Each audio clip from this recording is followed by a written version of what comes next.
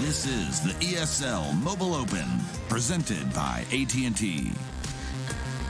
Hello and welcome back to the ESL Mobile Open Season 2. We're back once again with more amazing mobile action, and today it's all about PUBG Mobile. PUBG! Woo! My name is Paul and Baram Todkill. That's Daniel Digon Gonzalez, and we're going to be helping to bring you all of the amazing action. And oh boy, we're in for it. Season 1 was wild. Season 2 is only going to be even better. Absolutely. We had some big name teams end up on the top, had some Cinderella stories also make it to the live event. Excited to see what Season 2 brings to us. Yeah, I mean, we had so many amazing teams compete. They fought on stage at DreamHack Dallas, and this time they're all battling out to compete at ESL 1 New York. That is going to be crazy, playing on some of the biggest stages in North America. And if you're just joining us, you're not 100% familiar with what the ESL Mobile Open is all about. It's an opportunity. It's a platform to compete in mobile esports. We're really trying to build the grassroots of mobile esports, you know, giving people who may not have ever even thought that competing was an option for them, giving them a chance to compete, as I said, on some of the biggest stages in North America. Digon, there's a lot of mobile gamers in the United States. There's over 200. There's over 200 million of them.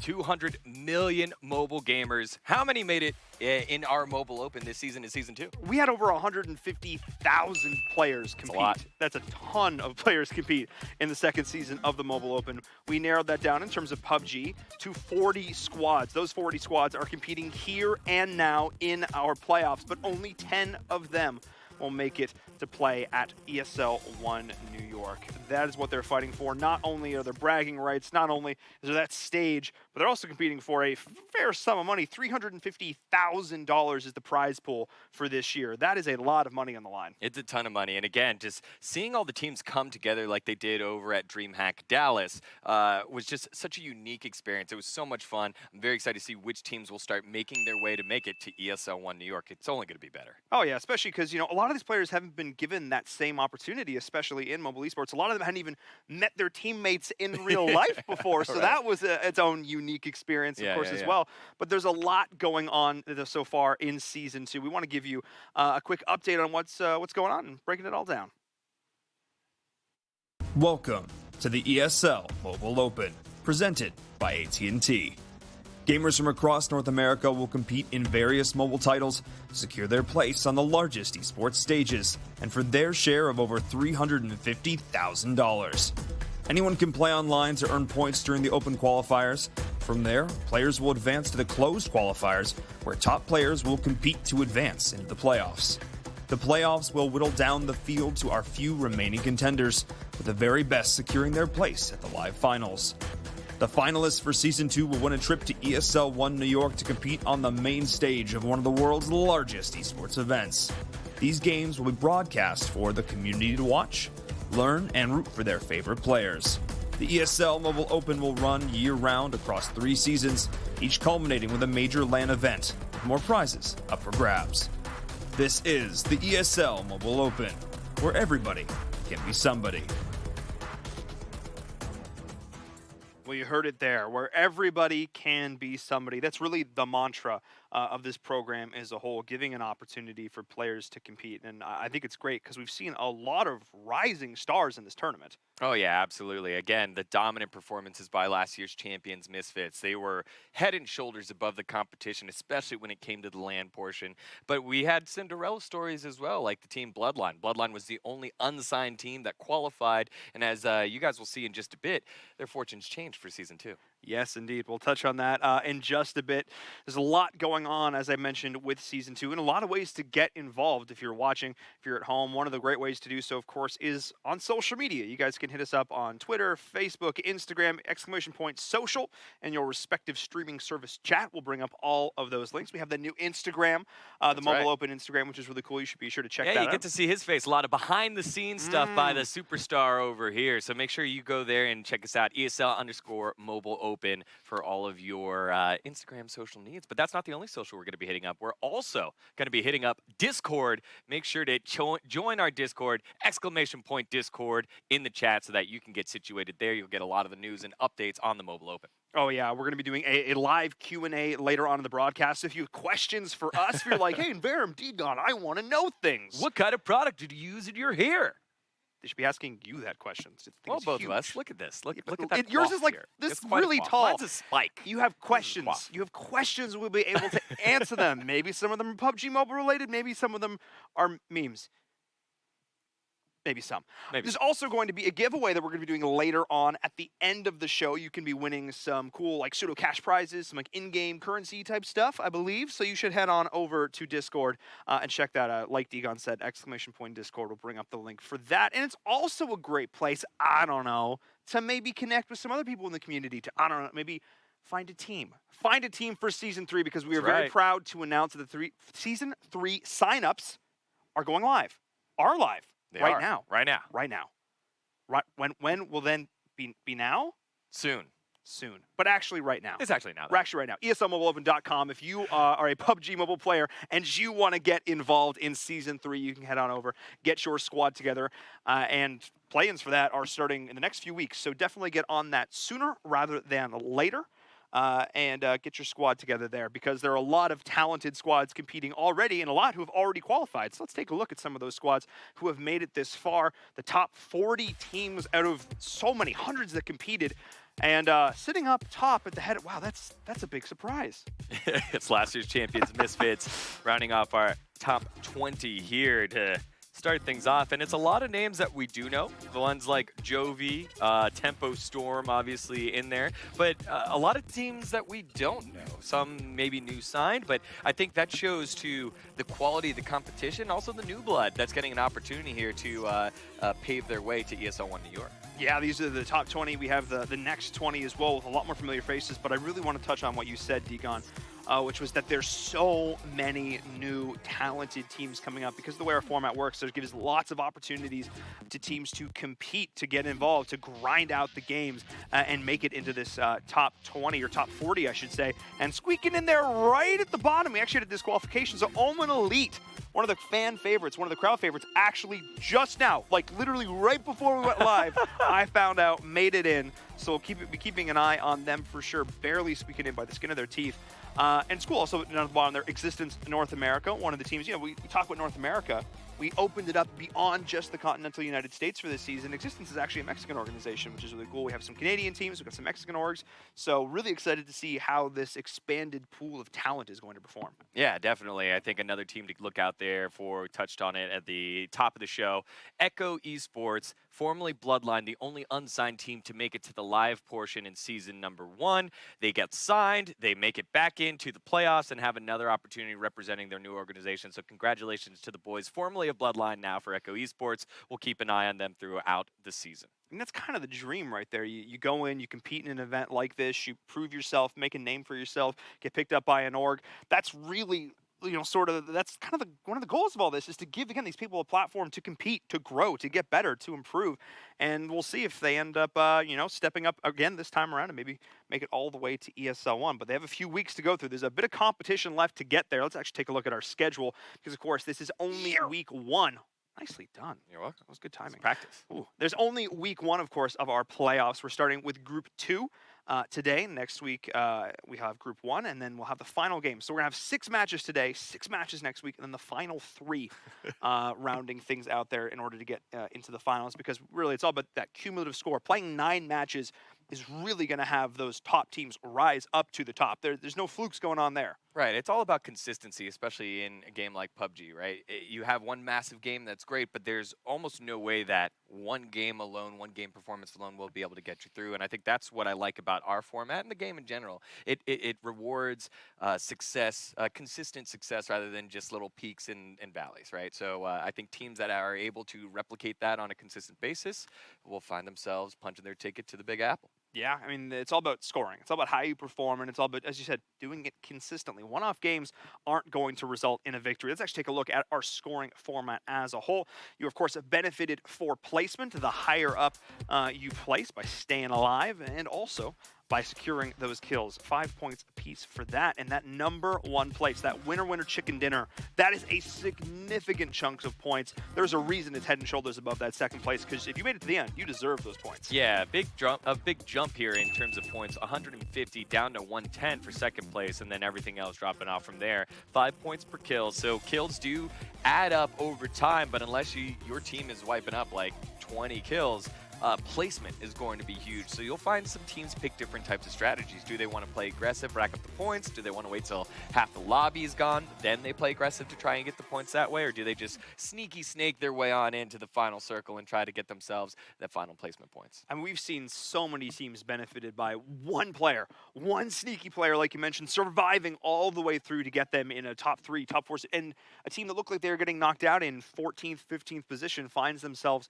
with those #3 points. So, you know, knowing when to survive, knowing when to hold on, when to play a little bit more defensive, obviously has its value, but then also knowing when to just go in, frag out, secure those kills. If you have those dominant positions, it's all about the mix of both, knowing when to play aggressive and when to just play for rotation. So we'll keep an eye on how those teams do. They've all been scrimming quite a lot. I know there's been a lot of practice going on. They have some semblance of how these squads play, so we'll see how they use that to their advantage. Let's actually take a look at our squads for group #2, and let's get some soft predictions here, Degon. Let's get some sort of opinions. You know, just taking a look at this list, who are you expecting to do well?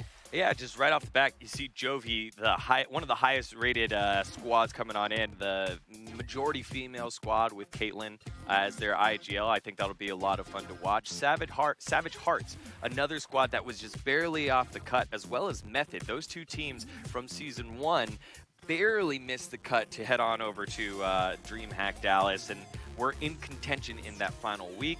Echo Esports, as we touched on earlier, Bloodline, that final team that's qualified in, that'll be another team to watch out for. But I think they're at the bottom. Omen Elite, fan favorite squad, getting on in. Yes, they placed 20th out of 20 here in this group, but they're a team with a lot more firepower than what their play says. Oh, for sure. Now, they had a very solid performance in Season 1. And another squad that I actually don't know a whole lot about, which is Infinix Gaming, the team coming in at the top of our leaderboard here. They're sort of a big question mark for me because I haven't really had a chance to learn too much about their players. You know, we obviously send out a survey to all of our players who make it this far, and they just didn't respond. So these guys are a bit of a mystery. Also, players, answer the survey. Answer the survey. It does a whole lot for us as casters. We get to learn more about you. No, they're a big question mark for me. So obviously they come in here, clearly a strong performer, consistent gameplay as much as we can. But I'm really curious to see how they are going to end up doing here. So yeah, they're definitely one of the teams that I'm looking out for quite a lot here. As we're getting into this first match here, which we'll be jumping into in just a moment. We're just getting all of our players situated. So I don't know, this first game was always so interesting to me because players are in that feeling out stage. Again, they've been scrimming, so they have a sense of where their opponents are going to be dropping, but I would expect us to see a little bit of that overlap that we sometimes see where you're like, oh, normally everybody likes to drop pretty spread out, and yeah, they've got a couple options. They're keeping an eye on the plane. They're keeping an eye on where people are and flight paths and possible rotations. They've got sort of their ideal, like, tier S spot if they, you know, all things going well. Then they've also got their contingency plans. Yeah. We'll see how those contingency plans kind of come into play here because sometimes we end up seeing two teams in that first or second game fight over an area, and then one team will consistently win. And then that other team gets relegated to somewhere else. That's always, military base always comes to mind from Season 1. Yeah, I think the other spot to look out for is Pachinki. So a lot of teams, this is their first time playing together in this lobby. Yep. They, as you said, there's been a lot of scrims. There's been other leagues like the Accelerate League where teams were playing against each other. Saw a lot of familiar names that have made it to the Mobile Open.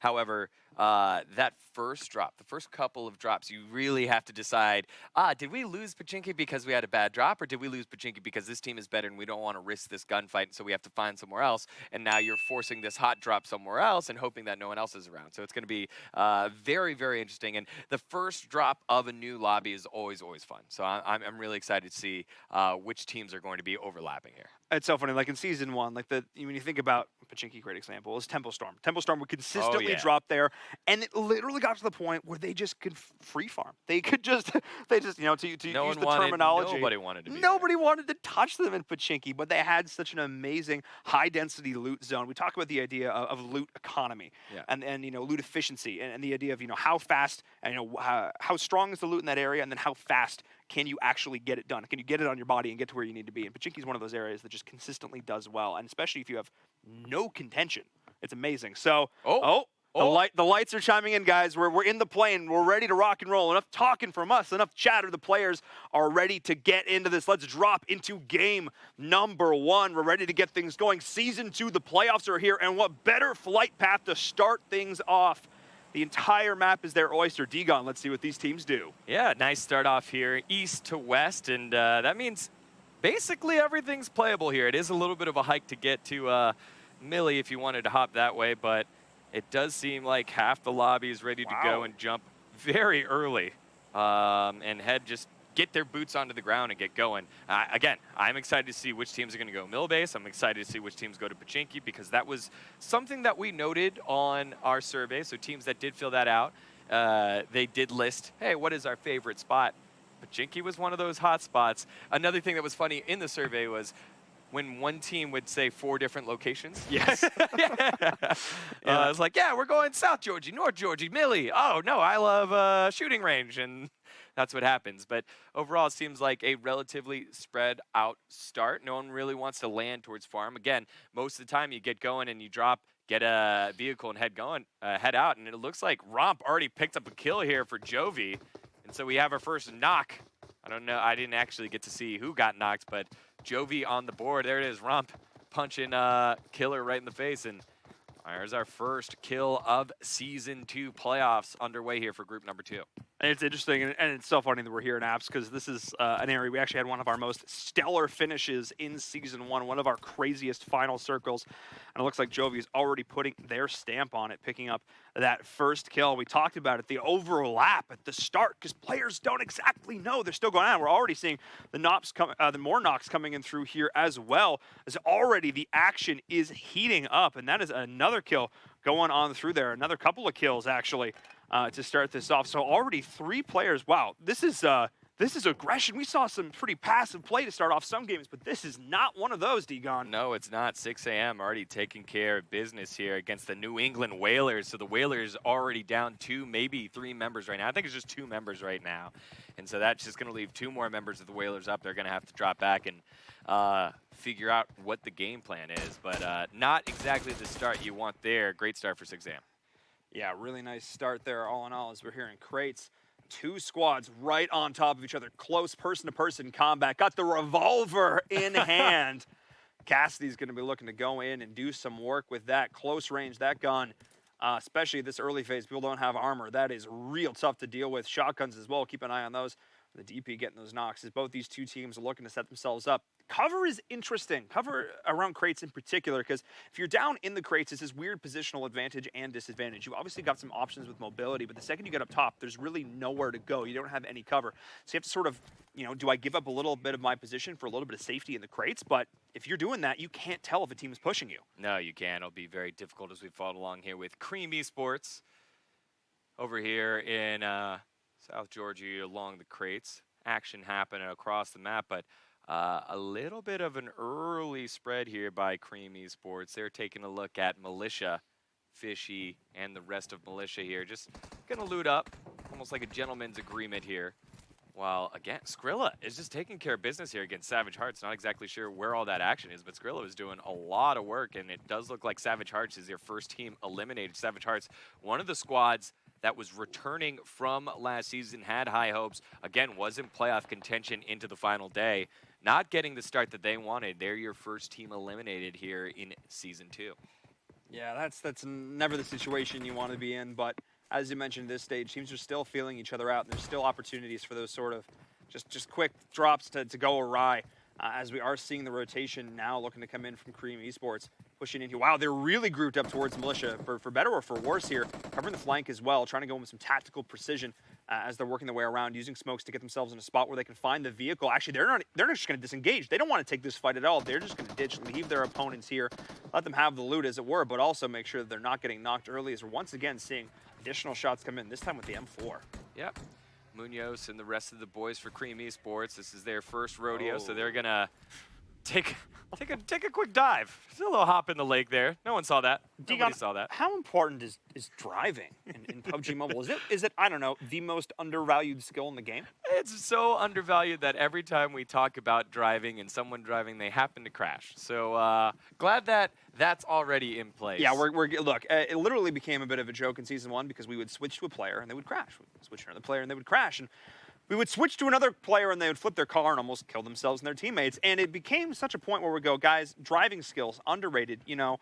Make sure that you've got somebody in your team who's dedicated, certain that they are comfortable behind the wheel. Yeah, well, Cream Esports, this is their first time in the Mobile Open, so we'll give them a pass for that first crash. They got it done early, out of the way, and no one died because of it. Yeah, that's exactly it. But, I mean, players have already died so far in this lobby. 71 players is it right now. Already 9 players have been knocked early on, taking a few chunks out of a couple of those teams and putting them at a huge disadvantage, because what we've seen consistently, the teams that are making it all the way to these final circles are the teams who can keep all 4 members alive early, who don't give away dumb deaths.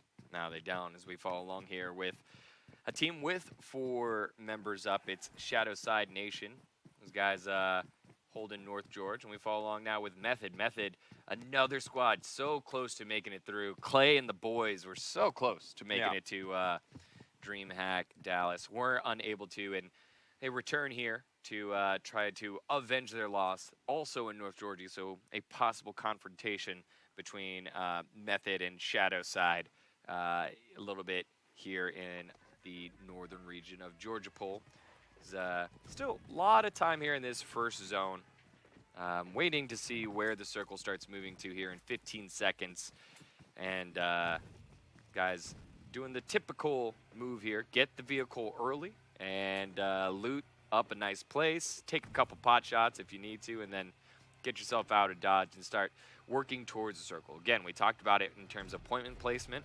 There's just so many points to be had if you get yourself in that top 2, top 3, that it's just worth getting that vehicle moving early. You can see right there on the map, a lot of playable area. Not a lot of teams will have to move, but the teams that were in Georgie, like Method, like Shadowside, will have to rotate on in, but so much playable here. And I like the circle to start off, because then teams don't really have to change too much off of this first circle. You hate to see it when it's just, this is like Northwest and half the circle's unplayable in the water. And you got all these teams rushing on in. This will at least give teams an opportunity to loot up, feel like they got their boots on the ground and get something in. Of course, other than Savage Hearts, who had a tough start. This is about the best circle I could ask for game number 1. Best playing path and best circle, because it's really not putting a lot of pressure or unnecessary pressure on a lot of these teams. It's allowing them to sort of execute their game plan and not really worry about it a whole lot right here. As you mentioned, not a lot of teams are actually going to force to rotate. Just heading up towards this. No team really opted to go towards military, so that wasn't even a concern there for them. But my question now become, where do teams sort of post up? This is always the next thing we see. They take compounds, look to establish themselves there, here in ruins. There's a lot of different options that the teams can do in order to sort of create and fortify an environment, get those lines of sight down, identify where possible potential enemies are, and then coordinate as a squad on how they want to deal with any possible incursions. Because we've seen teams just set themselves up and just demolish squads who try and take over, because at this point, playing in first person, going in there, the defender's advantage is a real thing. Oh yeah, for sure.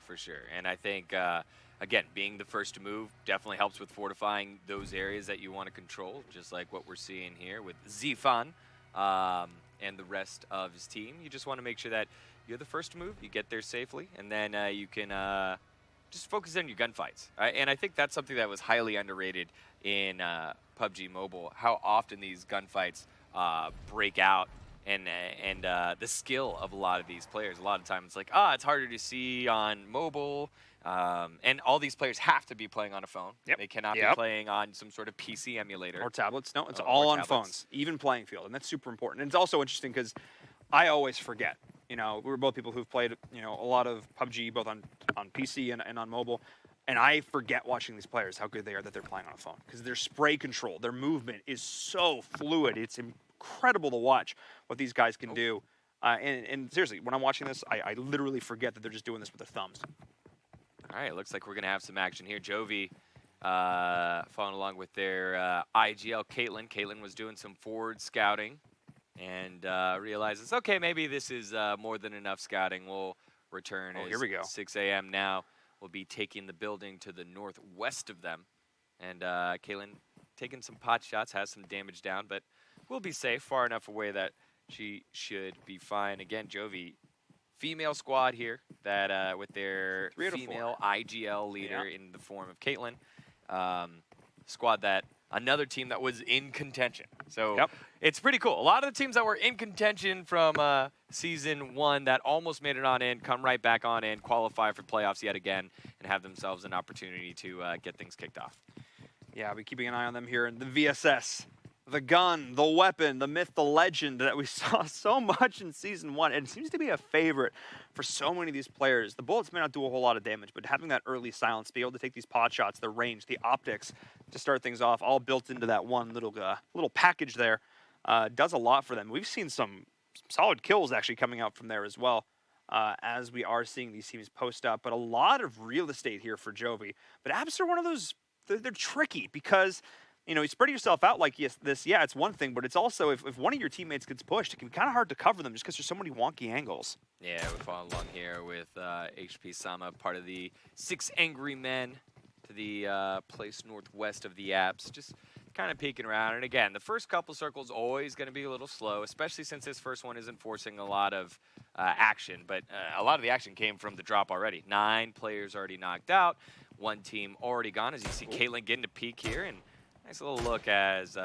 Sama trying to land those shots, not able to. But this is what the players get to see. Get an opportunity to poke for heads here with the 8X. I believe that's an 8X. Trying to take a peek, not going to land it. And they'll just hang on out, let bygones be bygones, watch that plane go over top, and just wait out until the next circle forces movement, as the map should be coming on in at some point here. Yeah, looks like 22 seconds left there. Oh, that was a weird timer. It said 1. There it is. Okay. There we go. I was going to say, I thought it said 1 and 0. But that was actually really good positioning there on that rooftop. So I actually had tree screen to the right to make sure that some of those additional apps couldn't get line of sight, and then really just had focus on that one structure that he knew some members of Jovi were. So already nice positioning there, putting shots in with that many, not able to connect with that headshot. But we'll keep an eye on that as that progresses. Here with Existence as well, looking to move themselves in towards this next circle. Still very central. But this river is going to be interesting. How teams play around water is always something that I really enjoy seeing. How teams end up, working around that potential obstacle, or it can actually be a blessing for them in some situations.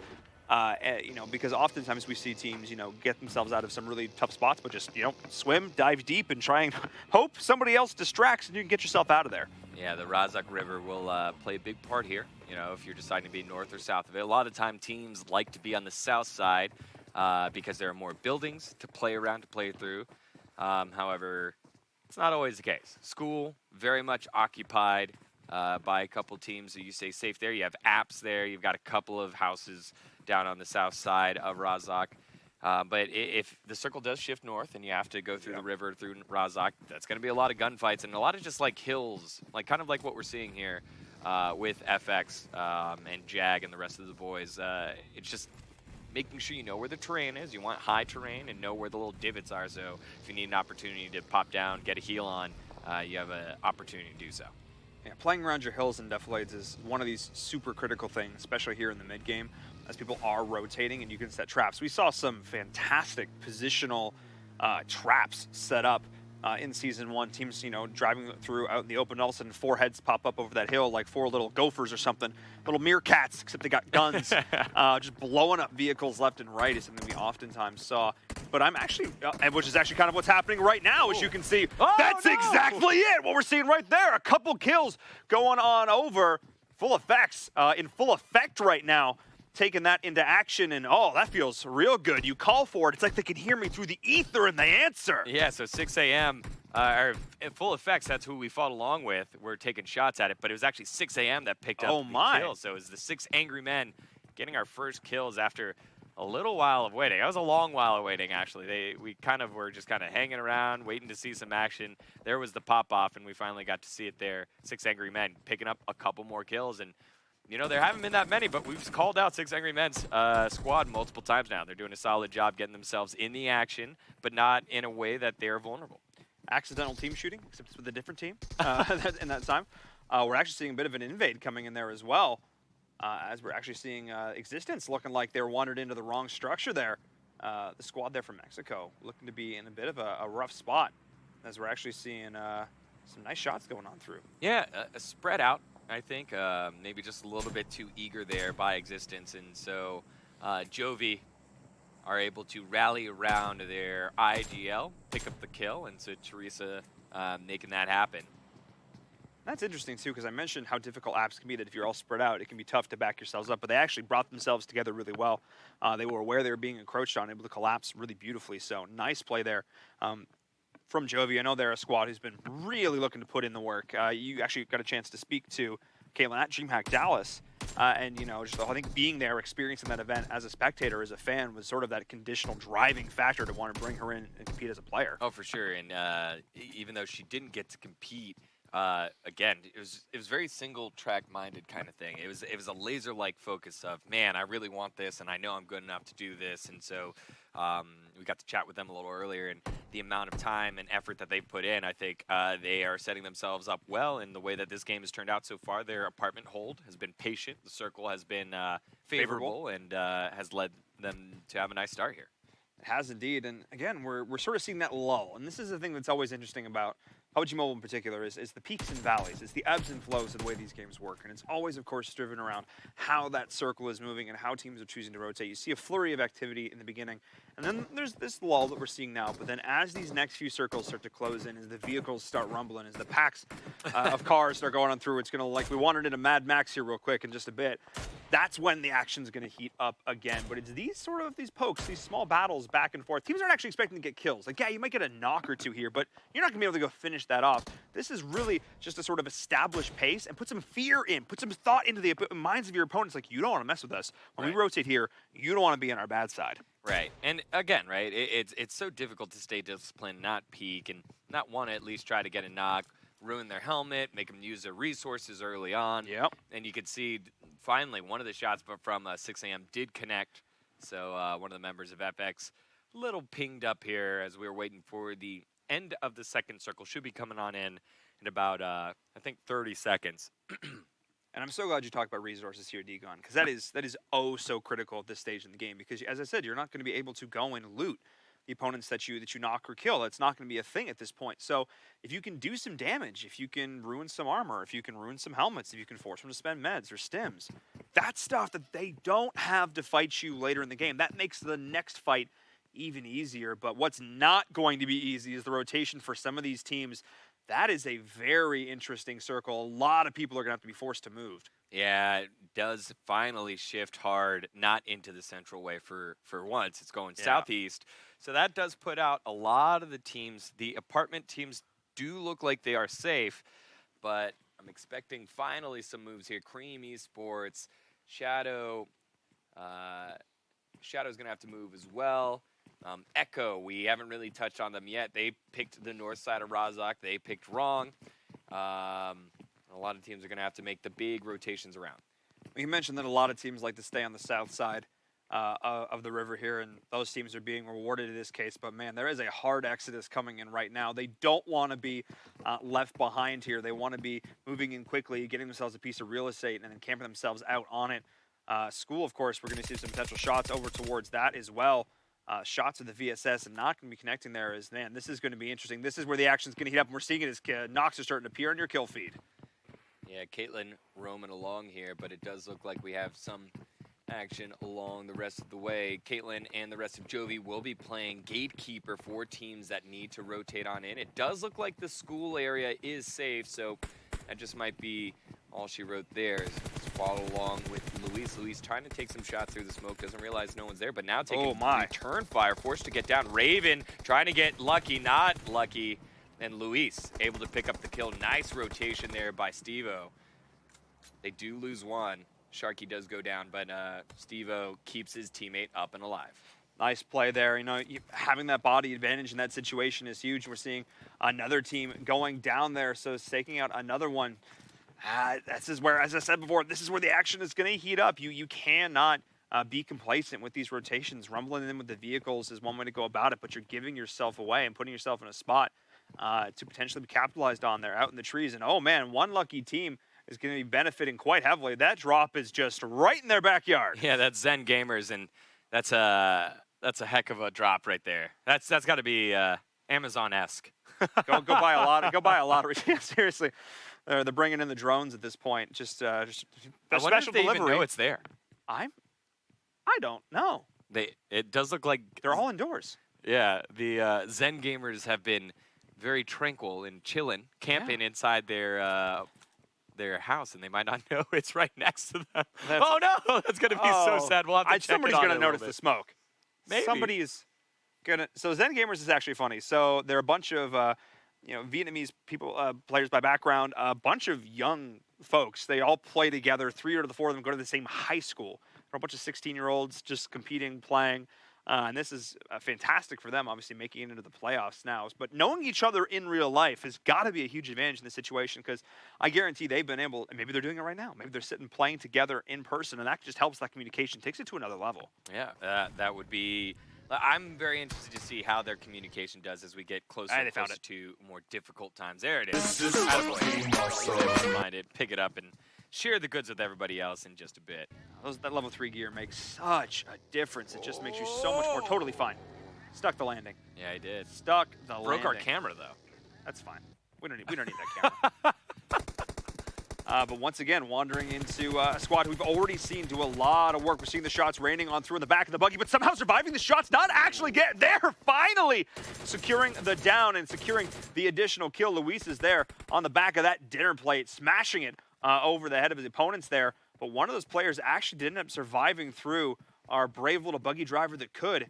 His teammate, unfortunately, did not survive, and now he's in a bit of a rough spot. I believe one of the members over there, Cream Esports. Oh, boy.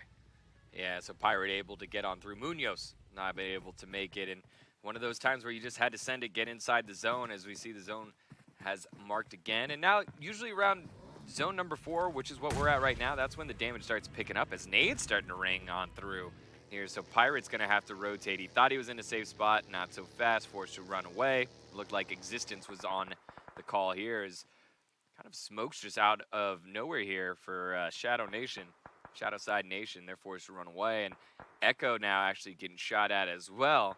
We haven't really followed along with them too much. It does look like he's going to try to crawl into the blue and deny the points. As we along here with Existence. Zam, one of our Mexican squads here. Cassidy going to take some shots at the Existence boys. Big whiff. And there it is, able to get the kill, get the knock here on Mraz. Mraz nowhere to go, hiding behind the vehicle. Vehicle's going to explode in a second. Mraz was able to back up long enough that the explosion did not take him down, so Cassidy might not end up getting the kill here. Smoke goes down, Existence should be able to pick him up. Yeah, that was a lot of shots going on through, not really secure. There's a couple players in line that was like, oh, maybe he's going to be able to get a couple downs. End up securing that one. Not being able to finish that up quite yet, though, as we're seeing this circle rotating back towards the west. Most of the teams are already here, are pretty close by, so this is when we're going to be ditching a lot of the vehicles and moving back in on foot, because that vehicle at this point making a lot of noise and bringing a lot of fire your way. Utilizing these defilates, though, a lot of snakes in the grass at this point. There's a lot of elevation they can use, a lot of tree cover in these particular final circles, so we'll see how the teams utilize that, but not a lot of structures and compounds to work around. No, not a lot, and we've done a lot of following along here with the militia. I think they've done a good job playing patient, finding some success, getting on top of the hill as they were, and then just kind of playing like the overseer. But now they've got to move because the circle is not their friend and on their back, and they've got a couple teams that they're going to have to go right on through here. Cream being one of them, Existence the other. Cassidy's going to be the first to lead. So we kind of see they will skirt around the edge of the circle and head further south, trying to find hopefully some entryway there as we follow along with Cream Esports. Kiryat backing up and allowing his players to play the top of the ridge here. And they know where the circle's coming in. It's going to be coming from their left side. He doesn't realize there might be some more people. There it is. It is the Militia boys. They're going to come right on through, and no one else is there. It's going to be a dangerous situation. Yeah, rough spot for Cassidy and crew to be in right now. Seeing another third party also looking to potentially join in. Actually, there's going to be so many third parties as nades are going out. Oh, man, over towards the Militia at this point, but taking a lot of damage from the blue. Ghost has got to be careful as well. So you are seeing a couple downs going on through on Shadowside Nation. So this is where the action is going to heat up. Cassidy is getting removed there. So the shots are finally going to go through and confirm that kill as teams are trying to get in, edge creep their way to victory. There's sort of two schools of thought at this point. You go and rotate with the edge of the circle. You're going to go in and try and establish position. But at this point, no team has position in this circle, D-Gon. Yeah, it's a big open area, and that last knock there from Ghost, that's the team, Omni Elite, that did just sneak on in there at the very last second. They qualified last season all the way to the finals. Beach Banana, one of the favorites there for that squad, but King and the rest of them all can frag on out. And so Omni still finding their way on in. Lots of action now breaking through Existence. Zam able to get the kill, the knock of the kill there. So nice little play there by the squad from Mexico. Still having their impact there. Now Beach Banana in a little bit of trouble trying to get in a gunfight with Luis. Does get knocked. Luis with the dinner plate, the DP, knocking down one of the top fraggers here for Omni. It's just Kinga now. Kinga trying to hold that edge. We follow back along with Existence. They were able to see what they were able to gain by knocking the guy on the motorcycle, but now they're going to try to third party on in. Militia also hopping on in as well. So a lot of these squads here in the southern portion of the map with the circle going to be closing in 20 seconds. There it is, Ghost just being caught on out. Zam going to land these shots. Ghost trying to hide behind the rock. No more HP. Ghost does go down. Steve-O picks up that kill because Zam wasn't able to steal it. So the initial knock, that's where the kill goes. Oh, Steve-O now nice shot. in a little bit of trouble, gets headshot. He gets knocked long distance by Zam. Oh, the shots coming in from Existence, just pitching here between the Militia, between Omen Elite. Just so many, players up for grabs there with that, elevation advantage like I talked about. Being able to utilize that and lobbing those nades through. Nades back and forth, something that they have been gathering up all game long, but are finally going to be able to come to effect here. In this case, the utility of the smoke grenade is going to be so crucial here to allow teams to rotate with some semblance of safety, but safety is not guaranteed at this point because there are so many teams left. There are still 15 squads at this point in the game, and they are all vying for position at this stage, trying to get as far up this hill, I think, for a lot of them as they can, because that height advantage will mean the world at this stage. Yeah, but the circle's moving on in right now, so Omni Elite has a big task ahead of him, a tall hill to climb. And there's so many teams playing Gatekeeper right now with 13 alive, and we're already a solid 30 minutes into this game, 27 minutes into this game. Raz now trying to rain down shots here on the far side, not able to do so. Wow. Look at this circle. There is nobody wants to be the one to wander in there and set up camp. There is just, like I mentioned, there's no structures. You got some trees, you got some dirt, you got some rocks. And, well, you're going to be put in the dirt if you're not careful at this point, because the crossfire could be absolutely devastating if you wander your way on in. That is just tough to deal with. Edge creep has got to be the name of the game here. Everybody's just going to try and wander in. I expect there to be quite a few snakes in this grass. Yeah, and Existence, so lucky with this circle. They have a rock right there. They have a vehicle, and they're inside. They have to worry about the rest of the circle that's behind them, but they have such a good vantage point on everyone at the bottom of the hill. There it is, Beach Banana yet again getting knocked. Long-distance shots by Zam not ringing true. They do have a little bit of an edge to cover, so Kinga will be getting up Beach in just a second. But, man, it's just going to be a very tough way on through here for Omen Elite. They're going to have to work their way all the way across, but as they do that, they're going to leave themselves vulnerable for all the other teams. You can see FX in the background. You can see a couple of the New England Whalers. After losing 2 members early on, they've found themselves in the final couple of circles. 11 teams left alive as we follow along with Cream Esports. Again, their first foray into the open, and it's just Cheeto. He's going to be the sneaky snake. Yep, that's all he gets to see. That's it. That's it. I was going to say Creamy Sport, just the one. Just Cheeto. Just him left. As once again, they're seeing the shots rain in from Existence. Man, they're positioning up here. 3 members left will put them in a pretty good spot. Just trying to deny these rotations. I have to give a lot of props, though, to Omen Elite. They've done a very good job of using this tree cover to make their way up this hill and peeking out together as a team. Teams are trying to reposition with these vehicles, but oh man, this just makes it tough because you're running out in the open, and that's what happens. Shadow is going to try and get that kill, but he's got to keep moving as well, trying to secure these kills because these kills are points, and those points are going to make a huge difference at this stage in the game. Look at all these red health bars, Degon. The downs are happening left and right. Oh, yeah, and this is just easy pickings here for Shadow, who is able to work his way on in the circle, pick up Roja there. Does look like Kinga just got knocked and taken down. And Omen Elite just one alive. It's Spring, and he's just trying to heal on up and then eventually make a mad dash into the circle. You can see him on the top right-hand side. The bottom right-hand side, it's been Existence still in control, getting the circle yet again. This seems like it's their game to lose, but oh, a headshot. Bring it on through.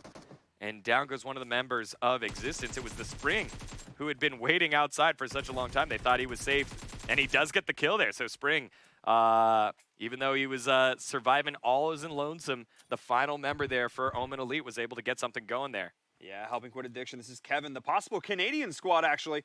Gonna look to go on through, and that's actually it.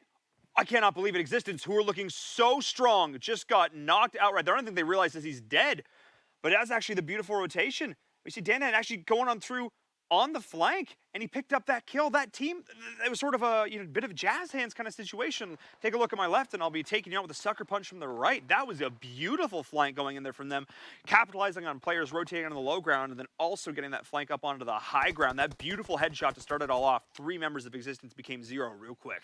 Yeah, that was an unfortunate situation there. Existence can hang their hat on how they held it for so long, and they were able to get themselves some kill points, but they're going to be ruining the opportunity that they missed there, unfortunately, as we fall along with Asazuki. Asazuki probably just going to sit this one out, might be trying to heal on up. Nope, he's just going to die to the blue here, give away the points. Boop, there he goes. No one gets those points. Only 3 teams left, 6 alive. It's 3 for HQA, 2 for Zen Gamers, and the Spring for Omen Elite still hanging alive. Oh, he's taking a little bit of blue damage, but was able to step on up here. Yeah, helping quit addiction coming in there on the flank. 3 members alive. They sort of came in under the radar. They've been doing pretty well. We saw them earlier, but now they put themselves in a fantastic positional advantage. They've spread themselves out a little bit. So if one player gets downed, that could be something to keep an eye on. But these nade lobs are going in. How are they going to do? They're going to be great. That's how they're going to be Degon. Absolutely on point. That's the one thing with the smoke grenade. It's a big old target on your back. They're pushing. There's only 1 member left from Omen Elite. Can they find them here on the flank? They're fully aware of where he is right now. He's got the shotgun, the double barrel, but ain't nearly enough. There are 3 members to go through, and that is going to be GG. Helping quit addiction, taking game number 1 with 8, 9, 10, 11, 12 kills to their name. What a stellar start from them. A team we didn't really talk about, but we're going to talk about them now. Yeah, absolutely. I think it's not only how you start, it's how you finish. They had 3 members up when they got to the final circle. We talk about it all the time.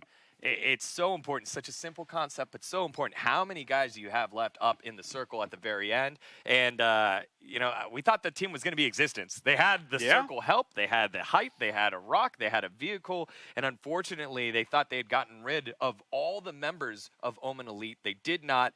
That one single player there was able to just turn everything on its head. Things fell apart there for Existence, but they had a very good showing, I think, that they can be proud of. Zen Gamers as well. They got the crate early on. They find themselves a 3rd place finish. And then Omen Elite, our final squad, sneaking on in. They are able to show up and get 2nd place right off the bat. Oh, yeah, no, really nice hit in there. Yeah, just squeaking in that top 20, but really nice play from them. We're going to have some replays here in just a second to sort of highlight some of those fantastic moments in that game, but a lot of it just came down to some just great positional moments, and we'll talk about it more as we go through this. And these great moments, like I said, when all of a sudden teams pop out, start getting those shots in, and oof, that was it. Oh, this was the failed little invade here into apps.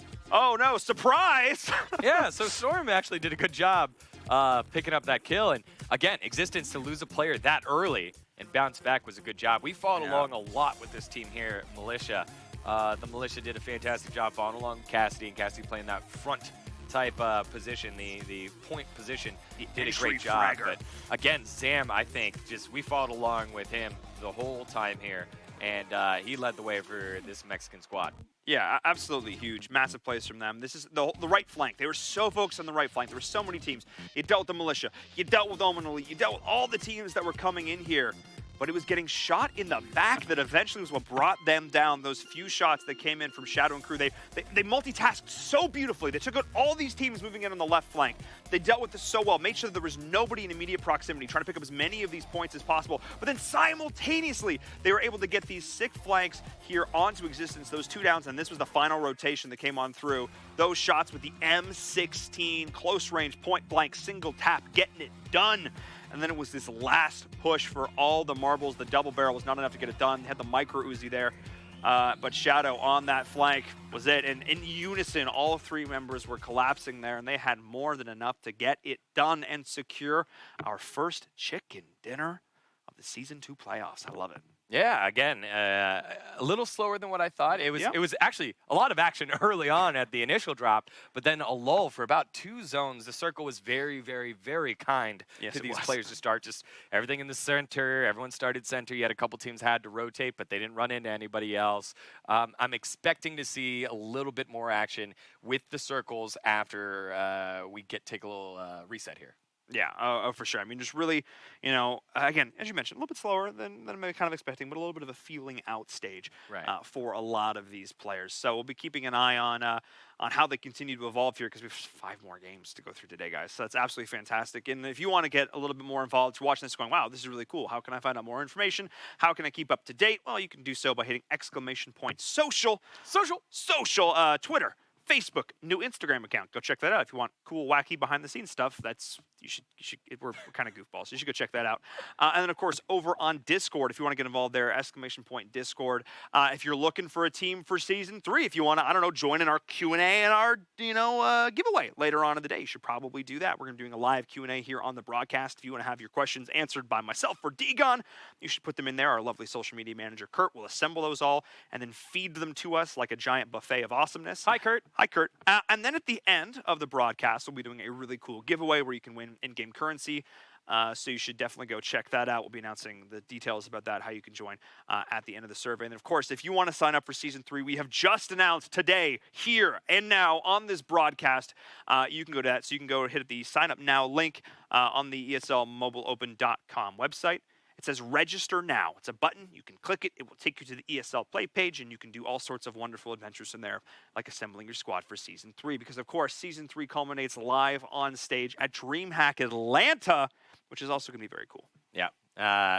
But before that, very excited for ESL 1 New York. Can't wait to go to the Big Apple, check out the city of Gotham, and, meet Batman. I feel like they filmed that in Chicago. All right. Yeah, actually, I realized because I was just at IEM, right? Superman that's in New York. Yeah, okay. I messed up. That's fine. Dang it. It's still cool. ESL 1 New York is still cool. And Rip Spider-Man. Oh, no.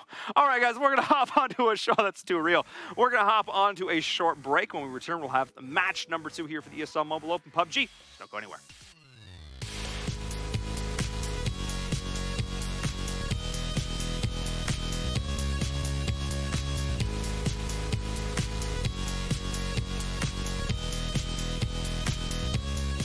This is the ESL Mobile Open, presented by AT&T.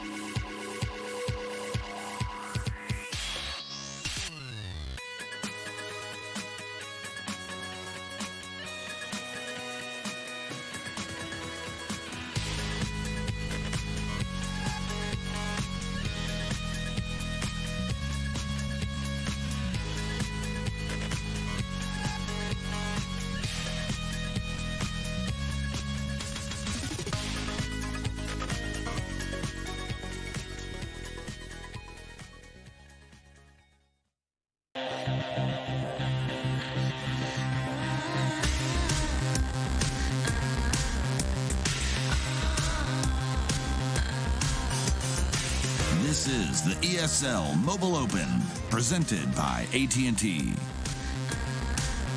Hello and welcome back, ladies and gentlemen, to the ESL Mobile Open presented by AT&T. You just saw game number 1 here for the playoffs of PUBG Mobile. As always, my name is Inverum. That's Degon. That's him. That's me. It's me. Woo! It's us. We're doing it. We're there. Game number 1 had one of those. We're also there. Yeah, had one of those fun endings where you thought it was going to go one way and then everything just turned. We thought Existence had that in the bag.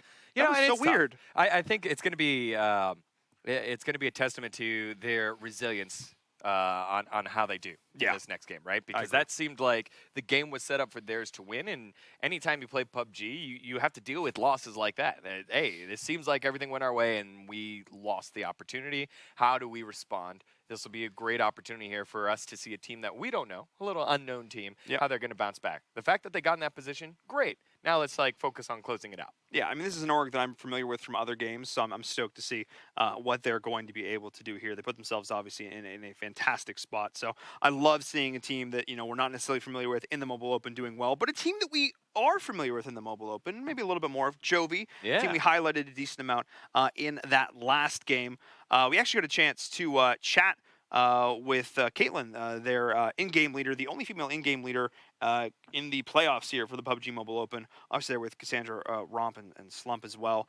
3 out of the 4 of these members, ladies holding it down. We actually got a chance to talk to Caitlin earlier and hear a little bit more about her story and a little bit more about her and her team. Hey, Caitlin, thank you so much for taking a moment to sit down and chat with us before we jump into this next game.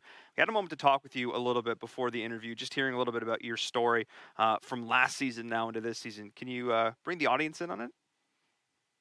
I've been grinding as hard as I possibly could. I've been practicing almost every day, just trying to build myself and build my team so we could possibly make it to New York land. Yeah, this season's finals is in New York, and so we wanted to double check and see what new goals have you set for you and your team to make it there? I've definitely pushed myself harder and pushed my team harder as well, getting them out of their comfort zone to make them play just the best that they possibly could. I mean, obviously the competition is getting fiercer every single season. What do you think of the competition this time around? Do you think you really have a shot? Obviously, you've been training. Do you think you have a shot to make it to this land? I definitely think we have a shot. I've seen so much potential in this team that I'm currently working with, and I see more potential in them just growing and bettering themselves. And I think we have a shot in making it and possibly winning. So you got to see a lot of your teammates at DreamHack Dallas. What is something different about being in person? What is the first thing that you guys do if you would make it over to ESL 1 New York?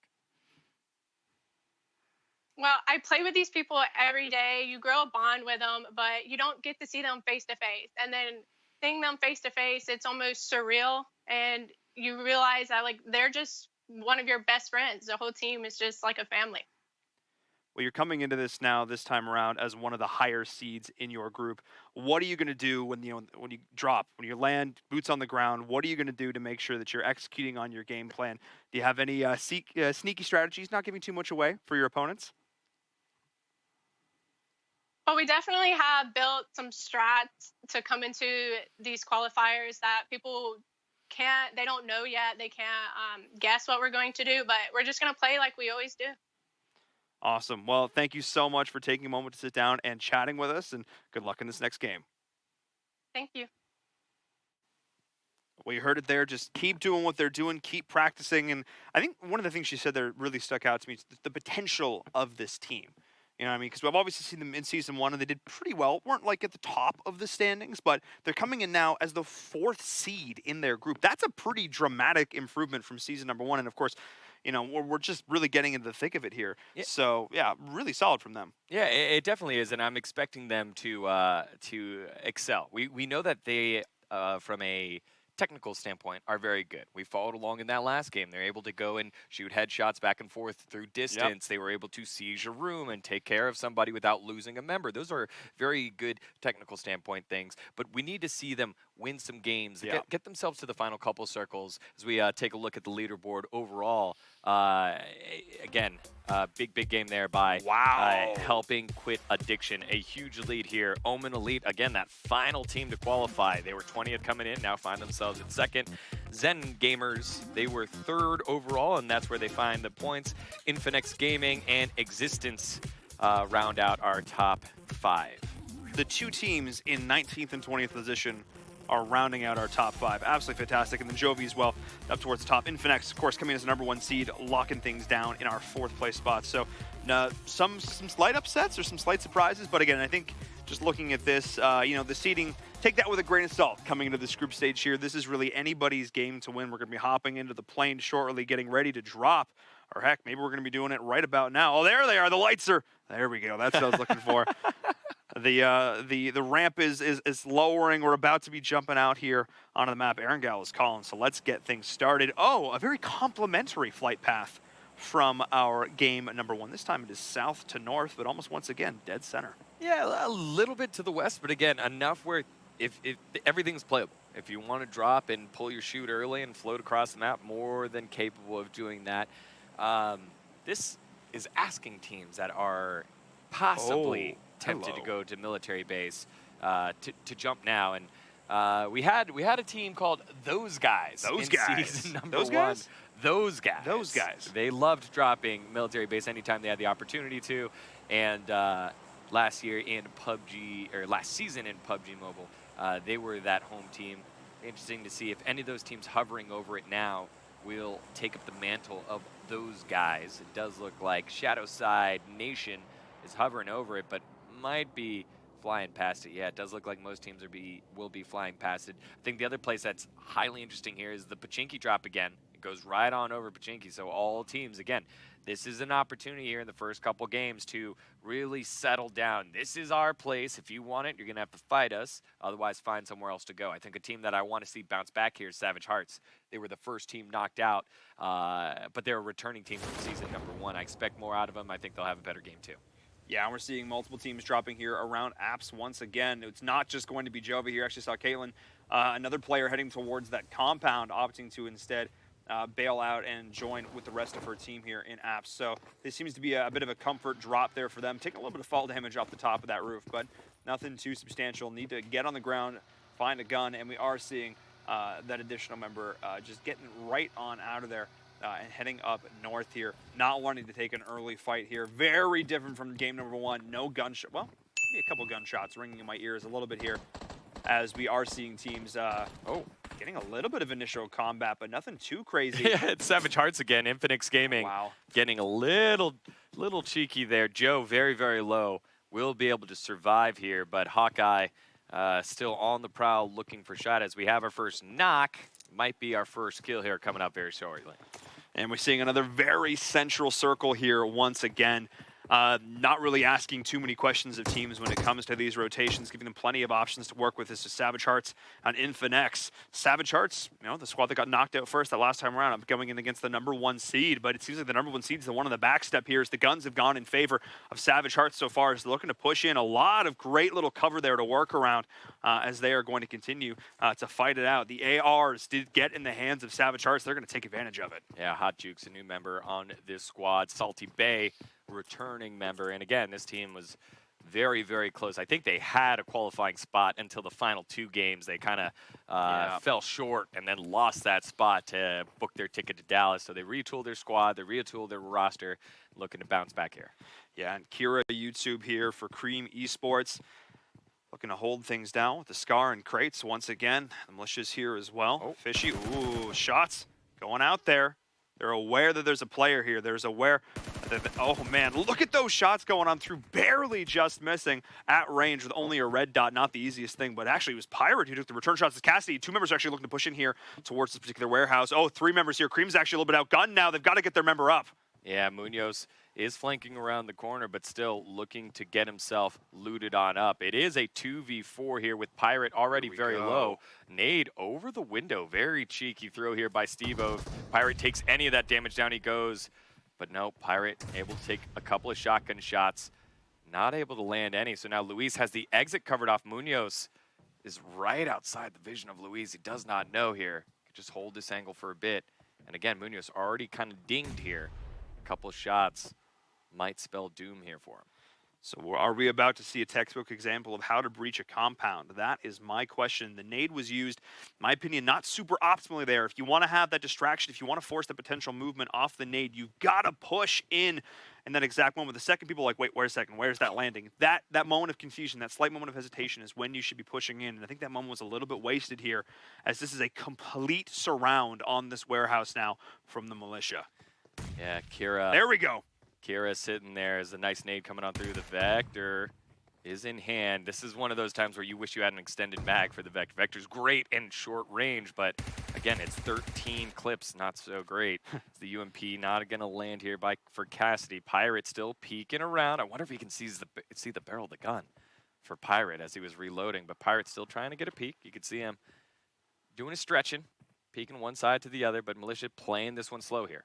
Yeah, we're seeing players trying to move together so they can actually help them up here right now, but the Militia not taking advantage of this. They know they got the knock, but they're not pushing here. This is their moment. This is what they have to take advantage of, but they're playing this a little bit too passive. They're so hesitant at this point. The communication just doesn't seem there from them. The team that made it so far in this last game is looking a little frazzled right now, D-Gon. Yeah, I think they're trying to find that other member that was outside. They're trying to find Munoz. They know that Munoz was outside somewhere. That's why you see Fishy kind of like playing around in the crates, and each single one of these crates so difficult to try and breach because it's such great defense. And Munoz, I think, is just going to hold his water there and be able to hang on out. So Fishy, with the team surrounding Cream inside this warehouse, Fishy will continue his farming, not knowing exactly where Munoz is, but with two people already knocked and picked up, those health bars are very low for Cream Esports. Yeah, I mean, but there's no way that, the opposing squad's going to know how few or many meds the actual team has to deal with this. They don't realize how low some of these members are.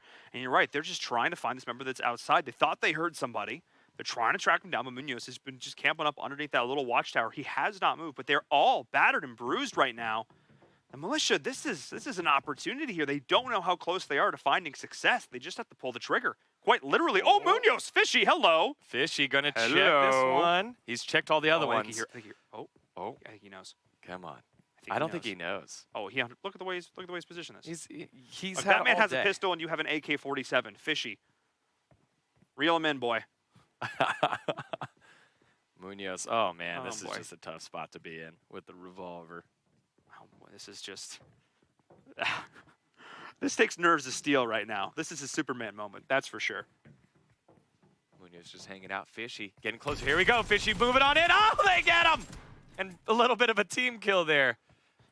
Fishy dishing out some damage there to Steve-O. Right, shot him in the leg once or twice. So now they definitely know. Now they go. This is a 4v3. Here's the collapse. Luis has moved off his perch and will be roaming on in. Pirate goes down as Cassidy finally gets on in. Cheeto the next to fall. Just one member remaining. It's Kira. Kira trying his best, but goes down. A clean take of the warehouse here for Militia, and we have ourselves a very fun squad on our hands. You absolutely called it there, D-Gon. They knew. They knew there was one member outside. They didn't want to get shot in the back. They did not want to get punished for an aggressive invade, though I think by the time Moon has been able to get there, it may not have mattered in the end. But you absolutely called it. They wanted to secure that kill. They did so methodically, slowly, surgically. They weren't too pressured by that circle. Actually split that warehouse in half on a very similar circle to number one, slightly more southerly skewed towards the military base, of course. But that was a beautiful play there from the Militia, taking out Cream Esports and, knocking that team out first. Very clean, 4 kills going their way. So there's another 20 points to their names. We're seeing a couple more kills going in. That's a vehicle explosion doing work. Yeah, that's a lot of damage that Full Effects have been able to throw on out here. Not exactly sure where they were shooting at, but multiple members have been knocked, and it looks like Jag and the boys are on the hunt. They're going to hop themselves into the vehicle as Bulls, Insomnia, and everybody else will be trying their best to pull themselves together. Aries and Drowsy already knocked, and Insomnia now trying to take shots at the dinner plate. He gets knocked. Thunder with the mini. Oh, there it is, our second team. It's just a clean wipe here from FX. They get themselves 4 kills as well. Yeah, Insomnia, she drops there, not able to get her teammate there in a position. Just having that hill, having that disadvantage of the height made such an impact there. Not really having a whole lot of options. Beautiful positioning, though, to take that down from Jag and Full FX. and they're posting them down this compound. This compound's actually one of my favorite ones. Those double stack 2-story houses, the sort of duplex situation. Those are great because you can buddy system, you can do 2 and 2 in buildings. You've got some options in retreats, but you've also got some options in re-engagements. And there's enough corners, enough angles in those buildings that you can put yourself back and not really expose yourself to any rough spots. So I like this all in all. As we're seeing another team moving in, rotating towards this crate. Ooh, AUG in hand. AUG, one of those guns that can change the course of one of these late game fights. Yeah, and Operative Gaming, they were close to it. We got to follow along with them just a bit in the last game. They didn't get off to the start that they wanted, but this will definitely go a ways to help them out. They're not alone in it, though. They're not. Ooh, here on the overlook. It's Zen Gamer's Comet who's peeking. I don't know if he has a weapon that can help snipe that out. It does look like it's a distance away, so it does look like this will be Operative Gaming's crate. Will it be the operative word? Will overpowered to be the operative word? We'll find out as I get into it there. I like that. I like that tag. That's got some multiple phraseology, got some multiple meanings. And I definitely appreciate that. They're not overextending. Look, that didn't make any grammatical sense, D-Gun. Don't try No, it didn't. Not even a little. It was only worse because you said, yeah, you know, it has multiple meanings. I can appreciate that. Well, yes, because you said it, Paul. I'm just gonna own it at this point, Daniel. Thank you. We're rounding into season more. It's been a while since, dude. I'm gonna be honest. It's really nice cast with you again, man. It's been too long. Too long, dude. Coming back and casting some PUBG Mobile, I love it. We get to see Bridge Trolls again, which always make my day. I don't know about you, bud, but I just love Bridge Trolls. Yeah, as we follow along here with Shadowside Nation going up against Echo here, and they wanted to be sure they were safe against trolls, but they're not. And Church and the rest of Echo have an opportunity here to ruin someone's day. Actually, it's just Church by himself. Church takes some shots. Oh, he does land multiple onto Irish, but that's only one vehicle. The other vehicle stopped. I don't know if that's the move there, Doc. So Doc in a little bit of trouble trying to hit the UE, able to do so and get around the corner. I think Irish goes down. Irish is in the water.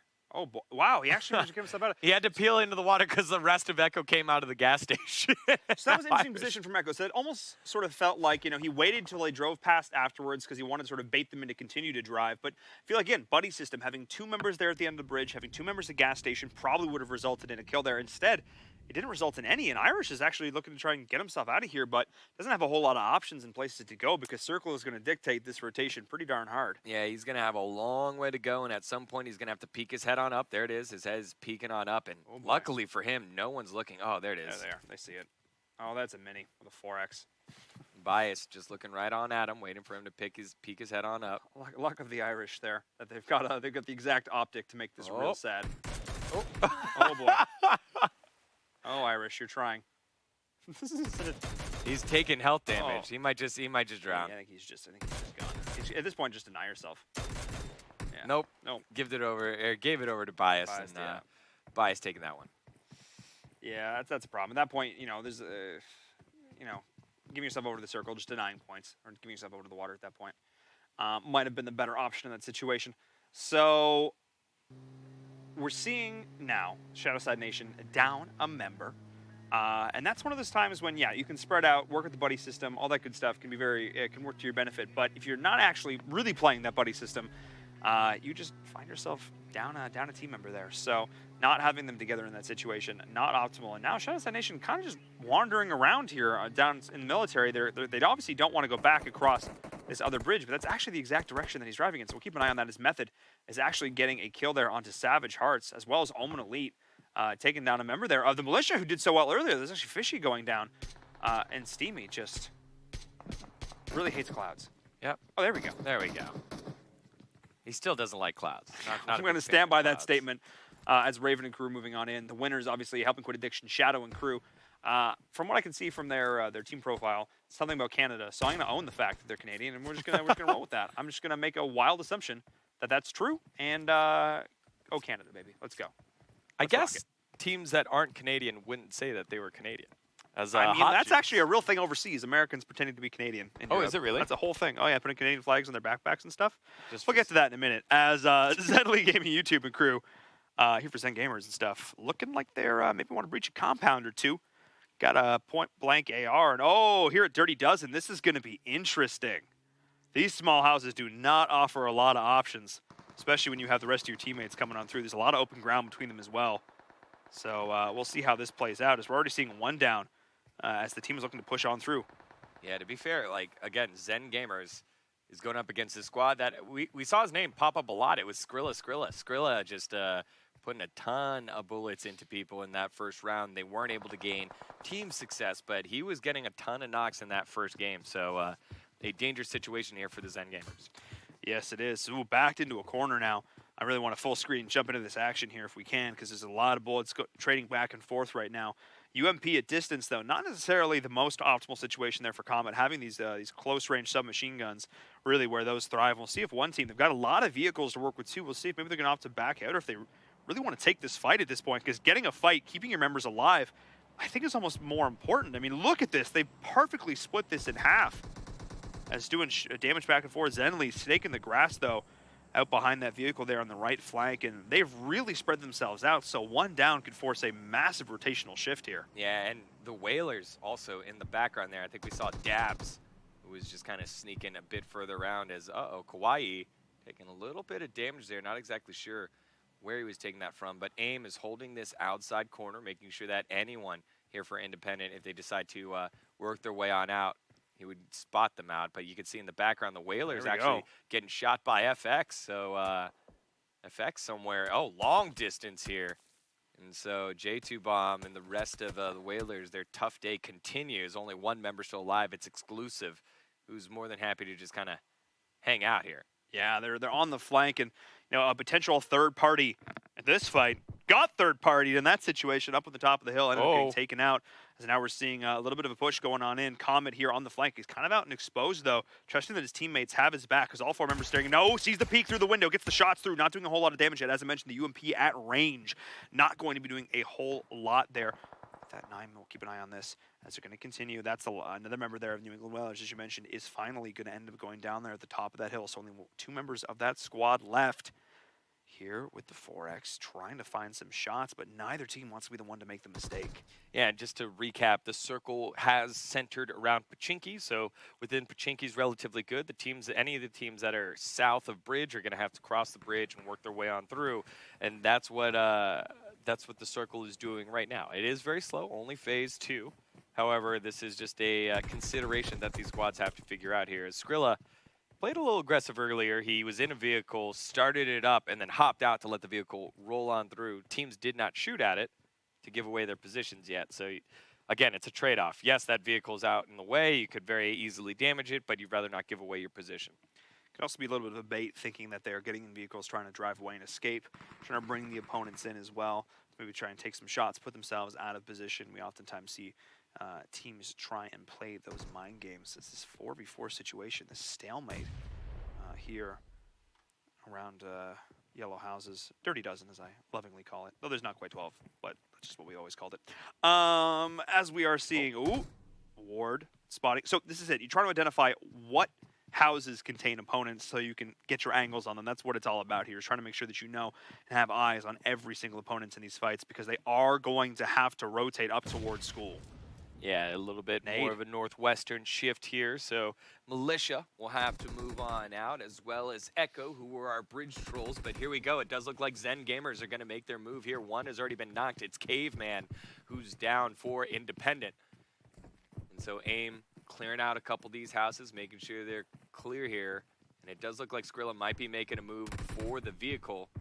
And AIM continuing to rotate on through. They've now pinned which house they're within. So Zen Gamers still taking their time, but one member already knocked. Yeah, they moved through. They got the knock with their grenade.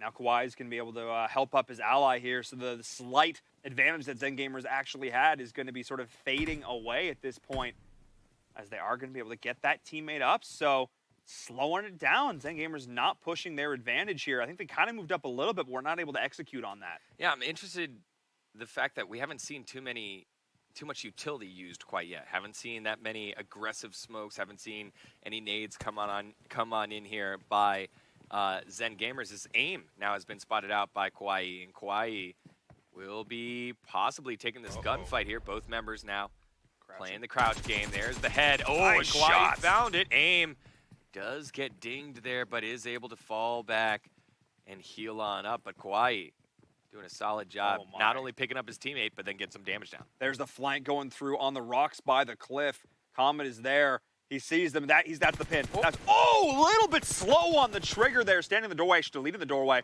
That's it. This is the opportunity. He's either going to get taken down here or he's going to be the linchpin to this strategy. That hard flank way off to the side. He was able to get himself out there, and now he has cover. This is the opportunity for the rest of his team to push on through. He does use the first aid to get himself back up here.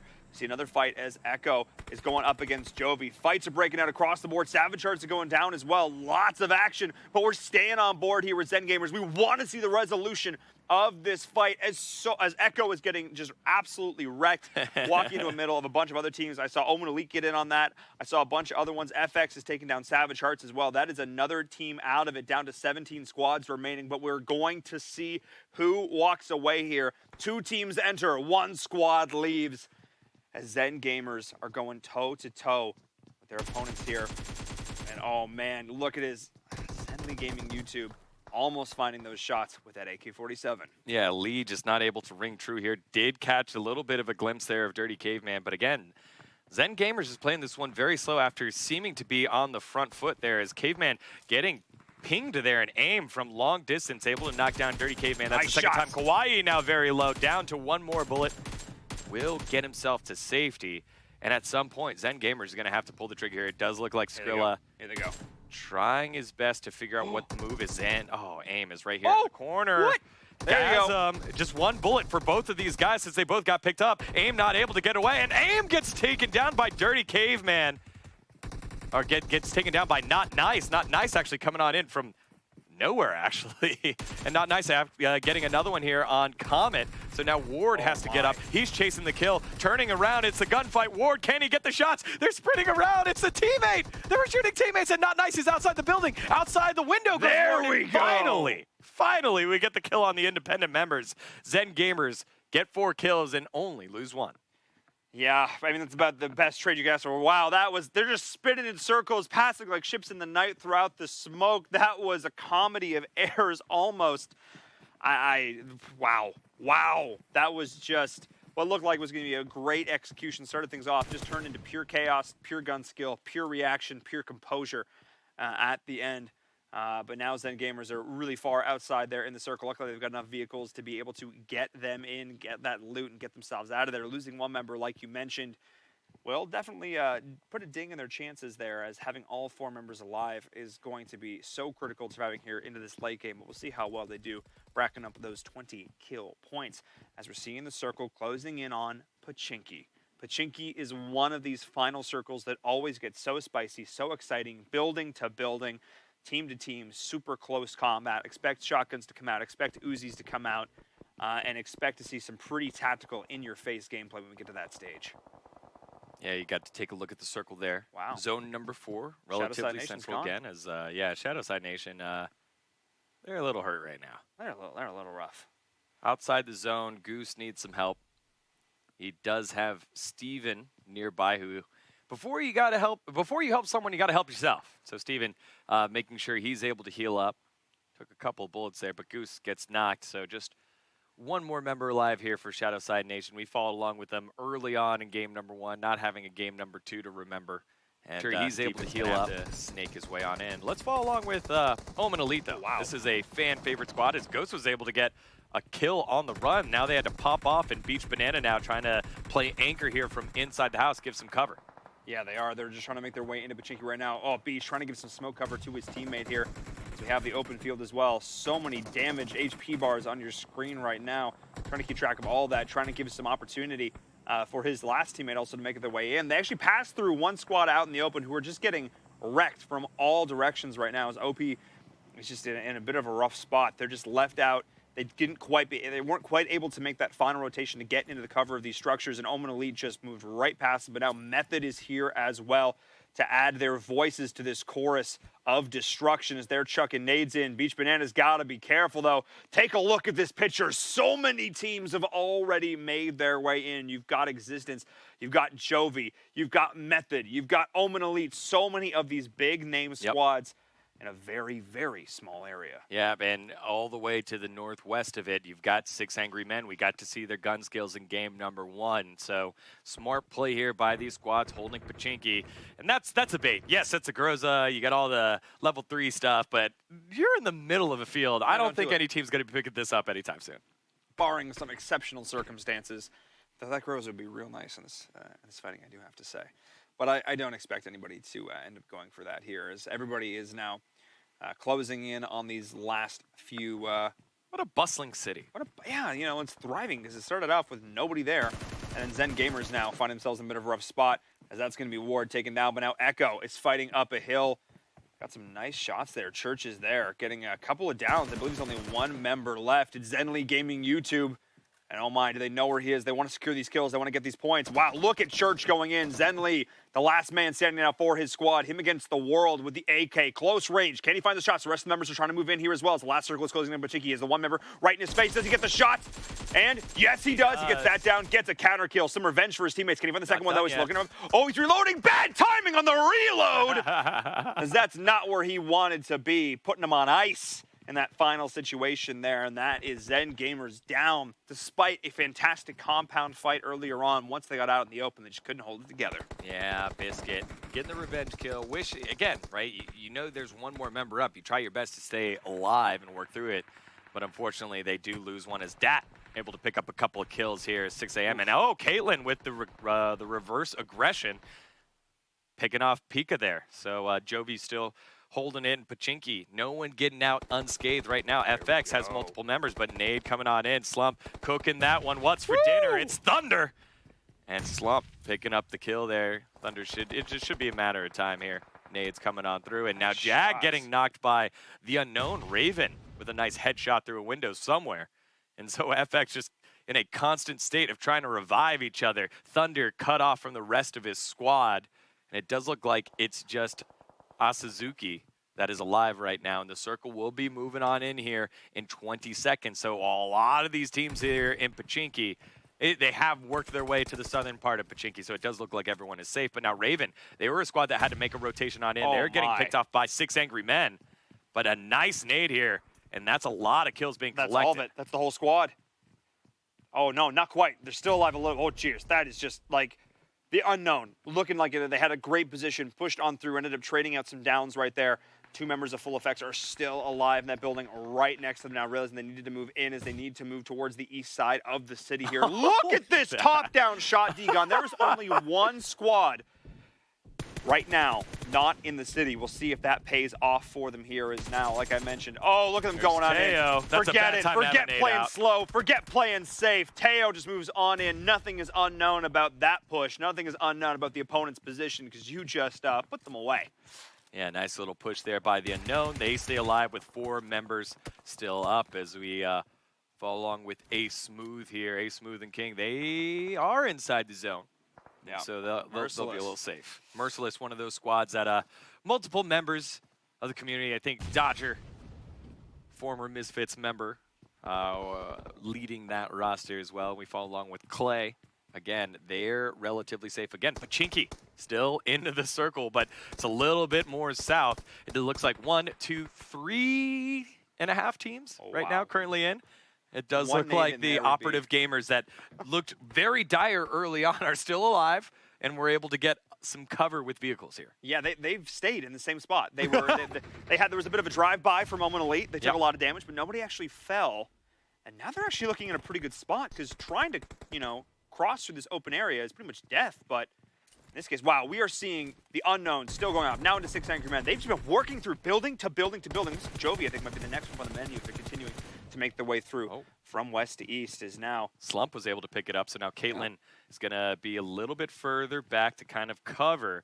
But again, every time she's peeking to cover, if there's a window to her side or to her back, she knows that the city's highly populated. 38 alive, and it's just 15 more seconds before the circle starts moving, and those teams are going to have to head south. Yeah, one member of 6 Angry Men still survives in the back, but all 4 members are in there. Slump taking quite a lot of damage. One nade in there would do a whole world of hurt. I like that positioning, though. For a second there, trying to cover the stairs, but instead just going to back up, group up as a team, because the push is still coming on through from them. They don't have a lot of options. No!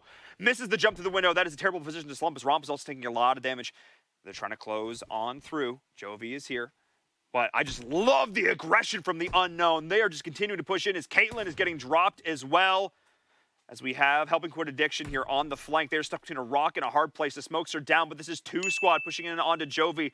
They can't deal with this. You can't clear out teams in front and behind you. And this is a beautiful position for Helping Quit Addiction to pick up some kills as the circle is just forcing everyone through. Jovi. Out in the middle of nowhere, Romp has to rock right on through. Militia on the bottom side of your screen. Romp is going to hop right on into a building that's already taken. Mraz should be picking that one up in a second, but Helping Quit Addiction, as you said, moved early, got the positioning needed here, and we'll be feasting here in just a second on these kills. Yeah, and I think that's Jovi looking like it's out of as well. Look at how much the zone is taken down right now. I can't believe it. That is like 5 people taken down by the zone, and the unknown as well, moving into existence in this point. Degon, this is so hard to keep track of right now. I cannot believe it. I can't believe the Helping Quit Addiction still has all 4 members alive while still getting kills. It's a non-stop kill feed right now. It does look like Beach and the Spring still holding it down for Omen Elite, though. They have picked up a couple of knocks here. Method in that same area, so is Infinity Gaming, Infinex Gaming as well in that same little zone. So I expect a lot of action here as the circle moved south yet again. It'll be forcing teams to move further and further away as a Storm just dropped. It forces them out of the city onto this big open field where the team who I had ruled out earlier, I had an OP. I kind of have them left for dead. They didn't have a building. They didn't have any cover. They didn't have a ground to stand on. They're now the ones standing on the circle right now. They've got a defilade, they've got a drain pipe, and they've got a dream, Degon. They're seeing existence. And Militia, toe-to-toe. Yeah, Mraz trying to take a shot at Cassidy through the smoke, not able to land. Cassidy and the rest of Militia will be making the move. Mraz going to be going through the city. I think he's in the same building as somebody. Yeah, oh, it's his teammates. They're about to go behind this little shed. They're about to find 2 members of the Blues going in. Oh, Mraz is getting down instantly, though. Look at the shots, trying to get these kills before they go down. Can they get in the circle? No, doesn't make it, and that is the team going down. That is it. His shadow is dropping as well, and Fishy from the Militia is falling. I cannot believe every single member is battered and bruised, and there's just OP sitting out in the field looking so good. All of a sudden, only 3 teams left. I cannot believe this. Everfury from Method is now stuck here. All of his teams are there. I cannot believe it. Look at how healthy this team is, and Method is in shambles. Yeah, the Operative Gaming just sitting around and getting the luck of the circle right on here. Method still alive, so Everfury will take his time to get a revive on up. Shots ringing through now, so location has been given away by Operative Gaming. Only 2 members of Method still up. It is Clay and Everfury, a couple of those members from last season's squad. Not exactly sure who the third squad is. Because we only have vision of Method. Oh, it's Beach. Oh, it's Beach. Banana's been healing this whole time. Is he going to heal? He healed into 2nd place. And that's the end of the game. Beach Banana with the pacifist mode here. Just continually healed himself. And Omen Elite get their second place in a row with another sneaky snake this time in the form of Beach Banana. What a hectic finish in Pachinki. What happened? I mean, I could break that down. It literally was this domino effect. You had the teams that were sitting on the eastern front just sitting pretty. You had the farthest east out in the field. You had Operative Gaming. They were fine. And then it was just this constant collapse. It was, the unknown. They went into the Militia, into Jovi, into existence, into full effects. They just constantly just rolled through. So that's one team that'll be less of plane path and where your drop spot is, and more of you gotta wake up. You've got 2 games already under your belt. You got stuck in one compound. You got split up from your team, and you weren't able to win those gunfights. You got to get something going here if you're Savage Hearts, or if you're any of those teams that haven't had the start that you wanted. Lights are flashing. That means the teams are ready to go. We can keep giving this analysis, Diagon, but let's hop in with the players, with the squads, as we're jumping in for match number 3. That feels so cool. That is, I really like that a lot. Yes. Thank you very much, Crawley. Thanks, Crawley. Shoutouts, Crawley, to the lights. Woo! Woo! Our fantastic lighting engineer helping us look pretty and me not like a ghost every week. I don't know what you want me to say to that. I'm pretty not ghost looking. No, you're fine. Also, props to Jackie, our makeup artist, for also making me not look like a ghost every week. I need to go outside more. Anyway, teams are dropping in a more southernly skewed, military-friendly drop, and nobody goes there, so it's irrelevant. But this will cause some more I want to say, mid-game questions. Are you going to grab that early vehicle? Are you going to head north? Are you going to head up to North George? You've seen a lot of teams play around there. You're going to head into Yaz. And then Lipovka as well has been another sort of question mark for me because it's like, yeah, you can get some great loot, but you're committing to this side. You know, we've seen a lot of very nice, friendly, open, center-skewed circles, but this could be one of those maps where, one of those times where you're not going to get that. Yeah, another interesting look here is that Echo moved away from their bridge troll area on the western bridge by the gas station. They're going to be heading up north, early drop, and heading right on into Georgia, like you said. So that's one team that'll be doing that. Another team here is hello, Kara and the rest of Cream, but so too with Militia. No weapons, so everyone's just getting themselves out of dodge. A friendly understanding that that won't be happening. The war for crates is adding a few more contenders in this stage, though, as we are seeing a couple more squads heading that way. But it seems to be, you know, looking into South George and crates is the big question marks. The militia's establishing this once again, but it doesn't look like Creamer's going to fight with them. Oh, remember I mentioned those hard-skewed circles? Remember I mentioned that, Deacon? I'm excited for this. This is good. So everybody is outside. You got half of it outside. Even our top team, Help Quit Addiction, they've got half their team outside, so it's going to be a lot of movement here for a ton of squads. So I expect to see some action in this first circle, just like, here we go, New England Whalers finally on the board. There we go. The unfortunate, I know it's Clay. I always feel bad for Clay, man. Method is one of those teams where, like, I'm silently rooting for them based off of how things went that last season. And Savage Hearts got themselves a kill as well, so they're on the board. Good start here for these two squads that have been struggling early on. Oh, a Car 98 knock as well by Headshot Juanito G for Existence. And Salty Bay taking down Insomnia there too. The ladies going at it between these two different squads. So that's fun. They're just continuing the action here. Oh man, so many kills to start this off. We're down to 4 quick kills the second these teams are able to find some guns. So I like this as teams are potentially moving on up here towards Daziaya. And I'm even curious to see if a team opts to grab a vehicle, head up towards Kameshki or something like that. Ghost with the long range shot there. Uh-oh, Existence. Didn't even see where that was. Cream Esports. Cream Esports is just having the worst early game luck. Oh no. Oh no. It's a smoke. It's a smoke. It's a smoke. And he missed. And wow. It's a small gap. Here we go. Juanito turning the corner. Only sees the down man. Oh, Munoz not able to land his shot, so it's 2 more kills heading on over to Existence. 3 total. And I think that leaves Cream down to just 1 member. Yeah. Oof. They are, man, between that warehouse fight. Right, it's Cheeto. It's Cheeto. It's always Cheeto. The last dusty Cheeto. He's got a shotgun. He's got a dream. He's got nobody around. So this seems to be the problem, is Cream is now getting so frazzled in these early drop locations that they're spreading out. But when they're spreading out, they're leaving themselves exposed, which is what we're seeing here.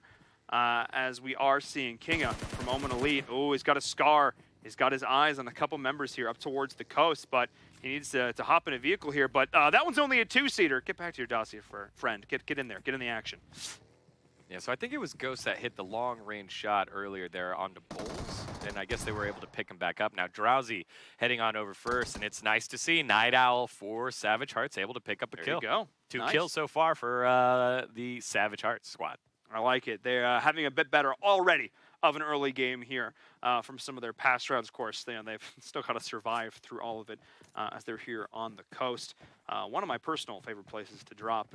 You know, having the water at your back is just one less place that teams can sneak up on you from.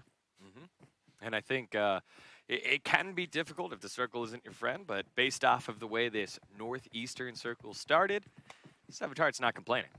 No, they are not. 6 Anchormen also taking some fire there from Ghost once again. Those long-range shots, I believe those were the mini.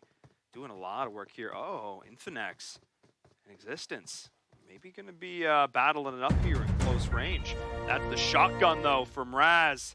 I think he heard Mock. Oh, they're aware. They both heard the opposing player's footsteps. This is going to be an interesting position, though. We got the shotgun up against the AR. These are the 2 Mexican squads here, Infinex and Existence.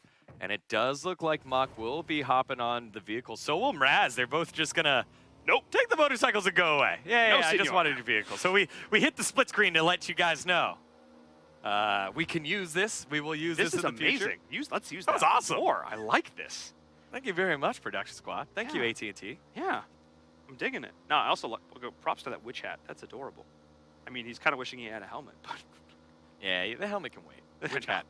Witch hat all the way. Imagine I just want the witch hat like on top of the level 3 helmet. Yeah. That'd be amazing.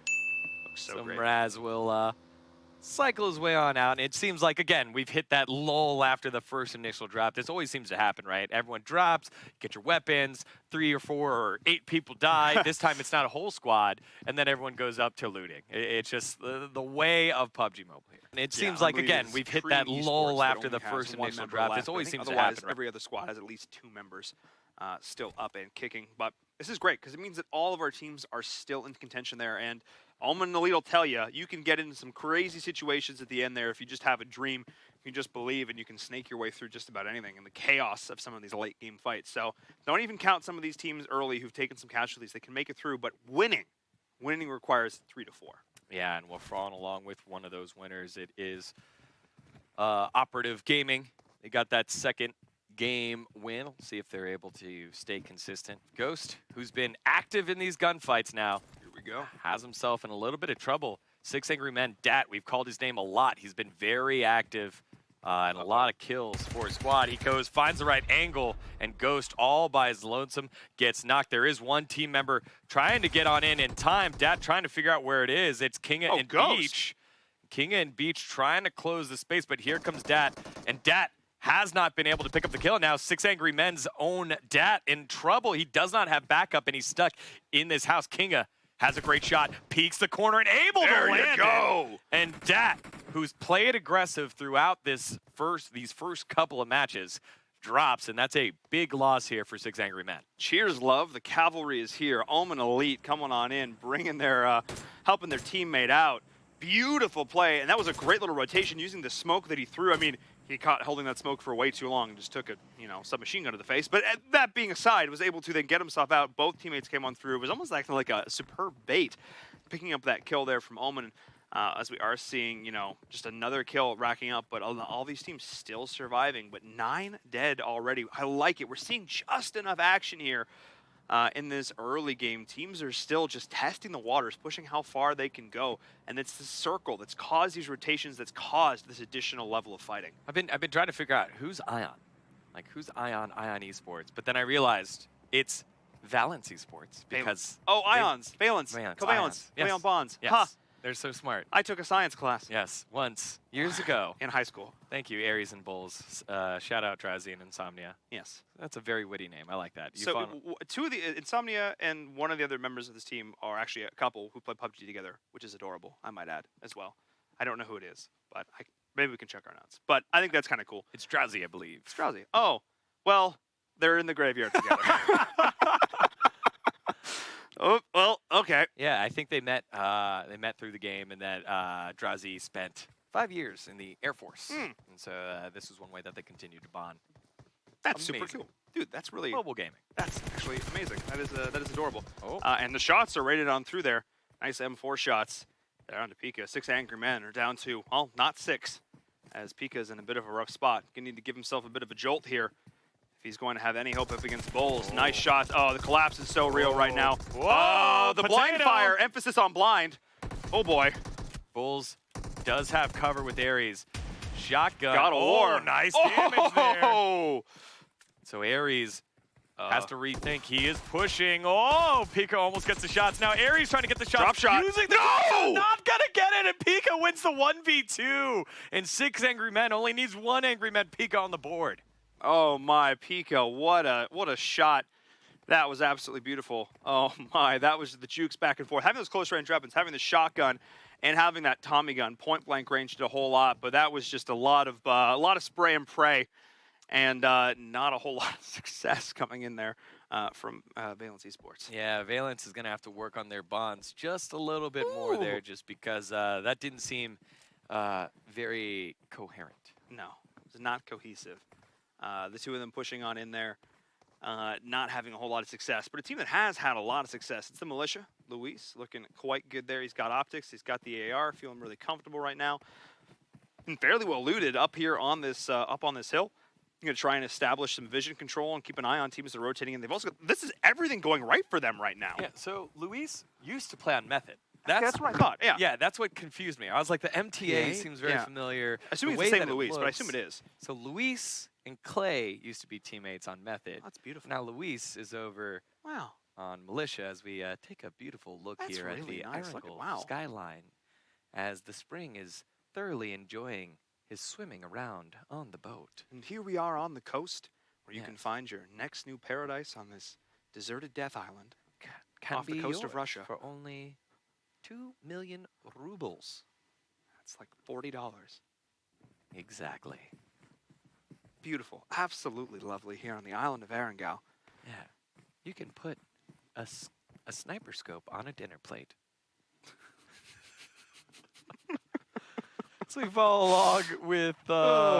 Thanks, Degon. You're welcome. Dude, I miscast with I you, miss buddy. Cassie with you. Oh, so great. Fine entertainment when you can, ladies and gentlemen. As we are having the AUG once more dropping it onto the field. One of my personal favorite weapons to use. Just feels oh so good. If you can control that recoil, it can just mow people down. So we're keeping an eye on that. Oh, that's a treat. That was on purpose. He didn't take Yeah. it. Who needs brakes? Who needs brake? Oh, well, no slowing down. You got to keep driving. Got to keep heading up towards that very northerly skewed circle. And I kind of joked at heading up to Kameshki, but also maybe yes. But also Yeah. maybe yes. The spring is the big brain. He's got the big brain move here as Yep. looks like Ran trying to cover for his boys there. Raven taking a bit of damage. Not exactly sure who he's fighting with. Oh, he's fighting with Echo to the northwest. So, and these two teams are relatively close to each other. There's a compound right in front of both of them, but neither one is trying to send it to the compound. It does look like the Unknown don't want any more of that. They'll just drive themselves away to safety. They will indeed. Echo, of course, formerly Bloodline. They were the only unsigned team to make it to our LAN finals at DreamHack Dallas for Season 1. Ended up getting picked up there by a sponsor there in Echo Esports that are now playing under that banner. So props to them as they're pushing their way on through. Had a pretty successful run thus far.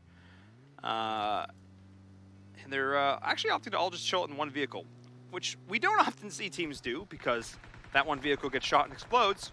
It's kind of awkward for everybody involved, let's be honest. Yeah, Fishy rotating on around and vehicles right next to each other. Maybe thinking about taking some pot shots here. Fishy able to land some, but Cinco going sa money. Real awkward. Side of the cliff with no cover is not exactly where you want to be. And We're they again were- seeing everybody's rotating north. Man, they're these right next to each other. Right, you find a compound at this point, which is exactly what Skrilla and Crew and Independent are doing. You know, this is exactly the kind of spot that they want to be in right now. If they can just find these shots, I gotta give props though, because the militia are finding these angles where they're using the cover, to their advantage, not putting themselves in a spot where they're gonna get shot at. They just dodged every single one of these teams.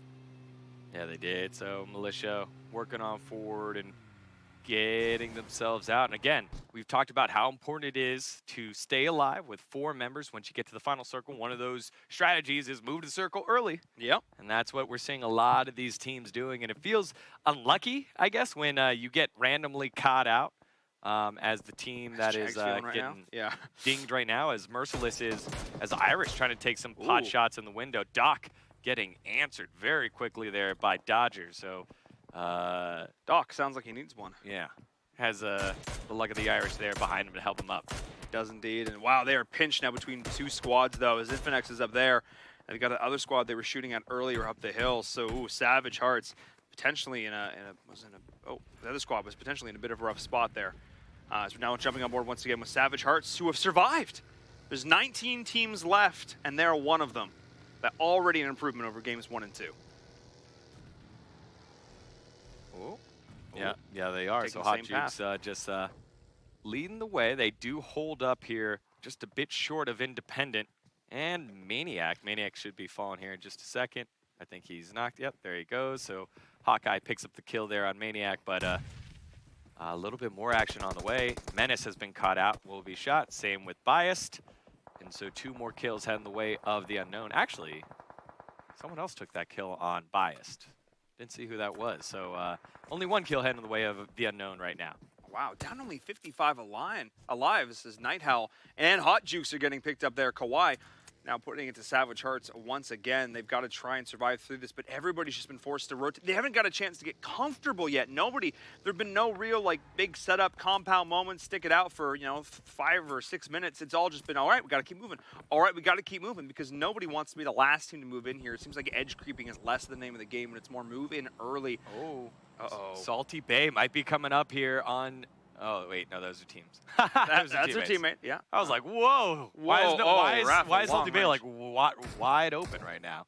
Yeah. Rafa. Dinner Plate seems to be a big favorite of a lot of these players here. I guess controlling that really unwieldy spray on mobile, they seem to have some success with that. Wow, he is all over the place, trying to give us a migraine. Let's ignore that. Yeah, that was. Boy, that's kind rough, painful. Yeah, let's not do that. He's trying to take a long distance peek here against the unknown, not able to. We follow along with Merciless. We saw that gunfight earlier. Great shot by Dodger to knock the Doc, and Doc's back up and healthy, but kind of stuck. As well as Skrilla. Skrilla left the house that everyone else was in. Oh, no. Skrilla is with Independent and initially put down the damage on Hot Jukes. And we'll be trying to land this nade here. Decent throw. Hot Jukes in the way. No. But the destroyed vehicle actually taking a lot of that area of effect damage. As Night Owl now getting knocked by Kawaii. So the rest of Independent making moves on up here. And they're just trying to pull themselves back there. Independent have the high ground. Now they're just forcing back Savage Hearts, who are in full retreat at this point. There's not really a whole lot they can do. Skrilla actually missed the majority of the rotation as they ran away from that nade at the building. She also full effects off to the flank as well, potentially putting some shots into this engagement. But Kawaii and Skrilla and crew, they're out in the open just as much as Savage Hearts is. At this point, Savage Hearts have actually the one who posted up. They might actually have a bit of a positional advantage as Skrilla is trying to push on in, though. But they've got the HP to work with at this point. Probably should be popping some stims here to try and get that back into it as best they can. Now they're going to push on through. Can Savage Hearts get this done? Him and Kawaii on the flank. The two of them together looking perfectly coordinated at this point. That's an nade coming on through. They probably have some awareness that the opposing team is there. Savage Hearts are backing up there a little bit spread out at this point. The smoke is giving them cover. Can they make it on through? Finding the teammate there to the left. No, the shots from Savage Hearts there. Hot Jukes with the shots. Doesn't need to juke anything. Oh, maybe he did. I spoke too soon as the shots from further up the hill are going on through. And now Night Howl and crew are in a rough spot is Kawaii and the squad of Independent are taking it to Savage Hearts right now. It's the group in the grass just trying to hold on. Yeah, Skrilla will be dropped here, so Hot Jukes' nice stand does not go without reward, but a long-distance shot from long range by Not Nice helping everyone out. Now, why are you going to take some shots here at squad number 4? That's Merciless that just send it and get themselves out to safety. Very lucky there. Kawaii is going to think about falling. No, he's probably going to go back, pick up his teammate there. No. Oh, yeah, Not Nice, and they're going to roll back together. Yeah, because actually all of Savage Hearts did end up going down there during that engage. They were able to pick up those kills. I believe it was Independent who got that done. Full effects also looks like they took some damage off to the flank as well during that. But they're just going to keep on rotating through as we move back over the Militia. I feel like we've been talking about this team so much, but it's constantly because they're putting themselves in great positions. And once again, all 4 alive. They are all 4 alive, but they have 0 kills. So they have been in great positions, but they haven't been able to finish any players yet. So need to see a little bit more out of them. Maybe a Jovi light, if you will, right? Yes. We follow Jovi all the time, and we see them doing great things, see them getting in great positions, getting good gunfights, but they're not closing the deal. Need to see that out of this Militia squad. Oh my Dagon, take a look at that circle. Tell me what you think about that, because that is a tough one. Half of that circle is liquid. Yeah, you know that after, I think it's after Circle 4. After Circle 4, it can no longer be 50% water. Yeah. So you have to pick, are we going north side of this clunky circle, or are we going south side of this clunky circle? So it's going to be a real big gamble time. You look at the south right now, that looks heavily concentrated. You got the New England Whalers, you got Shadow Side, you've got Merciless there in team number 4. Infinex Gaming, they're all in that big cluster there. Something is going to give. Look at Cheeto.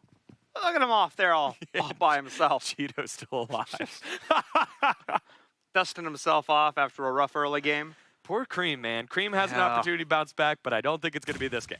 Yeah, and there's 2 drops still in the circle, I might add as well. But off on the peninsula where nobody, I mean nobody, wants to put themselves out on the line to pick those ones up. I don't expect us to see those, barring some exceptional circle circumstances. Oh, hey, Cheeto. Hey, Cheeto. Hey. Got that cute no backpack. vehicle, no problem. First day of school. Yeah. Got his backpack on. Yeah. It is the first day of school. Wait, that's right. It's also like a panda. Oh, he's got a suit. panda suit. Oh, that's cute. Great job by observing team to give us a 360. Thank you. I really appreciate that. Oh, certainly- yeah, look at that. There it is. Props to us. Shout out to our observing team. Got to give all the props to them, helping us catch all the action. Oh, a vehicle. Do you make this decision? Is this a bait? You got So suspicious. Just go, That Cheeto. was You so need it. suspicious for Cheeto. All right, let's jump back to the action that was Infinex at the bottom of the cliff. They're just going to hang out. Yeah. I don't know what the play is. You can see Chris at the top of the cliff. He probably crawled all the way from the bottom to the top. But that's a long distance to run against Existence.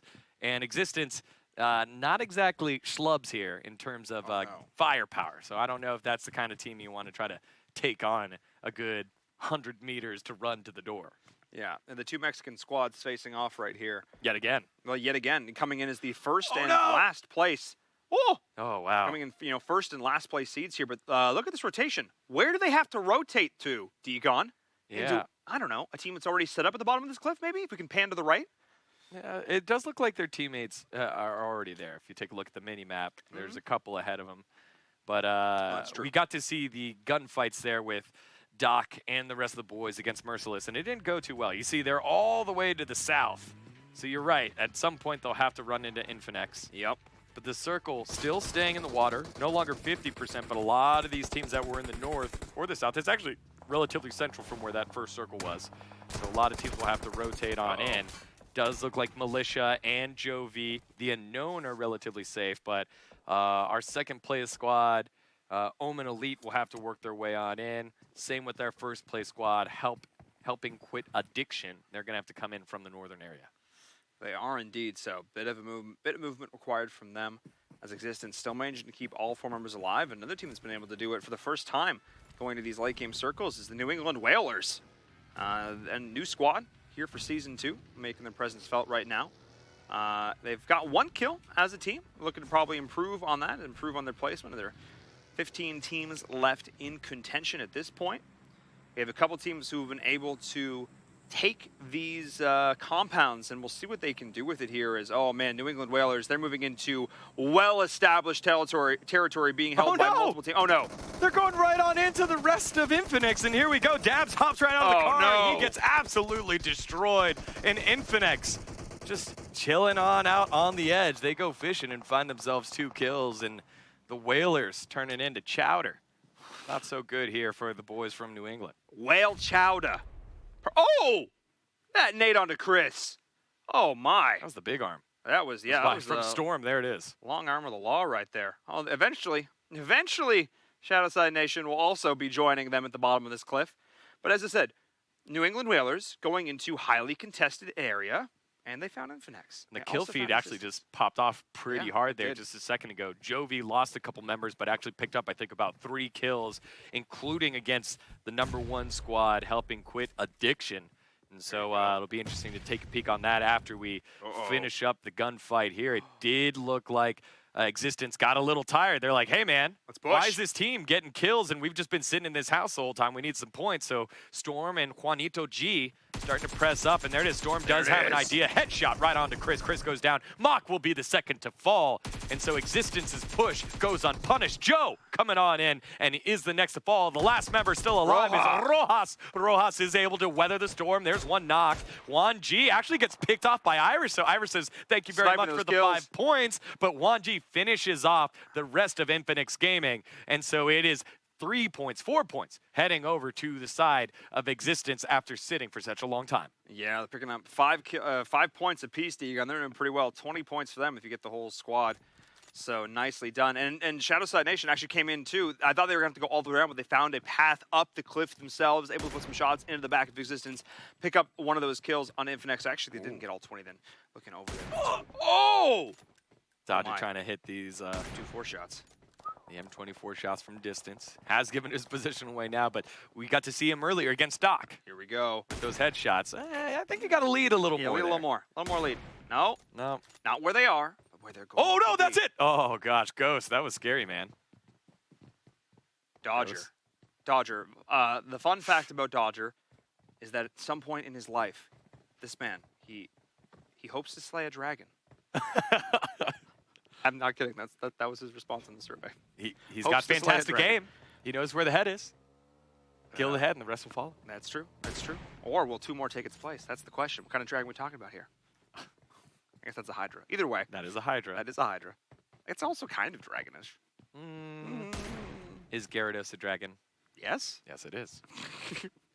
Don't know where you're going with that one. I don't know either. Pika's just getting shot at. I don't know where they're at. Where is this? This is flat beach waterland? This is a beach. All right. Anywhere in Southern California. Well, oh, looks like the Unknown was getting a little too cheeky Ooh. here. And Rafa, using his teammate for bait, able to help out. Where bait, mate? Oh, boy. What's happening? Oh, because Pika's stuck in the water. Yeah. And so Pika able to outlast somebody and stay alive a little bit longer. But at some point, he's going to have to go in because the circle's moving on in. As Operative Gaming still hanging tough here. Prone. And it does look like the Unknown saying, all right, guys, we had enough playing with you. There is a boat there, but there's no vehicle. There's a crate here, but the crate has already been opened. Rafa's just going to have to hoof it on foot and hope that he's going to be able to close the gap here. It's going to be very difficult for him to work himself on in. The damage should be coming in just a second because the zone number 5, deals a decent amount of damage coming on in. And finally, Shadowside Nation has made it. Beachside, and Storm and Raz for existence are in a bit of trouble. Here comes Zam, one of the top fraggers for this squad, rolling on down. Doc in further back position in a bit of trouble. He's going to have to get moving in just a second. And it's just going to be Irish by himself. Irish, I think, is inside the circle. He is inside the circle. But Doc, not so much, as Tensa has fallen as well for Jovi. So this circle putting a lot of pressure on these players. 7 teams alive with 23 players up. Bottom of this cliff has just become the kill zone right now. Oh, Mraz was looking up the hill. Oh, no. I think they realize they're all down there. There's 2 members of Shadowside Nation there in the cleft of the rock. Going on through, going to be able to pick up that down onto Doc. Mraz is there as well. Storm, only 1 member left. They didn't realize Irish is still there. They must know because over in the back, she noticed before, wait, Steven is still out here as well. There's another member alive on the flank, D-Gon. Where has Steven been through all of this? Yeah, Steven's just been chilling way outside and just kind of surviving for now. I think they're waiting for an opportunity for him to go on in. With the smokes on up, he now realizes this is his opportunity. He could tell Irish, hey, this is what's going on. It does look relatively safe. And they could peek together as now the Unknown going in with the Militia. The Militia had been hanging out inside the zone for such a long time, relatively safe, but the Unknown with their vehicles after killing the people on the beach rotate on over and now are taking it to the Militia. The Militia have fallen and the Unknown picking up 11 kills so far in another place. The Unknown plays so aggressive, and they're living up to this right now. Raven is driving right on through. They heard shots coming from this direction before, not realizing there's 6 members in front of them at the bottom of this cliff as the Unknown are charging into just that. They have no hesitation. The aggression from this squad is unparalleled. Moving on in with serious precision right now. Steven, that was out in the water on the flank. Still just chilling. This is wild. These shots, the second they get a sense on where these enemies are, they're going to go off, but this is going to be a lot of action, but it's also a big, hey, heads up, there are people here, this is a smoke. Also puts a bit of a target on their back. Yeah, look at on the top of the hill, though. It's Merciless as well as Omen Elite. Omen Elite now taking shots at Merciless. Irish has worked his way higher up onto the rocks. He's still inside the zone. At some point, Steven, I think, is going to have to swim a little bit closer towards the coast. He has been spotted. Raven's going to take some shots at Steven again. He is in water, so he cannot use his weapon quite yet. All the while on the top of the hill, it is still Omen Elite going back and forth. Irish finally taking shots. He's able to answer a couple people back. Oh, almost took fall damage there, but Irish still just working his way, trying to backpedal his way on up these rocks. I think he's still in the circle. We take a look at the overhead. Method still alive through Everfury. The whole squad of Merciless Dodger squad has fallen. And so Omen Elite, 4 members alive, looking pretty good on top of the hill, but they're going to have to work their way towards the circle. They are indeed. Now out in the opener, the Unknown, they opted not to push all the way in. They stopped halfway at the rock, which means now they're at the mercy of so many squads. They're killing their vehicles themselves. This is huge. This is a tactical decision from them. They're killing it now so they create cover, and they can't take additional damage from those exploding later on, which means they can move closer up into them here. Irish, with his positioning on the edge of this cliff, has opted to put so much pressure on. He's actually probably ended up saving one of his opponent's life here, as Existence have been the ones who sort of benefited from that, from not getting pushed in, but it is Omen Elite off on the flank with Everfury there from Method as well, the last remaining member who are in a really good spot right now. Is his height advantage. The Omen Elite on this rotation is there. Look at pushing in his Irish. His M4 shots, point blank range, but no, finally getting taken down as Existence survived through it. The lens flare, making this look oh so beautiful as the kills are coming through. Yeah, and Zam was able to get picked up at the very last second.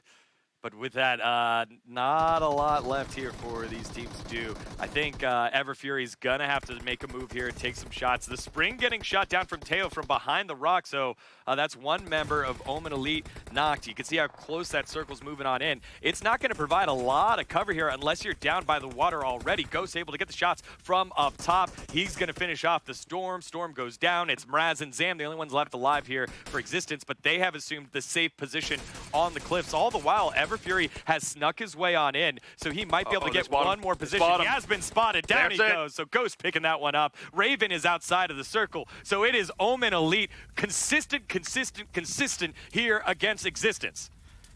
And once again in the corner, wait, there's Raven on the flank. He's taking this damage. He's trying to hide on through, trying to survive. It's a little bit longer from Existence. All 4 members of Omen Elite are still alive through all this. So this time, they're not just sneaking on their way through. They're going in with a perfect purpose. Raven getting these shots and trying to get some kills before he goes down with the kill from King is there. They're not going to push their way through.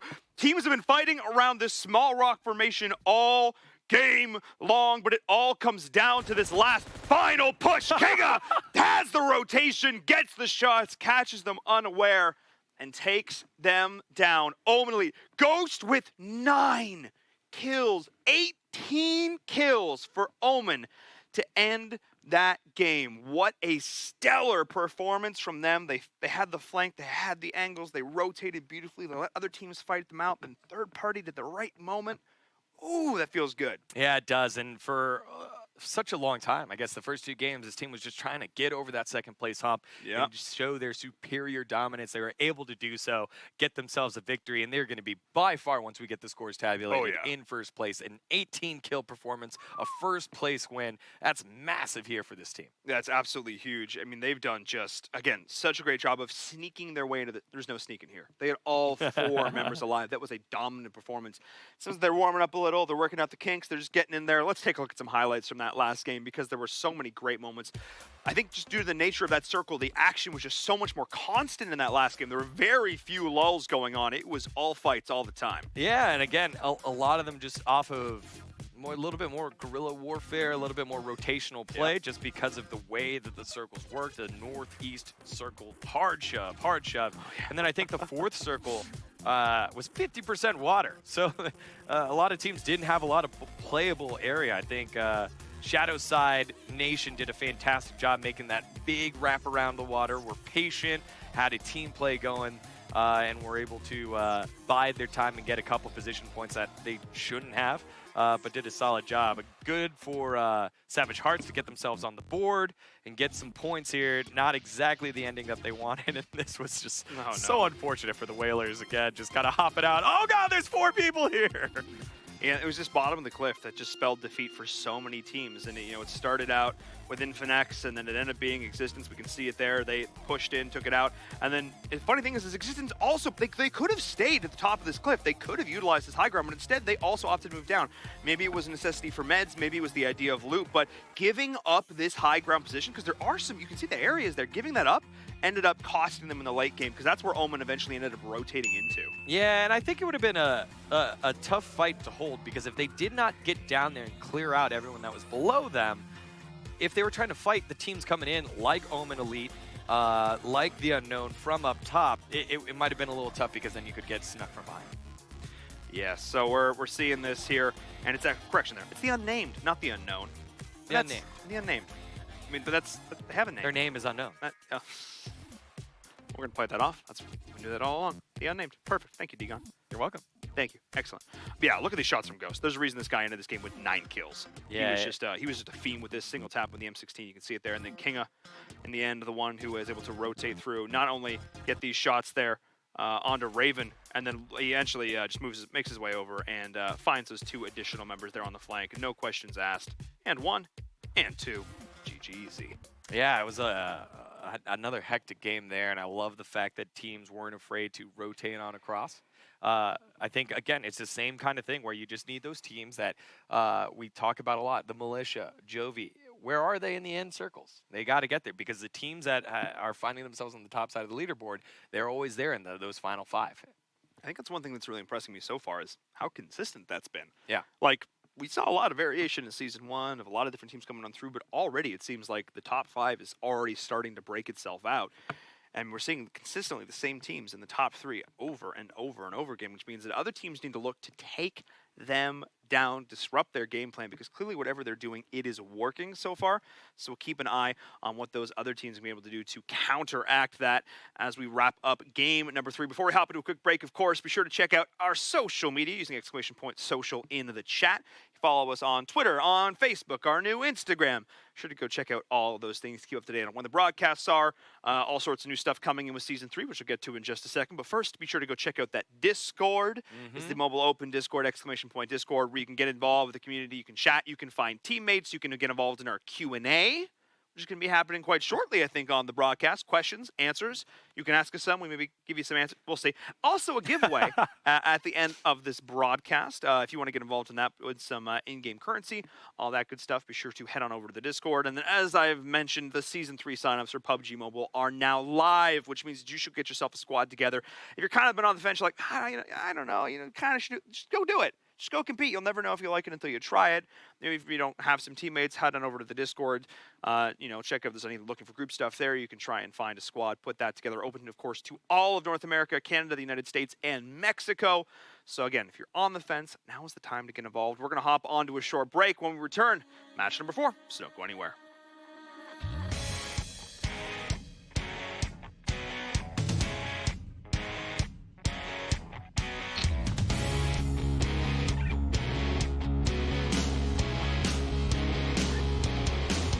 This is the ESL Mobile Open, presented by AT&T.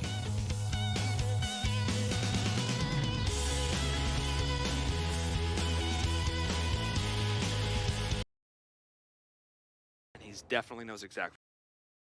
The unknown are our top half. Yes, the unnamed. I mean, to be fair, like, if you're unnamed, you're kind of unknown.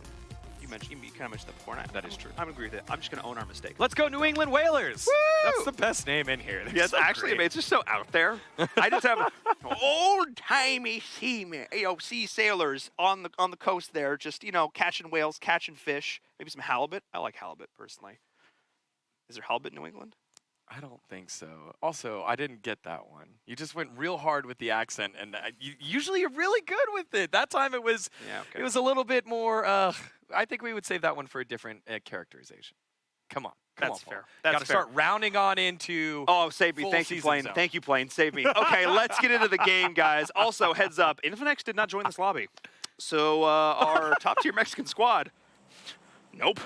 Just hard noped. Already out. Maybe not sure what that was all about. Hopefully, no issues with anger, and hopefully just in this case we hope for tech issues. Yeah, they'll have an opportunity plane. to later on in the day. Guys, gorgeous. 2 more games after this. We take a look at this plane path. It is north to south, but south to north, but it is pretty far over to the west side. I think this is going to set up. I'm feeling a mill to power kind of southeast type circle. Don't know. All right, that's fine. I'm gonna go hard opposite. I think we're gonna see more of a George finish. Also, what do you think of this reindeer that has lost his way without Santa? That's definitely Rudolph, and he definitely knows exactly where he's going. He has 100% confidence. Doesn't have a sled, so he has to go with the chute. That's totally fine. I mean, it makes sense that I just imagine the little reindeer with all their little parachute. You never know. I don't know how the flying works, but what if it just stops working? You want to have a parachute as backup. I don't know. Sure. I'm no reindeer expert, but what? All right. This is pretty fun. There we go. PUBG Mobile, everybody. Yeah, I mean, look, sometimes these amazing things just happen, and we love them. Omen Elite, though, a squad we've been talking about quite a lot, owning that North George apps drop. Wow. Look, he's really wanted to be on the ground, guys. All right, we got one. All right, we got there. We've landed. We've loaded in. We're good to go. And this left justified plane path is really clustering up a lot of these teams, especially towards the center section of the map. So, you called it, kind of. It was Eastern. It's definitely not George. I was 100% wrong. You were 100% wrong. I think I was like 20% wrong. Milton Power's kind of in there. Yeah, I think we're probably going to see more of a Yaz finish in there.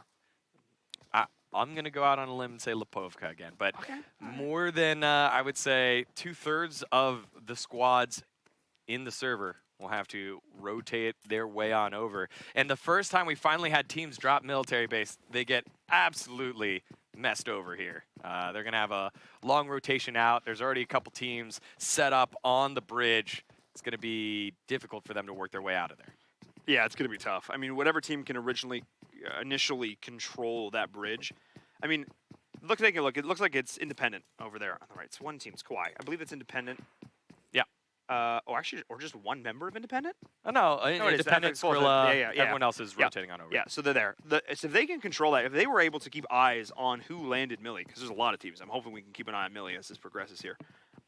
If they can keep an eye on that and we're aware, they can just allow them to be loot goblins for us and just control that bridge.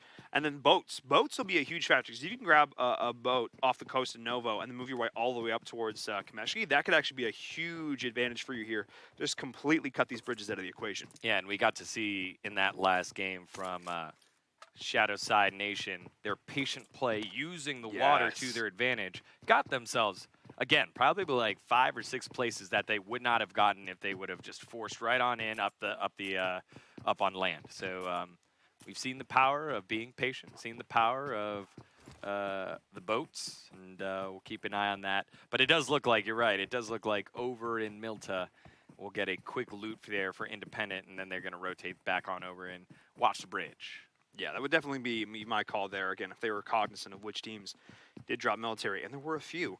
And they are going to have to move soon enough here. So the one game that a lot of teams decide to drop military is the one time that they are all being severely punished for it. Of course. So That's how it works. That's literally the way it goes. That's just the way it is. And things will never be the same. Perfect.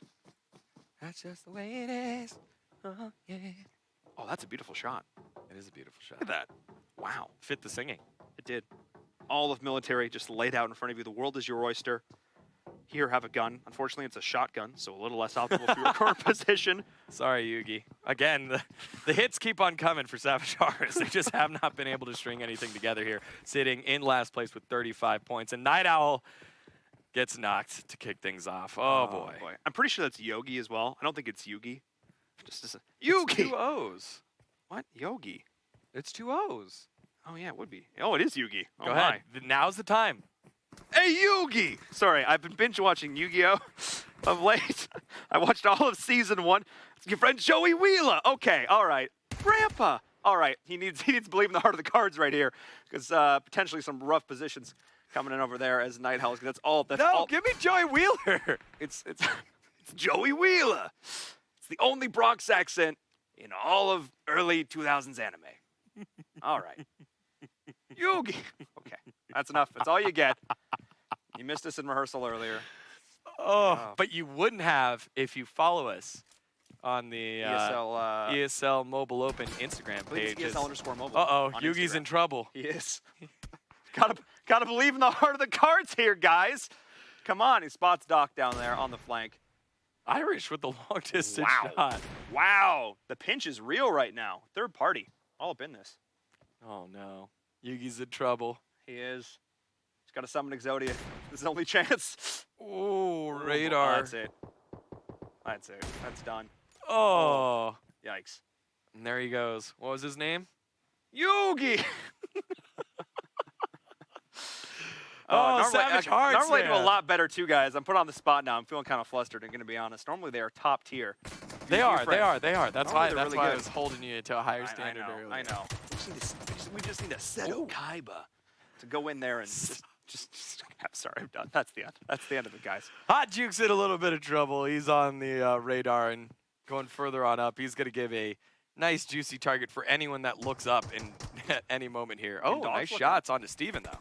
Oh, yeah, really nice shots there. Forced to get himself down. This is such a weird situation because scaffolding is like, it's the biggest bait in the game because there's great loot up there, but you also are just the most exposed target. Now you can go prone up top of there, but you're just so exposed. And this is just Savage Hearts And Shadowside Nation just going toe-to-toe right now. But you know what's looming over all of this, Degon?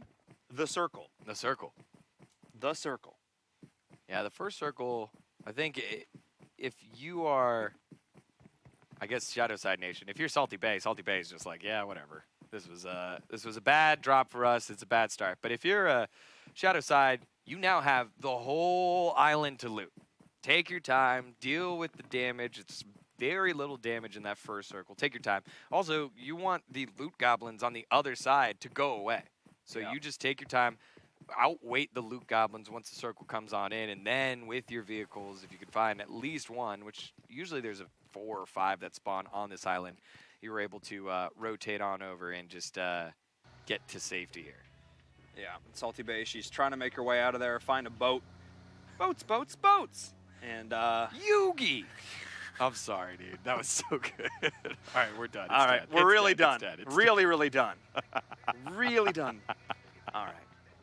Degon, my boy. All right. Okay. Back up north here, heading towards this actual circle. OP is there. Rafa, does he have a DP? Because I feel like that's sort of his gun. Every time he's got that in his hands, it seems like kills are going his way. And we'll keep an eye on him for sure. Jag I don't think he realized how close he was to almost being really dead. No. Jag's a vet. He knows what he's doing. Jag's a vet. He knows what he's doing. Look at that. No crash. See, we said it twice. He didn't crash. He's saying that until he crashes, Degon. He's a vet. He knows what he's doing. He's a vet. He knows what he's doing. Jag is a OG member of the community for full effects. Oh, yeah. Old school. He has been creating leagues and tournaments for people to play in, and that's actually how he met his team. So he's been playing with his team for quite a long time, and they played in Season 1, weren't able to get things going the way that they had hoped, as now they're doing the vehicles inside the shelter strat. So if it does end in shelter, and they blow up the vehicles, no one will be able to get through. Perfect. They also won't be able to get out, but... Technicalities. Oh, Technicalities. No. Uh-oh, 6 angry men. Yeah, Shadowside, after winning the gunfights with Savage Hearts, run into a team that is, whose guns are much hotter than Savage Hearts right now in the form of 6 angry men. They pick up 2 kills here, and Irish and Doc going down early. That's not what you want there if you're the side of Shadowside. Yes, indeed. 6 angry men. Looks like coming out the victors here on military. We had a bunch of different squads drop there. And it looks like 6 angry men are the ones who walked away as sort of the victors at this point. The Dirty Caveman's actually moving his way in here from Independent. Looks like they actually opted to cross over. And that is an interesting decision. We'll see if it comes. We'll see if it pays off for them, Cotton. Yeah, Dirty Caveman heard the shot, so he's actually going to beeline his way to safety. I think that was a little bit of impatience there by 6 angry men. No reason to shoot and let him know he's there. If he would have just rotated on in, you get 4 guns pointing at the same target, it would have gone down pretty quickly. Yeah, I think this was just them realizing, look, we got to move. We got to deal with this circle now. And if Dirty Caveman is here, where's the rest of his team? We just need to catch up with where the rest of Independent are at this point. If we can see how they're opting to rotate, as it looks like they're going to be going off the bridge here, making their way up north, making their way downtown, wherever that happens to be. It looks like FX did actually realize that New England Whalers had set up in warehouse. Interesting. I didn't know that Jag was aware of that. Looks like the information must have come in afterwards. Yeah, so Thunder and the rest of the boys able to get 1 knock and kill. So 1 less member for the best name in the game. The Whalers will have to deal with a man down as, Dan Opa on the motorcycle, able to send it. Not nice now trying to get his shots down. Dat is taken down by Kauai. Kauai is a little bit further up, so Pika has an opportunity to take him down. Yes, he does. Kauai not in a place where Not Nice can cover him. And so that is 1 member for Independent that's going to drop here in just a second. There it is. Pika takes care of business now, trying to aim shots down towards Not Nice. Not able to land it with the M4. Dat is kind of in the open. Going to throw a smoke towards the vehicle. Should be able to pick him up. But there's Dirty Caveman on the big-time flankerino. I mean, I wondered, what's Dirty Caveman doing over there? He's all by himself. The rest of the team is set up on the other side of the bridge. What's he doing? Degon, it was all for this. It all came down to this moment, the epic flank. He didn't see him. Oh, no. Caveman did see him by the smoke here. Oh, boy. Oh, boy. Oh, me, oh, my. There we go. There we go. To the left. No. Take it back to now. the right. Okay, all right. Dirty Caveman, come on. I believe in you. 2 hops this time. There it is. Okay. There it is. All right. You can see his head. He's waiting to get the ultimate pinch. That's what it comes down to, Degon. The ultimate pinch. He's looking right at it. They know. He's got They it know now. they're there. They know that. Oh boy. Oh my goodness. No. Okay. I feel like Pika knows. I feel secondhand anxiety for Dirty Caveman right now. Oh, he's giving dead. it up. He's hard dead. Yeah. Okay. He's better than soft dead. Yeah. that's a firm commitment to dead. Dirty Caveman has to heal up here. He's going to use the first aid here in just a second. I think maybe he threw a smoke. Oh, he is very, very wrecked. Oh, that's a nice nade. And nope, Dirty Caveman gets taken down. Pika will pick up that kill. Dat actually gets taken down due to the blue damage. And he gets finished off by Skrilla from long distance there with the AK. Bit of miscommunication there, actually, from the crew, as they actually ran in there looking to take down Dirty Caveman, but that nade that he threw actually ended up resulting in a kill. That probably shouldn't have happened there. They knew that nade went out there, and a little bit of miscommunication there for 6 Angry Men in that situation. That should not have resulted in a kill on that part. Now Skrilla and crew from Independent are sitting in a great spot up there. They've got the building, but take a look at this map, continuing to go further and further north. Stalber, Kameshki, a lot of terrain, a lot of mountainous terrain to play around up here, which means that elevation is going to be a huge factor for these later circles. Yeah, they definitely are. As we just peek on in with Salt Bae. Again, she's the only one left alive in her squad for Savage Hearts. Has been dubbed by her team captain the best female in the game. Well, has an opportunity to prove so right now because she's lone wolfing against the whole server here. All teams still alive, but she's the only one with one member on the squad. Maybe not, because Skrilla is about to get pushed here. Not Nice has to heal up. The nade is being cooked right now from down low. And it goes right on by barely. So Skrilla is starting to run down the site. And HP Sama trying to peek on in. Thinking about throwing some nades. Not Nice will have enough time to heal up here. Oh my, ooh, that was a successful nade if I've ever seen one, Pika. Don't worry, nobody saw that. Literally nobody, you're fine. Don't worry about it. Nobody saw that. Totally good. It definitely went in the building. Shh, it's fine. On top of it now, Skrilla and crew are just trying to sit back here, just trying to survive, throwing smokes, giving themselves a little bit of additional cover, but 6 Angry Men are just pushing in force right now. 3 of them up the stairs. They've got full HP. They've got the guns. They've got potential angle here. Here we They go. just gotta commit right on the side of the door, lying prone, and they get the shots down. Nicely done, Skrill there on the continual flank. The rest of the team and Vipers going in, and no, that's gonna be it. 6 Angry Men committing, all 3 members together, get the kills, get it done. Now they've got the loot, and they've got a little bit of time left before this circle rotates. That's how you get it done. That's how you push. Just throw bodies at the problem. Yeah, and unfortunate there. It was a good setup, but with the low health bars, Independent not able to do so. They fall out first this time, and Salt Bae and Cheeto. It's Cheeto again, the only one left alive here for Cream. And I think, is that the wheel? Did the wheel just go out on that vehicle? I think it did. Oh, Cheeto! He's got all of Method shooting at him right now, so Cheeto's got a lot of work cut out for him because he's got a hill and a rock, but there's not a lot here. He's got a hill, a rock, and a purpose. That's what he's gonna do. Cheeto. Yeah. Cheeto's gonna have to run his way Crunchy, around the delicious mountain bite here. at a time. Why is it always Cheeto? Who did Cheeto make a deal with in a past life that he always is the last member alive on his squad? I have no idea, and I think if I'm Cheeto's teammate, I'm getting upset at him now. It's like, you know, if you would have joined us in that fight and would have died with us, maybe we would have won the fight. Well, because actually, I know we kind of say this jokingly, but that actually brings up a really interesting point. If there's always one member of your team that's surviving, something's probably not going right. Their positioning is probably not in a place where they're adding enough to these engagements. Because it's kind of like live and die with your team. And it's one thing for like everybody else. Like if everybody else is, oh, now he's dead. Okay. Cheeto's dead. But if like everybody else is going in and dying and you're still staying alive, it's at that point, it's not that they're being over aggressive, it's that you're leaving them out to dry. So maybe that's something that they need to communicate with a little bit more there.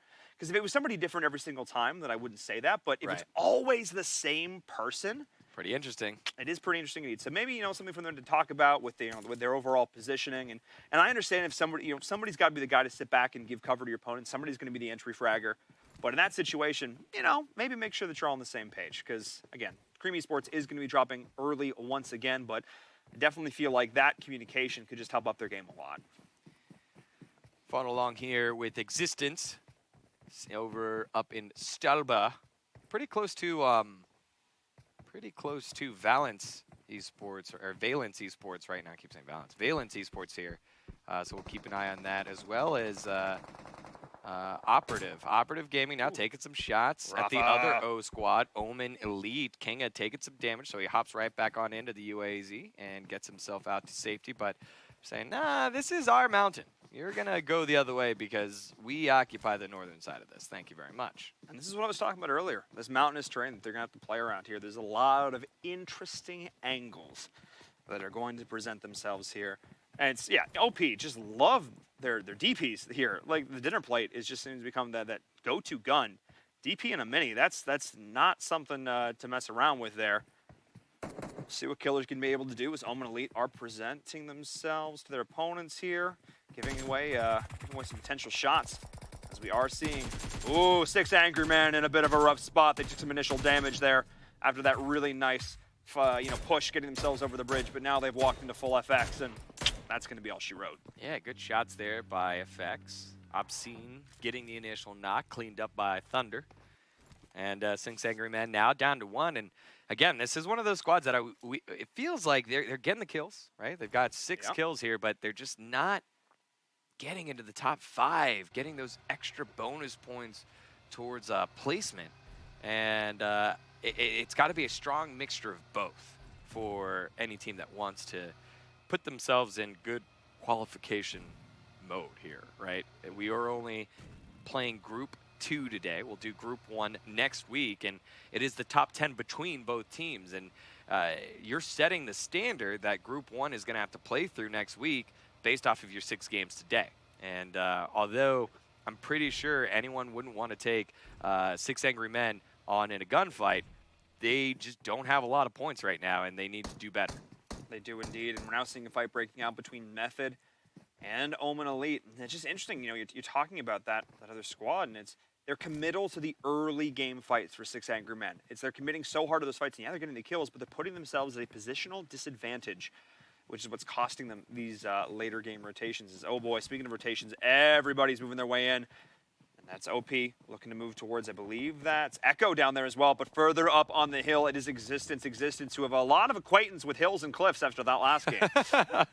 Yeah, they did. They left their safe spot inside the houses to push. They were able to pick up a couple of squad kills there, but they did lose a ton of defensive height advantage by dropping to the bottom of the cliff and ended up second because of it. It was pretty much fish in the barrel there for Omen Elite.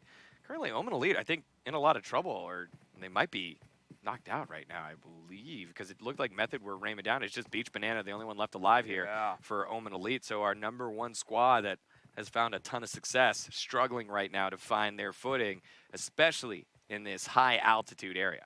I'm feeling very reminiscent looking at that spot, Degon, because if you remember back to our very first game of the playoffs for Season 1, it was actually, I believe it was either Misfits or Nova who ended up sitting up there at the top of that hill and ended up getting the win because of it.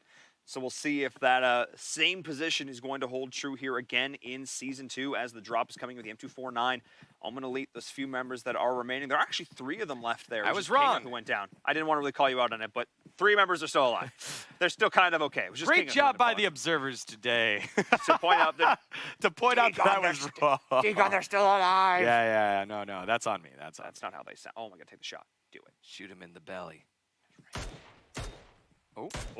How did that? Wow. How did that hit the windows? That was. I don't know. Aim. How did that hit that? Aim. That's all you need to know. What's this? Aim. So J2 Bomb and Dabs holding it down for the Whalers. They're kind of stuck inside a house between Zen Gamers and Militia, 2 teams that have shown that they can win gunfights. We're still waiting for the Whalers' breakout moment. One thing that the Whalers are doing, though, is they're placing well. They're currently, I think, in like 13th or 14th, but I feel like I don't remember them getting a ton of kills. So they've played the patient game, but right now, pinched between 2 squads might be a little tough for them. And now they're peeking at a 3rd squad. So J2 Bomb kind of starting to realize, hey, this is going to be a little difficult for us to move here. Yeah, they need to get some eyes, though. The Zen Gamers are moving on in. They don't quite have the angle there, actually, because the circle is not in their favor right now. They're out in the open, but it's full effects. And New England Whalers, who actually have these 2 compounds. So Zen Gamers, not a whole lot of places to go, no matter where they try to move. They either have to deal with the Militia or New England Whalers or Full FX. They don't have, well, actually, if Full FX decide to just totally pull out here, they might be okay. Yeah, they actually might get a little bit of breathing room.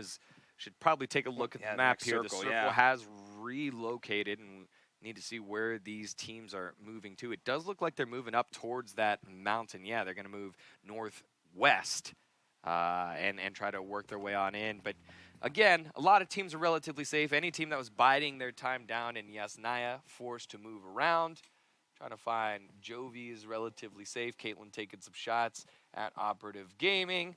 The Omen Elite boys sitting in the middle, but now a little bit of action here going on between, it does look like the Unnamed and Omen Elite, as well as Merciless taking a bit of pressure here and have to shoot on the outside towards Shadow side. Merciless, a squad we've been kind of quiet about. They've sort of just been skirting along the edge of a lot of these different fights, but haven't been able to get super involved. So New England Whalers and Zen Gaming are still fighting on the edge of your screen down there. We'll keep an eye on those as they progress, but the Unnamed, the aggressive squad, already pushing their way in. They have 3 kills to their name already. They're going to try and add a few more to that as they want to work their way in. But so many teams are rotating all around them right now. Look at the mini-map at the top right of your screen. There are so many teams within striking distance right now. But then punching distance, basically, at this point, who even needs bullets when you're this close? Yeah, I actually think that during that siege, they took out Omen Elite.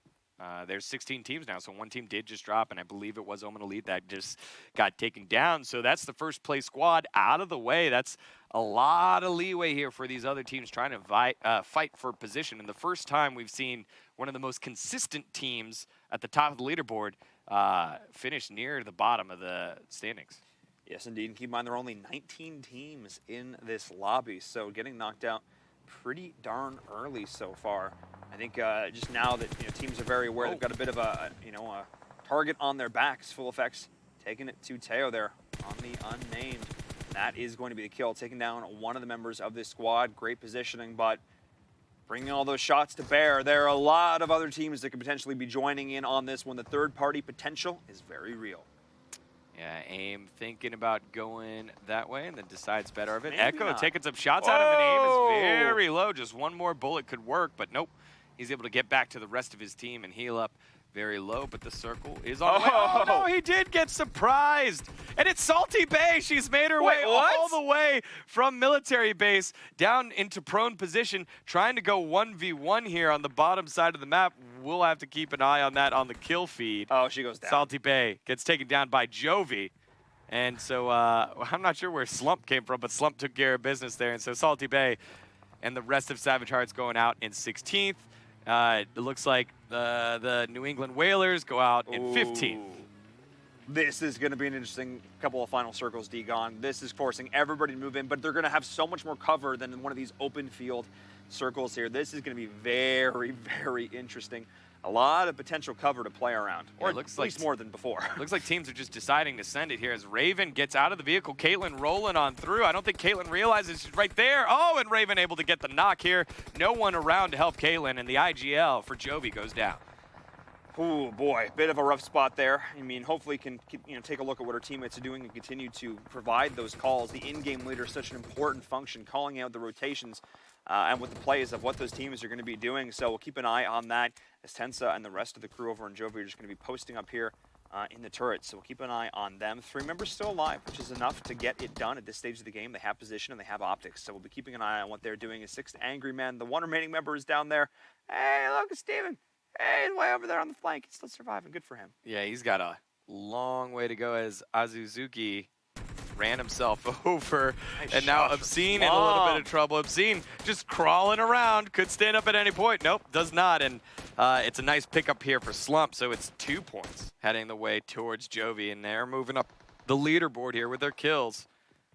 Now it is helping Quit Addiction coming in on the flank towards the Unnamed. Sees them on the edge of the cliff there. Gets the shots down. Cannot connect, though. Getting a little bit too preemptive there on that trigger finger. Going for the spray. Sometimes a single tap is all it done. A couple taps is maybe all you need to get those kills at this point. Sometimes the long-distance spray is not where it's at. No, not quite. Not with the M4 at this range. It does look like Shadow's going to rethink. Only him and Kevin alive. He's going to have to pick up the vehicle and follow his buddy into the circle here. Will indeed. Just trying to move their way up. Also having this vehicle for potential cover, but pretty far from that teammate there. This Raven is here after he picked up that kill onto Caitlyn. Just all these consecutive rings of cliffs just makes for these really interesting pain points as teams have to force their way up to sort of the next tier, the next echelon, and the team that is higher up is going to have the positional advantage. So we're keeping an eye on that as Method. Wait! Yeah, they're in the same building. Oh, boy. Yeah, you said they were both at the Wizard Tower. I was like, I don't know if that's the teammate. Well, I knew there was a second member there. I assumed it was a teammate. But instead, Everfury has an unwelcome house guest in Tensa. Yeah, not exactly sure. Valence. Drowsy. Valence finding Echo. Oh no! Oh no! He got scared off of it. Not exactly sure what happened, but Drowsy able to find Menace. Bulls is able to close it off against Biscuit, and there goes that squad. So Bulls does get knocked here, in a bit of trouble. Thunder, the last member alive, I believe, here for FX after they ran into Jovi. All Method.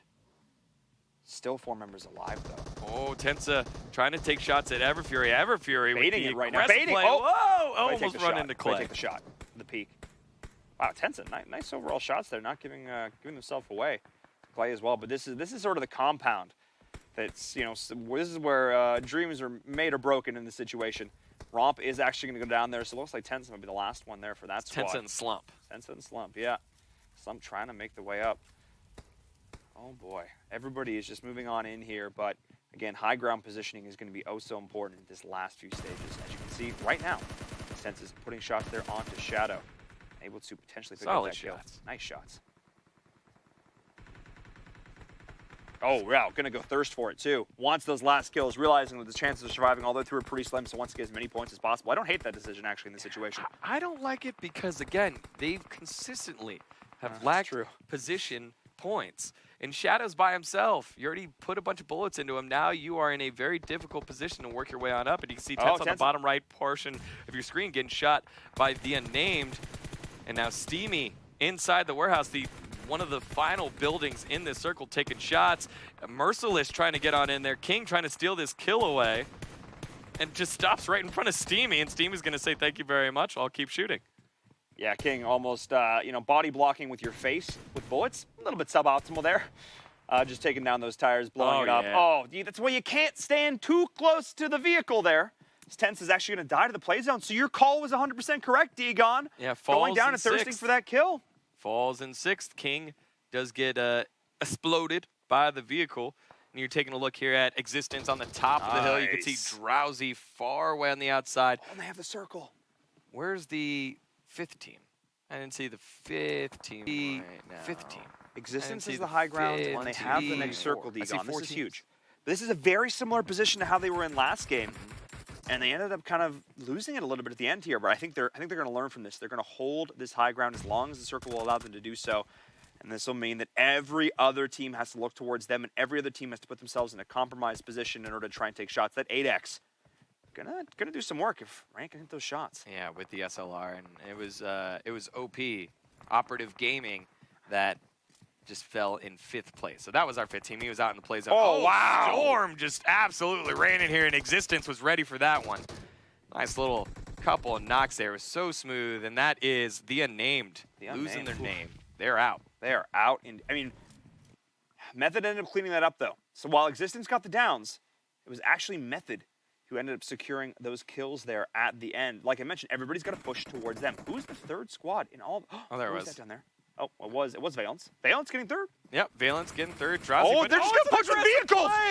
This is sick. Up the hills we go. Method are going to try to work their way on up. They had to because the warehouse was not in the zone. It's going to rain down nades, but here we go. Juanito. Here we go. Pretty damaged. Mraz also kind of chunked here. Everyone is chunked in this team fight. Storm just raining down bullets. He's able to land a couple of shots into Pride. Pride goes down, and it's very tough right now for Method to shoot up the hill. And Mraz and the rest of Existence had time to heal on up with those vehicles there. It could just be a matter of seconds before these vehicles explode. They've got to get away, let it explode. Wanji able to get the nade kill. Now it's Steamy that goes down. Everfury the last one. Clay as well.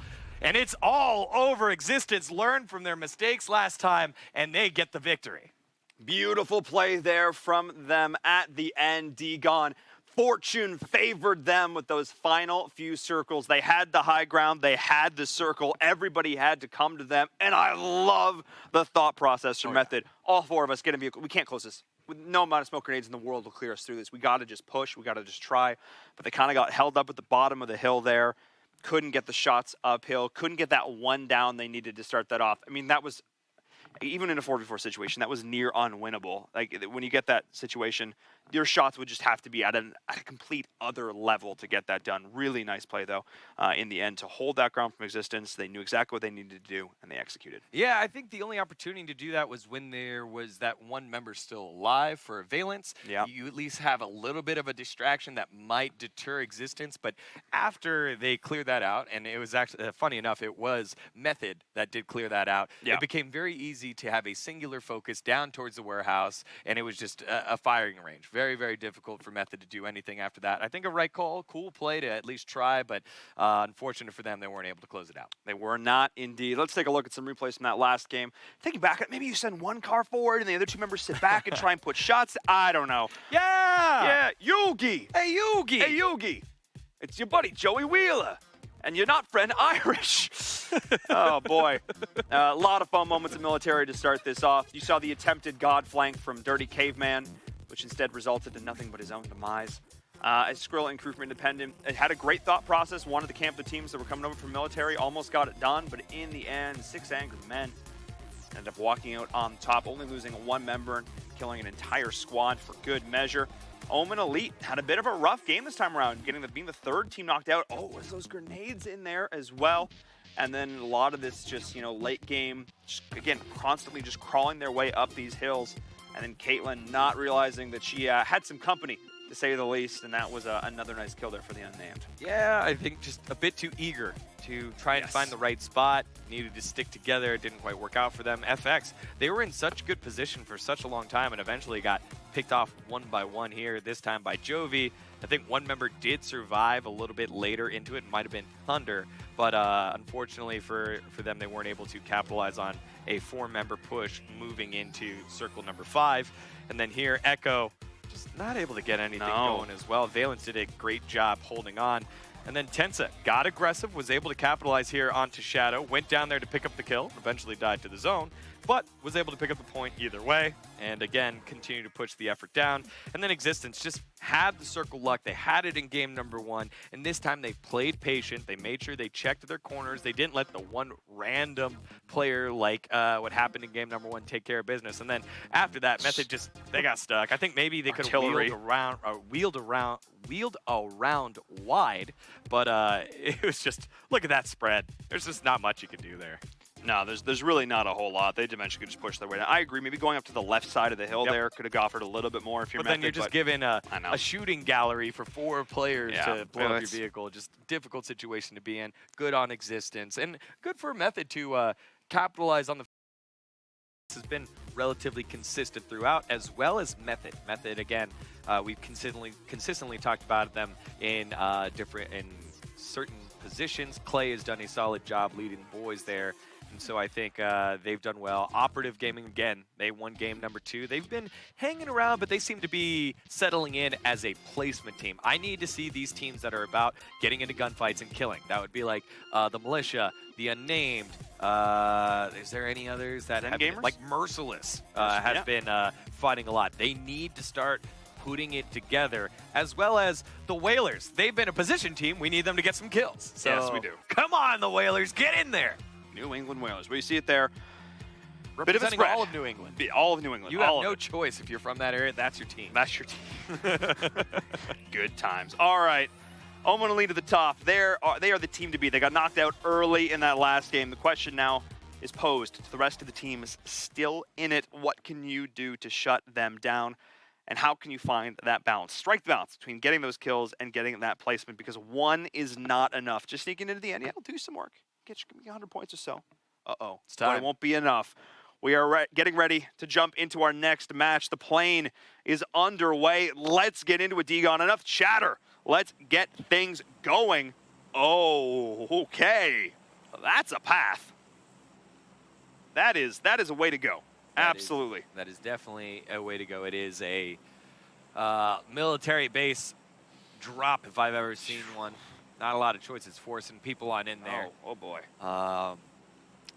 Let's see. So it is a east to west, covering the southern area. So any team that wanted to go to Georgie, it's not quite in the plans right now. Pachinki School will probably be a little bit far. Razak will be a little bit far. Oh yeah. But expecting to see a lot of fighting around Apps and Millibase. I think you could do a risky strat here. You could do Prim, you could hit a boat and try and head your way up to George, which could be kind of interesting. But I think all in all, this is some tough one. This is going to create a lot of early game pressure, a lot of situations. Teams are going to have to respond. We're seeing a lot of teams dropping towards Prim, like I mentioned, Fairy Pier as well, and up into Quarry. Only one team actually dropping the main part of Millie, and then 2 teams in Novo towards Crates. That is going to be very interesting. Get these early vehicles in every position. That's going to be the big question mark, and FX is like, nope, we're getting right on out of here. Yeah, I love how Asazuki was like, yeah, I'm going to take this vehicle, and we're out. I'm just gonna leave. It's been nice. It's been fun. But like I mentioned, those 2 teams before, they are here. Existence being one of them. In Novo Crates, but they've got 6 angry men here with them. So this is going to be a very early scuffle, very reminiscent of the South George box kind of setup that we saw earlier with the Militia and Cream Esports. But this time with 2. Caitlin. Oh no, what happened? Caitlin ran over Rafa. Oh! He actually didn't have a dinner plate. Just instant GG right there. That's sort of the go. Oh, look at that. That is mean. That's just mean. Player unknown, what are you doing to us? Yeah, I know, right? The circle going way, way north. And now a lot of these teams going to have to rotate on over, and it's so interesting compounded with that southern drop. So any team that took the bait and went towards Millie or anything south, going to have a long rotation on north. This is one of those moments where you're just like, well, it's going to be that kind of game. And you just kind of have, like I said, going towards a boat and making your way up towards the top here probably wouldn't be the worst decision ever. Finding a vehicle and establishing yourself maybe up in Severny. Severny's got some decent options. Stalber a little bit less so, but even up to Kameshki, we're already seeing, I believe that's actually Omen heading up that way. There's actually another team up there as well. That could be kind of interesting to check out as we're still seeing a lot of surprisingly little action so far. There's only been a couple kills. But 19 squads. I don't think we had, did we have all the teams load in?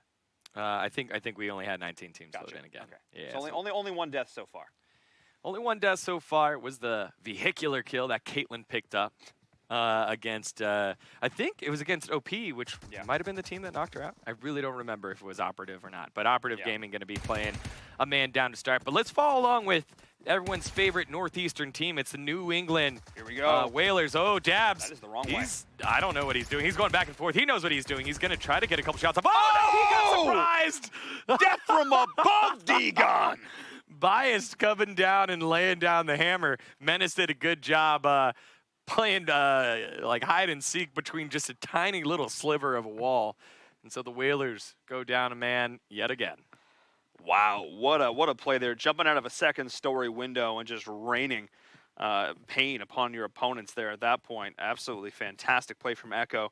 Just utilizing, the different teammates to fullest effect there. I mean, a 4v1 situation that should result in that, but being able to do it without giving up any death is exactly what they want to do, as we are seeing Zen Gamers pushing in here towards full effects, and I believe they already have gotten that down. Oh, Jag's going to come in and try and help out his teammate. Oh. This is going to be a 2v1 situation. Doesn't actually break through that fence there with that buggy, but they're aware that he is there. They've heard the sounds. They're going to try and go and thirst this kill. Jag's there to try and help his teammate out. Do they see him coming on in, D-Gon? Obscene is in the bathroom. They turn the corner. There he is. He gets taken down, and so now Jag's kind of caught out, right? He went to go help out his teammate. Now he's been massively chunked. Not exactly sure where he got chunked by, and it's just Azazuki that is nearby outside the building, but here comes the rest of Zen Gamers. Jag and Azazuki have to act fast if they want to not get outnumbered here in just a second. I think that moment has already passed, Egon. This is a 2v1 situation. Sorry, I should say a 4v2 situation. Do the math, divided. All the same. They are outnumbered right now, 2-1. And Jag sees the member on the flank, though, gets the shots with the DP and gets it done. There is one down. Doesn't go to thirst the kill. We actually see another one. Azazuki does go down, so there's now a 2v2 situation as Ward is here. Oh, yeah, wait, 2v1? It does look like Jag will be cleaned up in just a second, trying to pick up the kill here onto Comet. Comet has gone around the corner. Jag is now getting cornered. Here comes Thunder, and he flipped his vehicle on its side, and he's like, nope.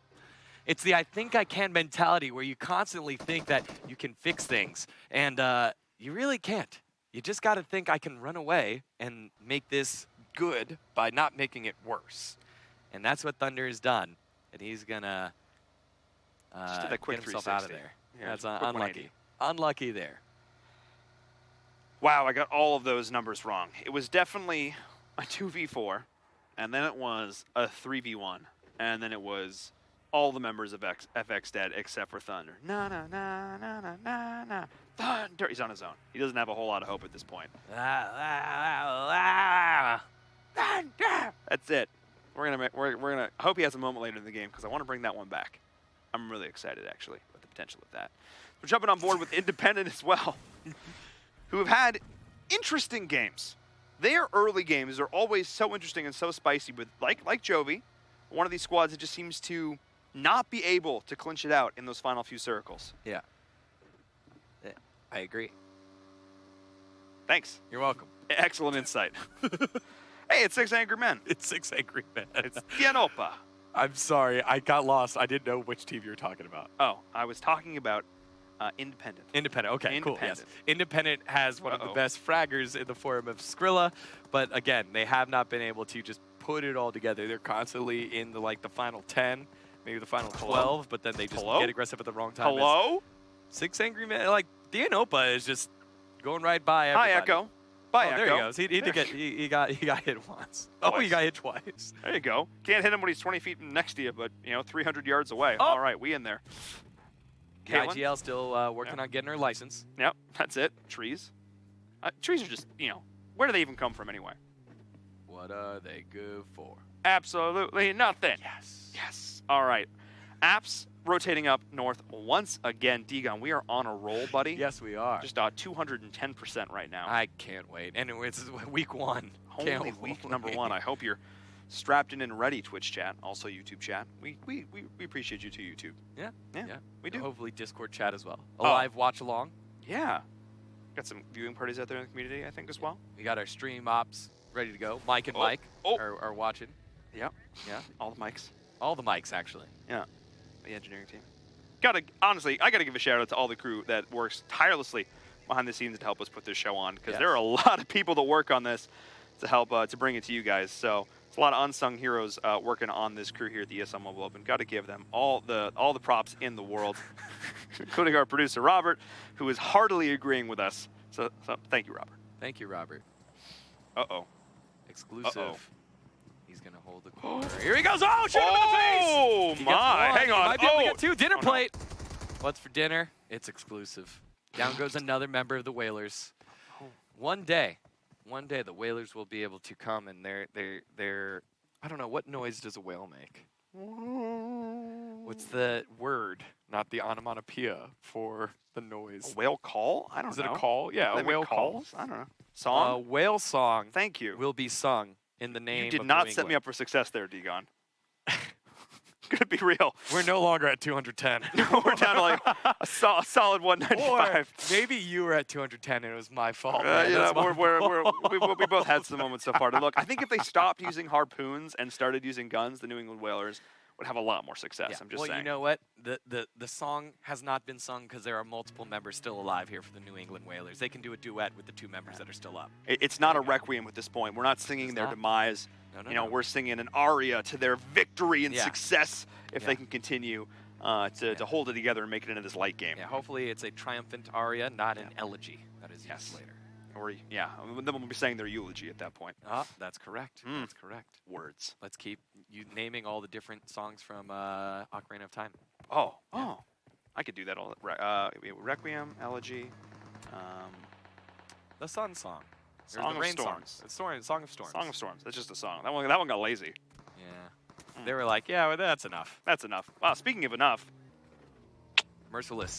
Man, Merciless, every time we talk about them, I feel like it's for a very short period of time because they're either doing great or getting wrecked. Oh, no. There's no middle ground. Dodger ran right into... No slaying dragons for him. Who just took down Dodgers? Was it Jovi? No, it was Shadow. Oh, Shadowside Nation. Where are they, though, in comparison to all this? I do not know, but it does look like Jovi is on the hunt. Oh, there they are. Hey, Oh, they're back Irish. behind them. They have their own compound. And Oh, it's silenced, too. don't move into my neighborhood. Yeah. I like it. Yeah, oh, man, the VSS just can do so much work in the right hands. Well, hello. Not Just quite the able tippity to tap. land. Just the tippity tap of the VSS. And oh, are they going to Oh. send it?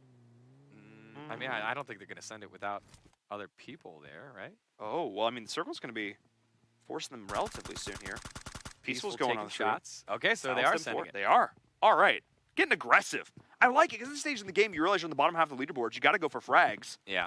Play a little bit more aggressive. I don't mind this at all. But, of course, I always favor the aggressive play. You do always favor the aggressive play. Even when it gets them Oh, that's killed. why. Okay. Yeah. Wait, no. Why is no one picking up Irish right now? Irish is playing the anchor, but I don't think you needed an anchor. Whoa! Big hops there on that motorcycle. That was sick. Oh, I love the gangster lean of the camera. Yeah. I'm loving this from season 2. This is great. My Utilizing a favorite lot feature. more of that third-person perspective here. Yeah. Follow along with Peaceful, trying to throw some nades and deter some of the aggression. Steven has a lot of windows to look through and a lot of windows to get shot from, but again, trying to hold it down. And further in the back, you can see it. Jovi, Romp is just keeping a watch on what's happening over here. Kobe. Nope. Got to try, because the one time it happens, you feel real good. Yeah, no one remembers the 19 other times that you didn't get it. Yeah. That's like all those like old school Viners who would like do those crazy like bottle flip things. You're like, yeah, you saw the one time it worked, but you missed the 1,384 times that it did not. Speaking of one thing that's going to do work, that's a Groza. That thing in close range, suppress a level 3 everything. Oof, that is going to be tough to deal with. Oh, Dodger. Oh, well, it's been fun. Of course, as soon as we peek away, that's when Dodger gets shot. Yeah, of course. Headshot. There you go. So a Smooth now trying to cover and get Dodger up. He's in a safe spot inside the house, but here's an opportunity for Shadowside to start pressuring a little bit harder. And I think if you're Merciless, you're starting to feel pinned in here. You know that you just got chased off by Jovi there to your north, which is why Smooth keeps looking that way. And then Doc and the rest of Shadowside are to your west, so they're starting to run out of resources here, right? You run out of heals, you run out of bullets, as Smooth has now gone down, and that's the guy that was watching your back. And so, nice little pressure here by Shadowside. Very optimistic nade, but still, lots of downs. And just, you talk about using up the resources, using up these heals, just constantly having to pop these med kits. They've got a decent amount of meds to work with, so it's not going to be the end of the world here for them. But still, at some point, they just got to make a call. Merciless has just got to make a move at some point here because they cannot continue to stay. The longer they stay pinned down, they're losing future rotations as well. They're losing future opportunities to properly position for these upcoming circles, among other things here. So keep an eye on how this fight continues because both of these squads, the longer they stay here, yeah, it might result in some kills, but they could be sacrificing future positioning. Yeah, Steven practicing his kung fu right there. You can see how quickly his arms are shifting around. Definitely intentional. Definitely intentional. But like I mentioned, working through these, and there we go. Seeing the flank potential here coming in with this bike. Oh, yes, Irish. Make it work. Oh, do it. Oh, this is the kind of play that I absolutely love. The big wide flank. And they're fully aware that it's happening right now. Yeah, Which is going to cause the distraction. Oh, this is great. Because it's not only going to keep them occupied, this is also when you can potentially push in. But they're realizing that Omen Elite is also going to be potentially joining this in here. Irish on the really wide flank. I think Irish is just leaving. The widest flank of all. As As soon as you started saying, "Oh, he's going on the wide flank," I was like, "I think he's leaving." I think he just left. Just ditched the There he nose. is. He's Is he coming back? He's coming back. He's coming back. That's a tree. That's a tree. Yo, trees. Where do they come from even? What are they even doing? I don't know, Just but making oh, air. look at that. Oh, Merciless fighting back here against finally Beach looking Banana behind them. and Finally Omen paid off. Elite. They found Omen Elite through all this. What is happening? Beach Banana just gets caught out and killed by Peaceful, and so one kill to Oh, nice Merciless, shot. and now shots coming right back to Kinga, and it's a mixture of Merciless and the solo bike rider here of Shadowside. It's Irish he's in jail. He's stuck. Oh, Oh no! do not pass go. Do not collect 200. You are out of it, Irish. The wide flank did not pay off between Ohm and between Merciless, truly living up to their name on that one. Nowhere to go. Oh, me, oh, my. And this is now a rough spot if you're a fan of SSN, Shadowside Nation. Yeah, Irish. You're home. Time to go, drunk. Got himself stuck inside the tower. No luck of the Irish in that case. Get like my Irish Look luck. at this. This is if they leave, I'm annoyed. Anticlimactic, they to say the spent so much least. time here investing and pegging They're just down gonna go get it. the They're just gonna opponent. go And now lose Steven's gonna court. get shot He's here gonna in the die. back. Oh, Merciless. Oh, jeez. Don't get stuck in there too, buddy. Oh, Oh, man. no. That's unfortunate. I mean, after all this, You hate to Merciless, see it. we thought Merciless was the one in the rough position, but they end up taking the W here on this compound fight. Yeah, I think Shadowside should have pulled the trigger there. Instead, they got a little too cheeky and they paid for it. Also, Thunder is just sitting somewhere way, way, way south by the bridge. All alone by himself. So maybe there isn't a play. That one. There it is. There it is. Wow, that box is having a time. Yeah, it is. Yeah, it is. It's just, it's all right. It's doing its thing. Have you ever watched grass grow? Just once. It's a long story. Don't worry about it. Yugi! My kill feed. Yugi! Okay, all right. All right. I didn't even see it, the kill feed. He got down. All right, he's still in it, though. Still has a chance to believe in the heart of the cards. And you can go like that tweet where our lovely social media manager, Kurt, Photoshop my face onto Yugi's grandfather. Yugi! And that's all we're doing with that. Jovi's still alive. They're in a great position. They got all 4 members up. And I think this is one of the best positions they've been in any of these games so far. They have a compound. They're spread out a little bit. But they still have a bit of that buddy system going on, which I do quite enjoy, which means that if one of them goes down, they still have an option to rally, and they've got enough crossfire potential here that they can definitely do some work.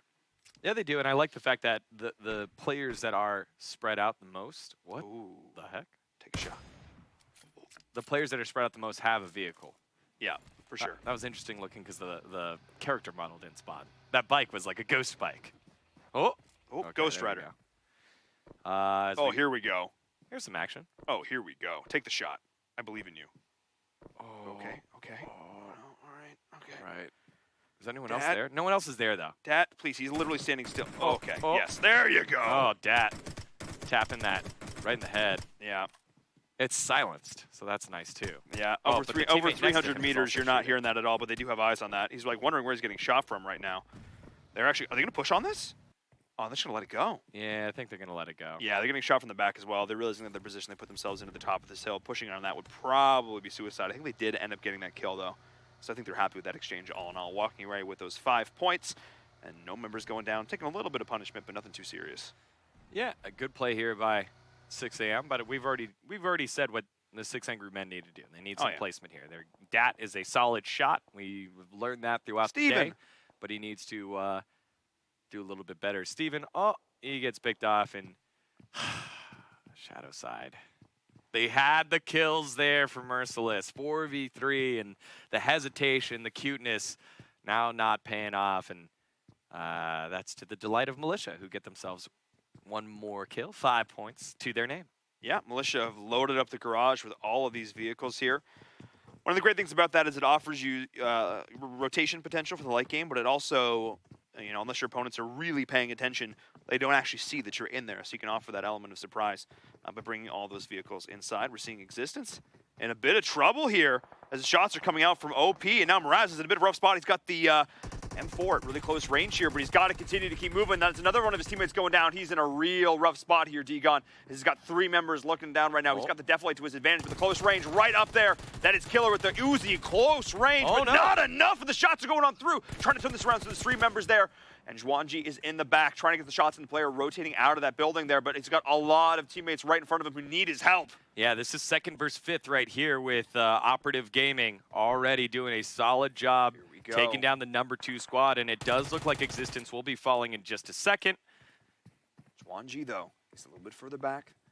They are aware that he's there. They're going to pick up these kills, so 3 members of Existence are going to drop. I think one is just He's got to heading on out, getting out of dodge here. But there are other teams that are starting to move on in. It's Independent. Dirty Caveman and Skrilla, those are 2 good shots. Taking a peek here, and as you can see on the bottom of your screen, Zam trying to crawl his way to safety. Not going to make it. OP's James will pick up that kill. 1G gets picked off by the Whalers. And so the Whalers actually eliminating the number 2 squad in the game.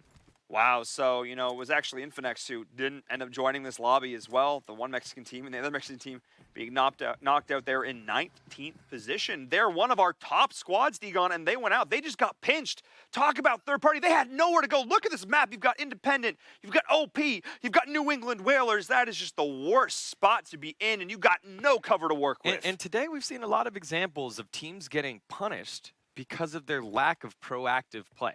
Proactive, aggressive play. And yes, it sucks to be the team that has to siege on in, but the more you wait, it just constantly seems like in this day specifically, in this lobby specifically, there's a third party, a fourth party coming on in. So when you try to reposition and wait for the right time, you know, that has the perfect time. That hasn't quite panned out here for some of these squads. I think it's just the passive play that this lobby is executing on. It's just allowing for so many different teams to be surviving to these late small circles. So there you are. And if you look to the very bottom of your map, wow, we're seeing great shots there from the Militia. We're seeing Thunder way down there on the bottom.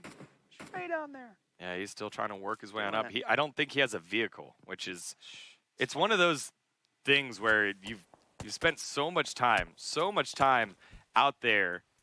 You're like, do I just run it, or do I spend time and health and resources trying to find a vehicle that might possibly not ever spawn? So Thunder's going to have a tough decision to make here. Yeah, he's definitely feeling thunderstruck right now. He's not enjoying the circle at all. Not at all. Not even a little bit. But jumping back on board with Merciless, Ace Smooth and crew just trying to find a good position here with vehicles to offer cover. But Militia's coming. God, I love this area for these final circles here. There's so many great angles. Militia's coming. Ooh, hello. Dodger's in trouble, so Ace Smooth has to reposition, and yeah, I think that's the end of Dodger. Well, we'll see how good his dodging. Oh, he heals up just in time, but nice shots going on through from Fishy. Nothing fishy about that. Hook, line, and sinker. Oh. He gets it done with that M16, but he's taking shots over from the flank. I believe it's actually the New England Whalers looking to get there over there. Ironically enough, shooting at Fishy, as we are seeing Ace Smooth. Oh my God, just everybody is fighting each other right now. There's just like, so the crossfire is real. Yeah, it's Ace Smooth putting down a lot of damage. Killer and James for OP are trying to take some pot shots, as well as the fact that, as you said, you have the New England Whalers working their way on through. They are inside the zone. However, Merciless and Militia are not, and Militia need to start making moves. They have a couple vehicles. Dodger's down. Peaceful will heal up. And it does look like Luis was going a bit wide to see if there was anyone creeping outside the blue. There is not. Ooh, but there's a drop opportunity here. Yeah, there's a drop over there. You saw Smooth taking a look at for a second. Only 2 members left here of Merciless. They're doing not too bad, though, this time around, surviving into one of this later stage. But all of the Militia are just moving right on out. They've got 4 vehicles to work with. Smooth is going to be able to get his teammate up. What is Luis doing? That's my question right now for Militia. Luis is just kind of sitting back there. Now Steve-O is taking pot shots long distance here by the Unnamed. And might not be the best split here. Luis has kind of bide his time and trying to work his way on up, but the Unnamed landing those long distance shots, including one onto Fishy. Fishy, again, he was the sharp shot that took out a lot of Merciless in that last battle. Now Cassidy getting chunked as well. So the rest of Militia, they made an awkward transition. They're now starting to get shot from long distance a ways away as Peaceful knocking down J2. Yeah, I think that's the end of the New England Whalers as well. I think so that's going to be one our member AC. still up. One member still up for the Whalers. You sure? Yes. All right. It's only 17 squads remaining, so somebody else was knocked down there. As we are seeing the kill feed just continuing to light up as we're taking a look at what OP is looking at. Hiding in the Deathlight, though, is going to be Merciless. They're surviving, staying on through this. Got to give props to them because they have so... Look at this mini-map. They have so many squads within a stone's throw, and they are just holding it out, being that snake in the grass. Yeah, there it is. It's Raven that's still alive there for the Whalers. You're right. So 9, Killer and James holding strong. But all these teams here on the left, including operative gamers are just like not in the zone, and they've got a ways to go. And Echo as well. Echo's got to move on in. They've got to move to the south. And so this is going to be a very hectic, another minute and 20 seconds before the circle starts moving. There's Nine taking some distant shots. Wow, did that land? It connected there and biased. He's safe, and I think Church should be able to pick him up, but I don't know if Church knows where those shots came from. It was a distance away. Good shots there. And while this is happening, multiple members of Method are getting taken out as well. As this is going to be the mad scramble, the mad dash, Degon, as everybody is... They've gridlocked themselves. Everybody is fighting, has awareness of where all these other teams are, and there's all this open ground. Nobody feels comfortable rotating it while anybody else is there, which means that once the circle starts moving, we've only got a few seconds left, less than a minute on this circle. It is going to be absolute bedlam as they try and establish some clear path to make it into this next safe zone. The blue is going to be this ever-present threat at their back, alongside all the teams they know are to their left and to their right. And Salty Bay showing up, getting a knock, getting a kill there onto Zen Gamers, as well as the Omen Elite boys. Two of them showing up on your kill feed. Yugi gets taken down there. Echo Finally going down. Yeah, Echo picking up the kill there. And so Savage Hearts, their terrible day continues. They're looking for any sort of consolation right now with only one member, at least two of their members currently down. Rough spot for them, a team that had a lot of success in Season 1. Finding it is Savage Hearts, Salty Bay getting knocked once more, Hot Jukes, and that's going to be it, I believe. That is the end there for Savage Hearts. The VSS pickup there from Zen Gamers and Comet able to get that one done. As now the bridge cross attempt is very real, but pushing into a lot of danger right there. Pushing over bridges at this stage of the game was a rough spot to be in, as the unnamed do a lot there to Cream Esports who end up falling. As OP have put themselves in a fantastic position up there on the top of the hill. And take a look at this. Degon. Oh, my. This is the collapse. The militia's in a rough spot. And Clay's in there, too. Militia, Hey, Clay. Name, Clay. There's, look at that. Shadow. Doc just going right on in with the vehicle. Crushes Clay ran in the over water. Clay. There's Raven getting knocked immediately and early here. Tensa getting herself a knock as well. Tail will be able to pick up his teammate. Clay and Doc are just holding hands swimming. As soon as they get out of the water, they have to shoot each other. Raven tried to come on in here at the last second, but Teo was able to answer, and down goes the final member of the New England Whalers. He tried to, run them over, and then he just shot him out of the car. That was nutty. The unnamed just surviving through all of this, and those two members in the water who are not friends, but they're swimming buddies today. Please, let's focus Clay and Doc for just 5 seconds. I just want to see them swimming right next to each other. Shots going on through. There it is. They're playing chicken around the boat right here. Yeah, they are. They're like, you get in first. No, you get in. Hello, friend. They're just hanging out. Clay and Doc. Two best friends that anybody could have. Two best friends that anyone could have. F is for friends who do stuff together. All right, Bucky able to land some shots distance. Ghost goes down, so Omen Elite losing one of their top fraggers. And oh, no. Doc and Clay, I think, have been spotted. And I think they're starting to get shot at. But they're actually getting shot at by Operative Gaming, and it does look like everyone might be leaving the two swimmer boys alone. Let's just say they're in over their head right now, Degon. Yeah. Not ideal. That was good. Thank you. That was a good one. That's pretty good. I have a lot of swimming puns. I was a swim instructor for 3 years. Okay, I was going to say, why do you have a lot of swimming puns? I was a swim instructor for 3 years. Clay has left. Clay has left. Clay has decided he's not following with the school. No, he's not. He's his own fish. So Clay has moved up. Caitlin showing up on the scoreboard right now. Look at him. He got to the ground first. Look at him. He's going to heal up. Is he going to take the kill, or are they friends? Now are enemies. Oh, wait. Are they friends? Oh, no! Doc, the betrayal! I think he was stimming up. I don't understand. They knew he was there. Oh, my goodness. Oh, man. Are there proximity voice comms? I have so many questions, Degon. That was a soap opera. We just witnessed like 12 seasons of Days of Our Lives. I don't even know. All of it just happened right there. Top 10 anime betrayals 2019. Everybody is dropping right now. Echo survives, making waves through all of this. Is the unnamed keeping Multiple members up here, only one has fallen. This last few circles, Degon, have just devolved into absolute chaos. Yeah, there's 11 alive, but 2 members there for the Unnamed are currently down. Kinga, the last one alive here for Omen Elite. 4 teams up. Tensa still up. So Jovi, we've been asking them to finally get something going. They're all around the Wizard Tower here, trying to get the final member. 4. Whoever that is. I think it's Shadow inside of there. Tired to take some damage. Tensa gets knocked here, so and gets killed. So Shadow picking up the kill. Oh, there's a chance there for Romp. She's not able to land the shots, but here comes Slump. Slump going right on in. No chance for a reload. The nade goes off. Totally it's a fine. smoke. Totally fine. And totally fine. I think Romp saw Kinga. And now Kinga's Oh, bringing a shot nice down long shots. distance towards Church. And so it is a 3v2v1. And Kinga now has just made it a 3v1v1 if Church can't get himself to safety. This looks like Jovi's game to win. Yeah, he better start praying, trying to make his way back to his teammate there on to Echo.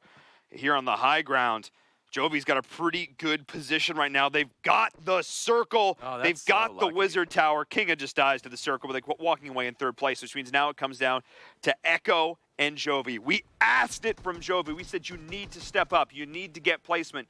You've been doing pretty well, but not getting into these final circles, and now it is a 3v2. Biscuit is here from Echo, able to get the pickup there. Nicely done. That's how you say biscuit in French. Yes, I surmised to that. Excellent. It actually means cookie in French, though, which is kind of funny. Romp putting some damage down. I tried to. I couldn't do it. That was too much. Biscuit. Biscuit, wow, wow. Oh, Church getting Oh, no. rained upon here. Romp actually steps outside and takes a little bit of damage. The fire Oh, right nice back. shots. Oh, what a great Wow. eye there. Able to see Biscuit. And now it's just Church. Church actually putting down some fire. Romp getting a little too aggressive and the team not able to follow up. Church able to get Church? one. Caitlyn now has been knocked as well. And so this might be it. Oh, nice little 2 points there. And so this, what turned into be, this is going to be a 2v1 the other way. Echo's going to turn it around. Jovi, oh no. Slump can't be a slouch here. This is now a 2v1 situation. This is what was a fantastic moment for Jovi to step up. Was disastrous. Church was prone. He had the optics. He had the angle. He had the M4, and now it is a 2v1 situation. This nade from Slump will need to be absolutely pristine.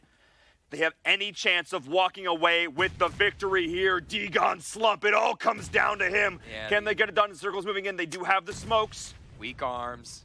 Weak arms. Slump trying to work his way on forward. Church takes a little bit of blue damage there. They have stims. They have heals if they want to take some time, but Slump's going to crawl it on up. Oh, able to get the shots there onto Church. And now Biscuit has no idea. Yes! Oh, and Slump is able to 1v2 it and reel back a win. That would have felt really bad. But Jovi, finally, we've been challenging them to show on up. They're able to do so.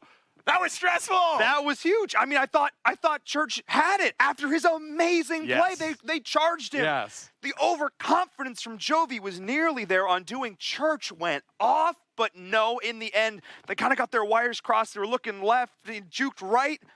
And those nades were just enough of a distraction to get those few nice shots and get the kills. Slump goes clutch for the team and Jovi, the team we've been looking for to step up, a team who had, mixed success in game number 1. Finally gets a chicken dinner on the board. All the practice is paying off. Let's take a look at some highlights from that last game.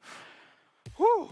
There was a lot of slow points, a lot of tactical movements, but in the end, it resulted in one of the wildest final circles we have seen yet, and the death from above to start things off. The New England Whalers walking into a fish fry.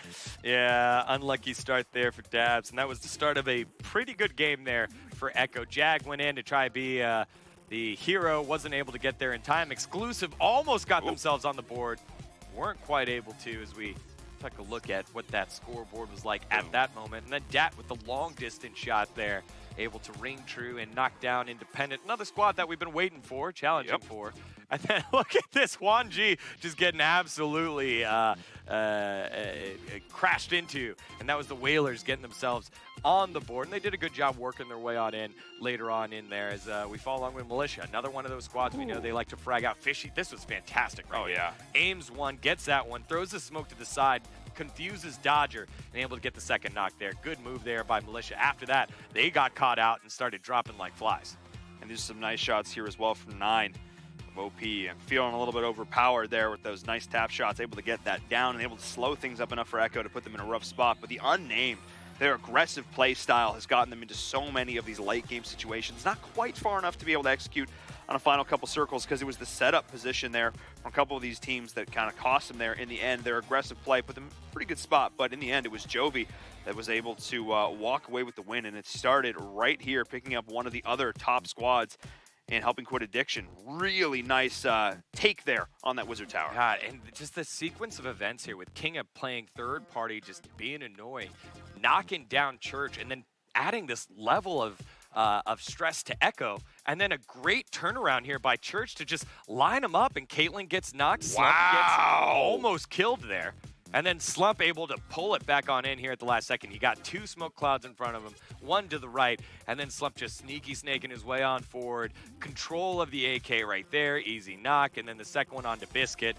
That was great, but the true story that we did not cover here, Doc betraying Clay in the water. What was that?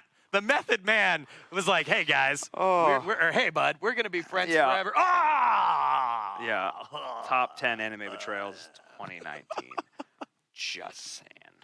Wow. Whew. All right, anyway. All right, round. We're almost done. Degon is actually still alive despite that really convincing performance there. Thank you. It's beautiful. We're almost done here for the day. We're not quite, which means that there's still an opportunity for you guys to hit us up on social media. Yeah. Which you should do, because there's cool stuff there. You should do exclamation point social. We're there. Twitch or YouTube. Yeah, we're there. More importantly, Kurt's there. Kurt. Oh, go send your love to Photoshop our your face onto social something. media wizard. That is Kurt. Yeah. He is a wizard. Deckard Kane. Deckard Kane. No, he's Kurt. Go send him all the love there Kurt. on Twitter, Deckard on Kane. Facebook, on Instagram, and of course, joining the Discord will be a great way to keep up to date with all of the amazing Season 3 stuff that's coming your way, and also getting involved in giveaways, because we're having a giveaway there at the end of the stream. The Q&A is done. Hopefully your questions were answered satisfactorily. That's a word. Yeah, good. Satisfactorily. And you can also get involved in this giveaway at the end of the stream. And of course, Season 3 signups are live. We are very pleased to announce that today. If you want to get involved, in the prize money, in the prestige, and playing on stage at DreamHack Atlanta, you can head on over to ESLMobileOpen.com, hit the register now button, head on over and get signed up there, get your team together. And if you're missing some teammates, you're like, I'm just one person and I need 3 other peoples, you can go to the Discord and hopefully find them. So a lot of the guys did. There's a lot of the other players did. Yep. Yeah, absolutely. Not just meeting in game, but also meeting on the Discord as well. Yeah, which is super cool. We're gonna hop onto a short break. I believe it's the last game of the day. The last one. What? Already. The last game of the day after this. So don't go anywhere. We'll be right back after this. Deckard Kane. Or top 40 because another team got DQ'd. They are now sitting at the top of the standings. Just go to show that, just because we had some perceptions based on seeding coming into this, push comes to shove when you're on stream. When the plane hits, and then when you drop, that's what really matters. Yeah, Omen Elite has been head and shoulders, I think, better than everyone else. Existence has done a solid job representing for Mexico, doing a great job there. And again, Jovi, we touched on it earlier, mainly female squad being led by Caitlyn as the in-game leader, and they've done a fantastic job putting themselves in position, almost squandered that big win there, but came up clutch. And nothing to take away from Echo, that they put themselves in that position. Church did a great job, and looks like it's time to go for the final time this week. Oh, yes, indeed. That means we're ready to drop, ladies and gentlemen. Let's get into our 6th and final game of the day. 6 of 9 for Group 2 that you're seeing here. And you want to end the day on a win. You want to get that chicken dinner and another south-skewed plane path. This is almost identical to the last game, Degon, just in the opposite direction. Yeah, it's a little bit more forgiving, I think, if you are closer towards Yasnaya, you like Severny. The other thing I wanted to talk about in terms of group is these teams won't play for another 2 weeks in terms of ranked play, right? Because their 3 games that they will play won't happen except for 2 weeks from now. The other they want to finish on a high note here, then they take a week off to re-prep and then come back a week later. Compared to teams in Group 1 that will play next week and then play again the week after that. So you got a little bit of that mojo going. So if you got things going right now, make sure you finish high because you don't know how it's going to be here 2 weeks from now. And if things are going poorly now, get a good game in there, and then you get 2 weeks to reset and try to finish strong and hopefully work your way towards the top 10 in the playoffs here. I'm kind of in two minds on that one because Go on. For one thing, I'm a big fan, as you know, I'm a big fan of momentum. I'm a big fan of the idea of carrying through momentum, which means that the teams that play next week from Group 1 being able to play back-to-back are going to have, the teams that are doing well are probably going to continue to do well. But at the same time, having a week off in between means that you can have some time to fix the mistakes that you're making. You have some time to scrim, you have some time to practice, you have some time to chat, sit down with your team, communicate, have a little powwow. Oh, well, that was awkward. Yeah, HP oh, he's coming back. HP Sama is trying his best to dodge around, but it looks like one of the other 6 a.m. members tried to pick up HP Sama. Now Wait, hold on, I want to hear the music. Is running around. Oh! Oh!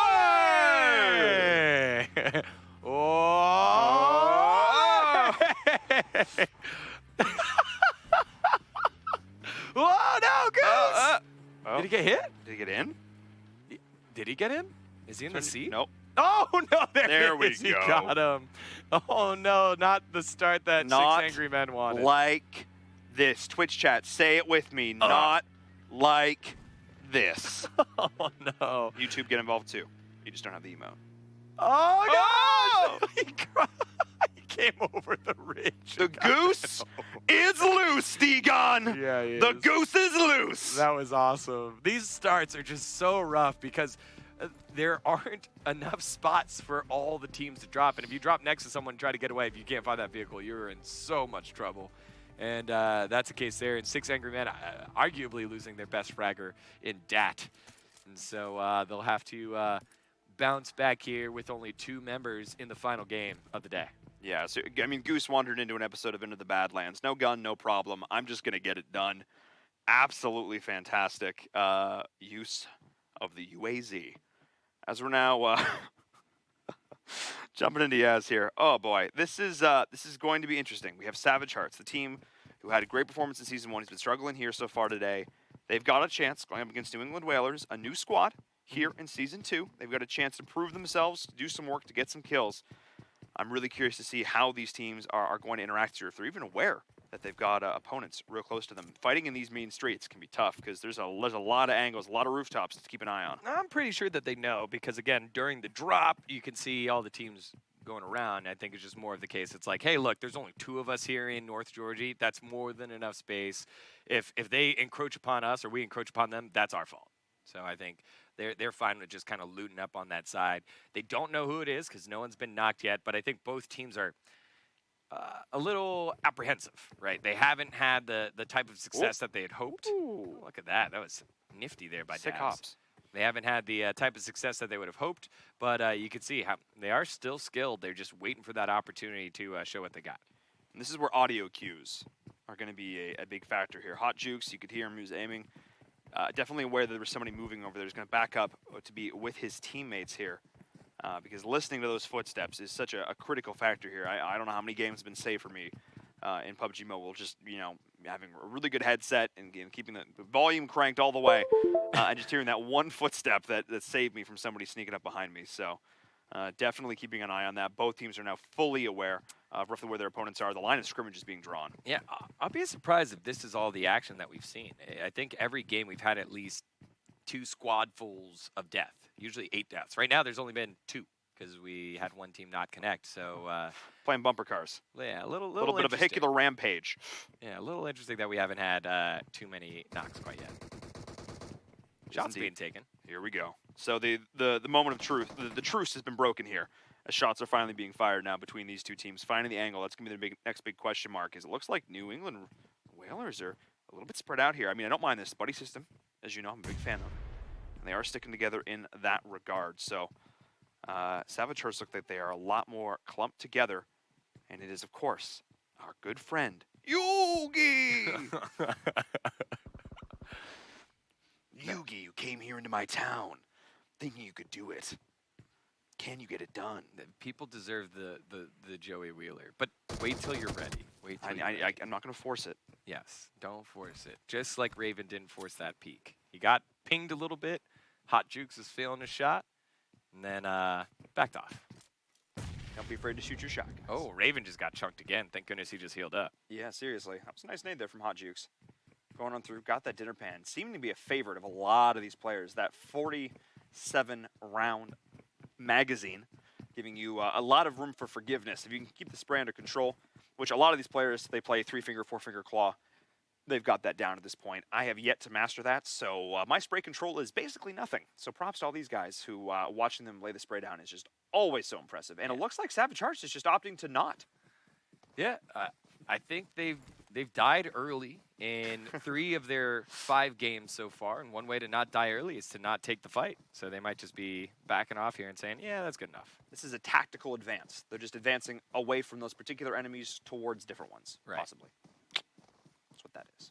So they'll continue farming up and looking for a vehicle to get themselves out of trouble as we follow along with the current 4th place team, Jovi. They constantly have been dropping around this apps and school area, and it looks like they're on the back of Operative Gaming and just rotating east, young man, young women, young squad. Young folks. Young folks. There we Thank go. you. Oof. Keeping it gender neutral. There we go. As it seems like all the squads here are having vehicles continuing to move along. And I wanted to make sure they're in a good position for this next circle.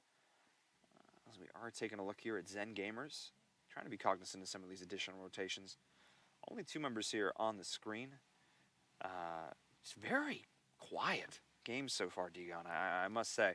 Not a whole lot of action other than our little rumble there at the start of things. Yeah, I think it's people realize the gravity of this match. It is that final game, and so people do want to take it a little bit slower and make sure that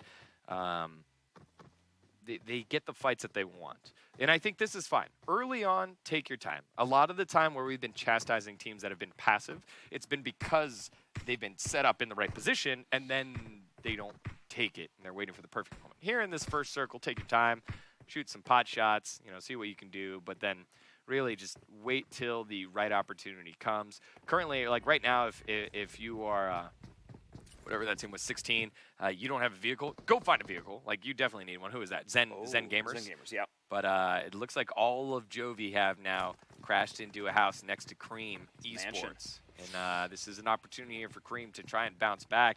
However, it is a tougher squad for them to take on here. Yeah, Cream, who've had also a lot of early game, I would say, lack of success. Kira is here as well, aware that Jovi has now rotated onto the premises mansion while being a lovely sprawling estate. Not this town ain't big enough for the 2 of them, let's put it that way. That's the Car 98. Ooh boy, will the headshot come on through? That's what they're looking for there. With a hollow too, that's pretty That's pretty bold. Gotta have something to aim down those sights. Car 98 with a 4X is just so good. And why is the like communicate team here? Don't give the UMP the 4X. Give that to the Car 98 player. Come on, Tamal. Communication, Dion. Not a fan of the 4X UMP, I see. No. Oddly enough, it's a great gun. I love the UMP. It's one of my go-tos for clearing this exact kind of environment. Give me a red dot 10 times out of 10. Cheeto as well. Always the lone survivor, the designated survivor of Cream Esports. This time going on, and maybe this is why. Maybe he's their sniper. He just sits back and he's always in that position, but I would love to see him getting some optics because that's what happens. Romp putting some pain down range. And I think Jovi's realizing, you know what? Maybe not. Maybe not. Wow, this has just been the game of no. This has been the game of I'm going to rotate in, now I'm going to rotate out again. But the question is can they find a compound that's not already occupied? Yeah, they're just going to roll themselves out to safety here and just find another compound that is untouched. It does look like they'll just stay local here. Doors all closed. A little bit of fighting goes to nothing here as Zen Gamer is going to start taking some pot shots. Yeah, they heard the shots from earlier on with them and Jovi, so they realize now they've got some opponents over there, and they have the optics to work with, the 8X there and the SLR. It's going to make this very interesting for Ward. Is Zenly Gaming, content creator. Let's put this stuff out on YouTube. Maybe we'll be seeing some highlight reels from this particular event. A wipe on Cream Esports here in game number 6 would certainly qualify for that, I think. Pretty slow here for Cream and Zen. Still waiting for the circle to complete, the first circle to complete, and see where the teams will have to rotate on through right now. Zen Gaming, they've been middling in the pack, and they've been in some fights. I remember calling out Comet's name. Ward had a couple nice knocks. AIM had one AIM issue that one time, but other than that, this squad, middle of the pack, they need to find an identity here, and they need to start stamping their name down. We know that Cream has been on the bottom side of things, and the unfortunate side of things too, but again, another squad that needs to start getting some points here, and a good way to set them up for day number 2 will be with at least a top half placement here. Will indeed. As we're seeing where this next circle is dropping here on the eastern coast. Yas is still dead center here. A lot of southern skewed teams. No surprise given where the plane drop was. Nobody opted to just take a vehicle and head straight north there. Of course, there's a lot of mountainous terrain which can really bite you if you actually put yourself out of position there. It can be a lot of tough terrain to traverse late in the game when you need to get yourself back down. So teams opting to play it as safe as possible. All moving in from the south, though. There's a lot of unclaimed territory to the north. We'll see if anybody does decide to hard rotate up there, or if they're all just going to keep playing around these smaller little compounds. Cheeto did hit the headshot with that Car 98. Car 98, I should add, did get the down. It's a nice shot from him. Waiting to see. Oh man, this circle just isn't forcing a lot of teams out of the way. No, it's really not. Yeah, so you have Echo to the south, you've got Militia to the west, along with Method, and maybe you have a crash there, but it doesn't seem like too many teams will be close to each other, as well as with Bunker in play, and the rest of Independent just holding that. You have, who's that on the other side there? You have Existence in the other side of the bunker. I mute my mic for a while because Cafe is having a unless with teams his are going mother. all the way in, there's no way that they wouldn't be able And to hear these him. days- Zam is kind of leading the way, though. Shelter's actually an interesting play at this point, though, because it's really safe at this stage in the game. You can post up there. No Existence, obviously, our second place team currently. They want to continue to just play for placement at this point here. 1G actually takes some shots and is down, so they're going to have to play around that. As safe as I'm claiming Shelter is, clearly not safe enough for him, who's been one of their star aggressive players. Maybe not vibing for him quite so much here, as Independent is holding one of these other entrances here. It's really them in Existence looking to fight for control of this particularly valuable area. Warm up into him. Yeah, not exactly sure what the game plan is there for Warm up. 1G or even where he went down, but nice patience by. They are indeed. They got the unnamed down there in that compound to the northeast in front of them. They're actually blocking up that entrance as the unnamed are looking to establish their control of this compound once again. The compound. Welcome to PUBG Mobile. Last game, both teams. Let's go, baby. Let's go, baby. Okay. Wow. Wow. What a water. Team match. What? Let's go. What? What the fuck? Who are you? First point for the red team. Oh shit.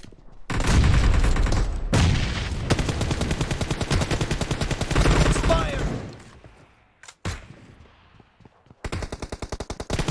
Enemy down.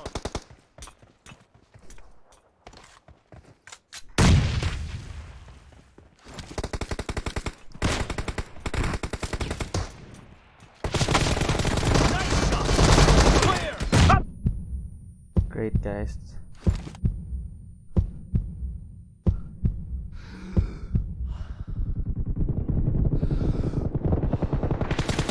Killing spree for the blue team.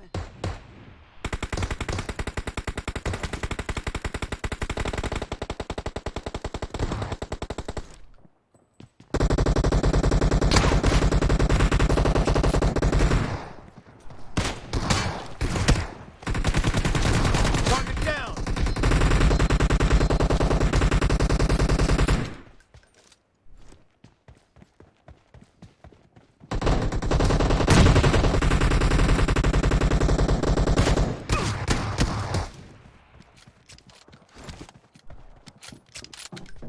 Cover me. Killing spree for the blue team. The blue team is in the lead.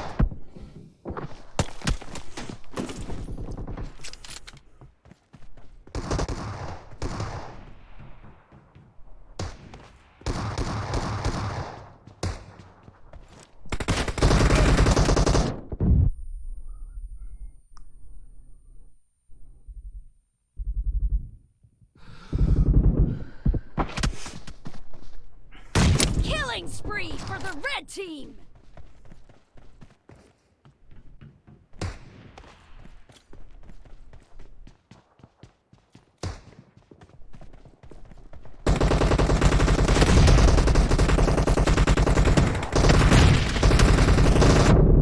Come on, man.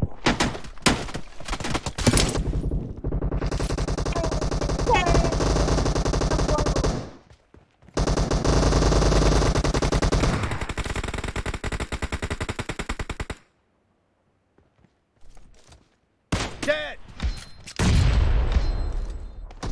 Kill!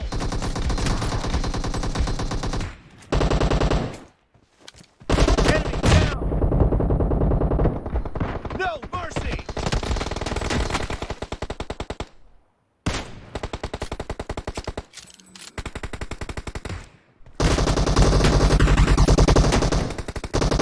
Killing spree for the blue team!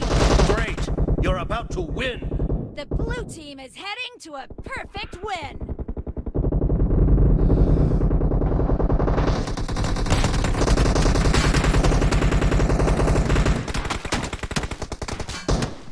Reloading! Blue Killing team spree victory! for the blue team!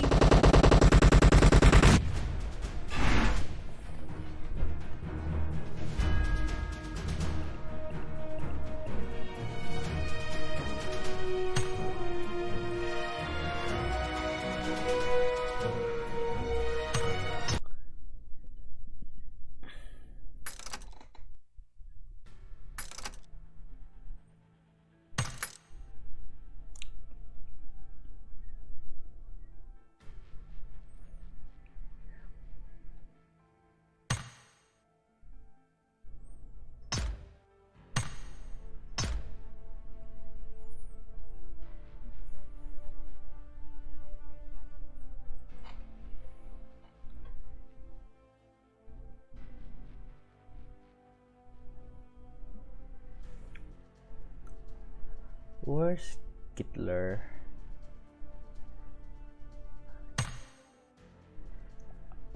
No idea. Where is everyone?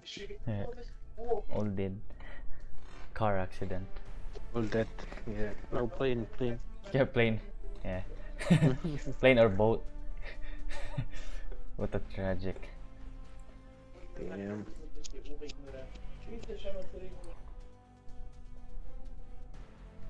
Only me and you. You and me. Do versus squad. Let's do it.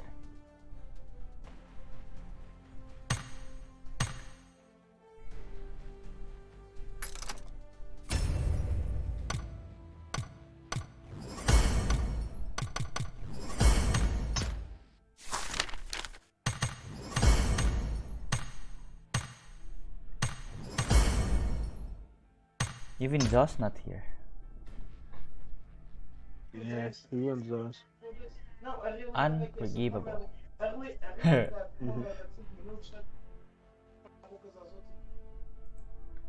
But I got someone TSK, but I don't know.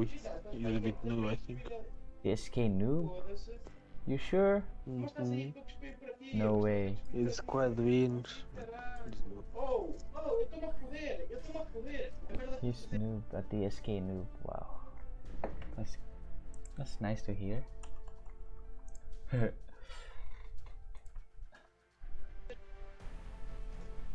Cape is angry with his mother. Arguing? You said? Yeah. I happens. Yeah, that's why I'm with my mic. It's alright. No worries.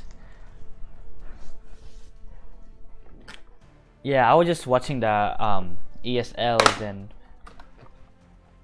you know, but it's first person.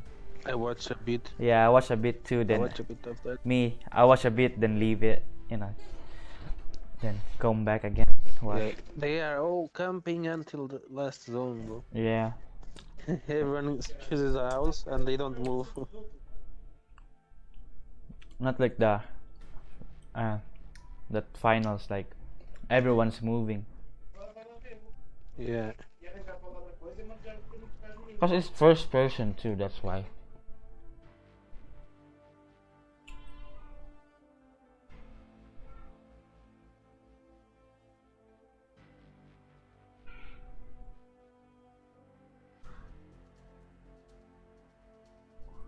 What the heck?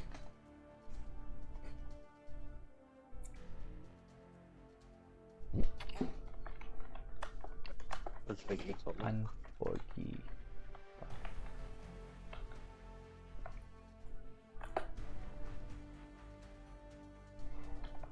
Here you go.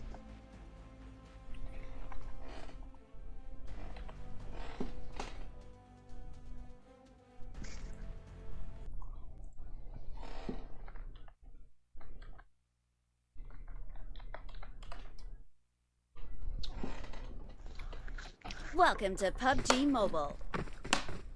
Nice. It's do versus squad, okay.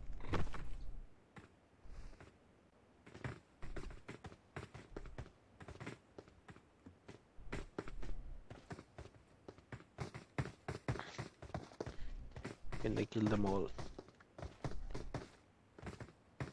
So no killing with nades today. Not in this game, I mean, because we are only two.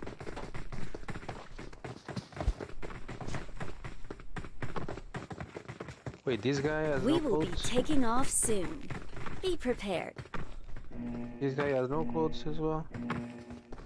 Yeah. Bro, and I see people here without clothes. Enemies ahead. I'm afraid they are hacking. I hope no. We're just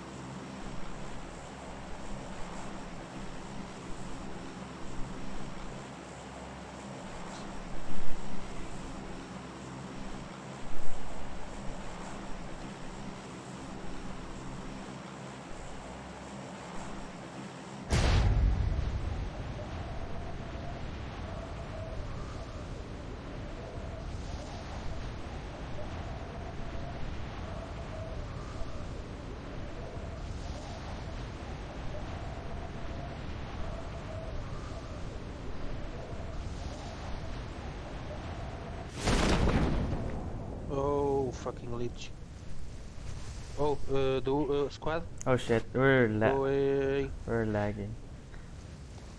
There's a squad. Ah, Full great. squad. Oh shit, he's on me. No, they're going from my house. I'm punching this guy, I got no gun. Where are you going? Where are you going? Going down? He's gonna kill me. Bro, Where are you? Where are you? inside this house.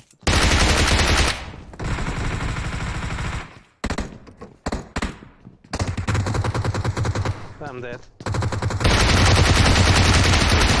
God, no HP. Fuck. They went inside my house. All of them. Shit. See this yellow house, yeah.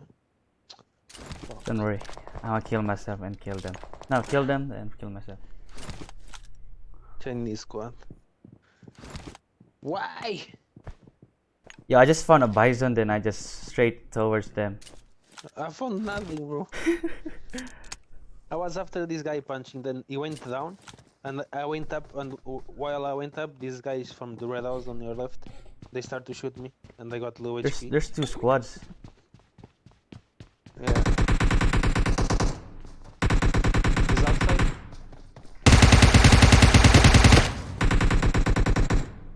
That's the bot. Oh, Go what? through that molly. Oh, no, no, no. No! Shoot him! Yeah, all dead. Yeah, bitch.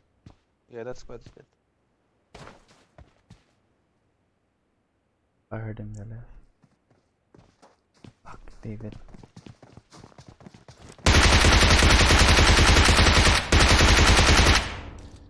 No more ammo. Go loot, go loot. Go loot the red house. Don't stop there! Ah, don't stop there!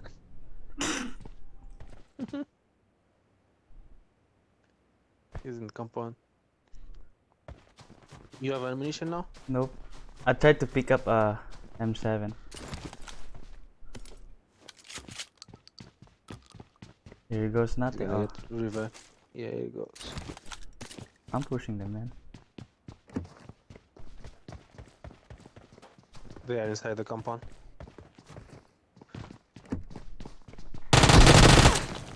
Whoa! Okay.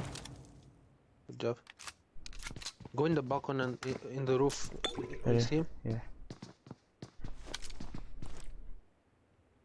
Why he has no gun?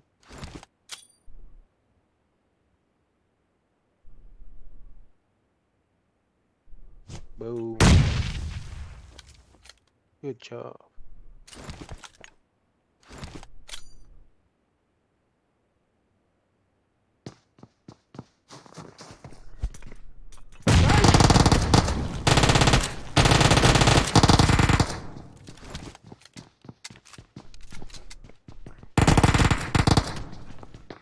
He's reloading. Woo! Good job. 2 squads. Not to kill myself. No, don't. Just play your game. Oh, someone's still here. No. No, someone's still here. Yep. Red house. How many people?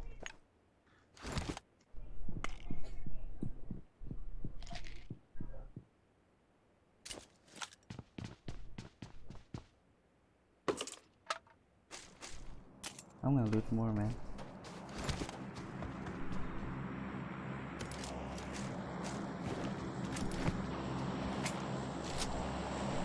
I was trying to shotgun him, but I couldn't shoot. I don't know why. He's fucking low as shit.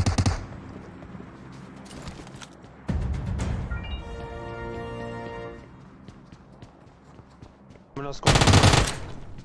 Someone else crossing. Mark the stairs.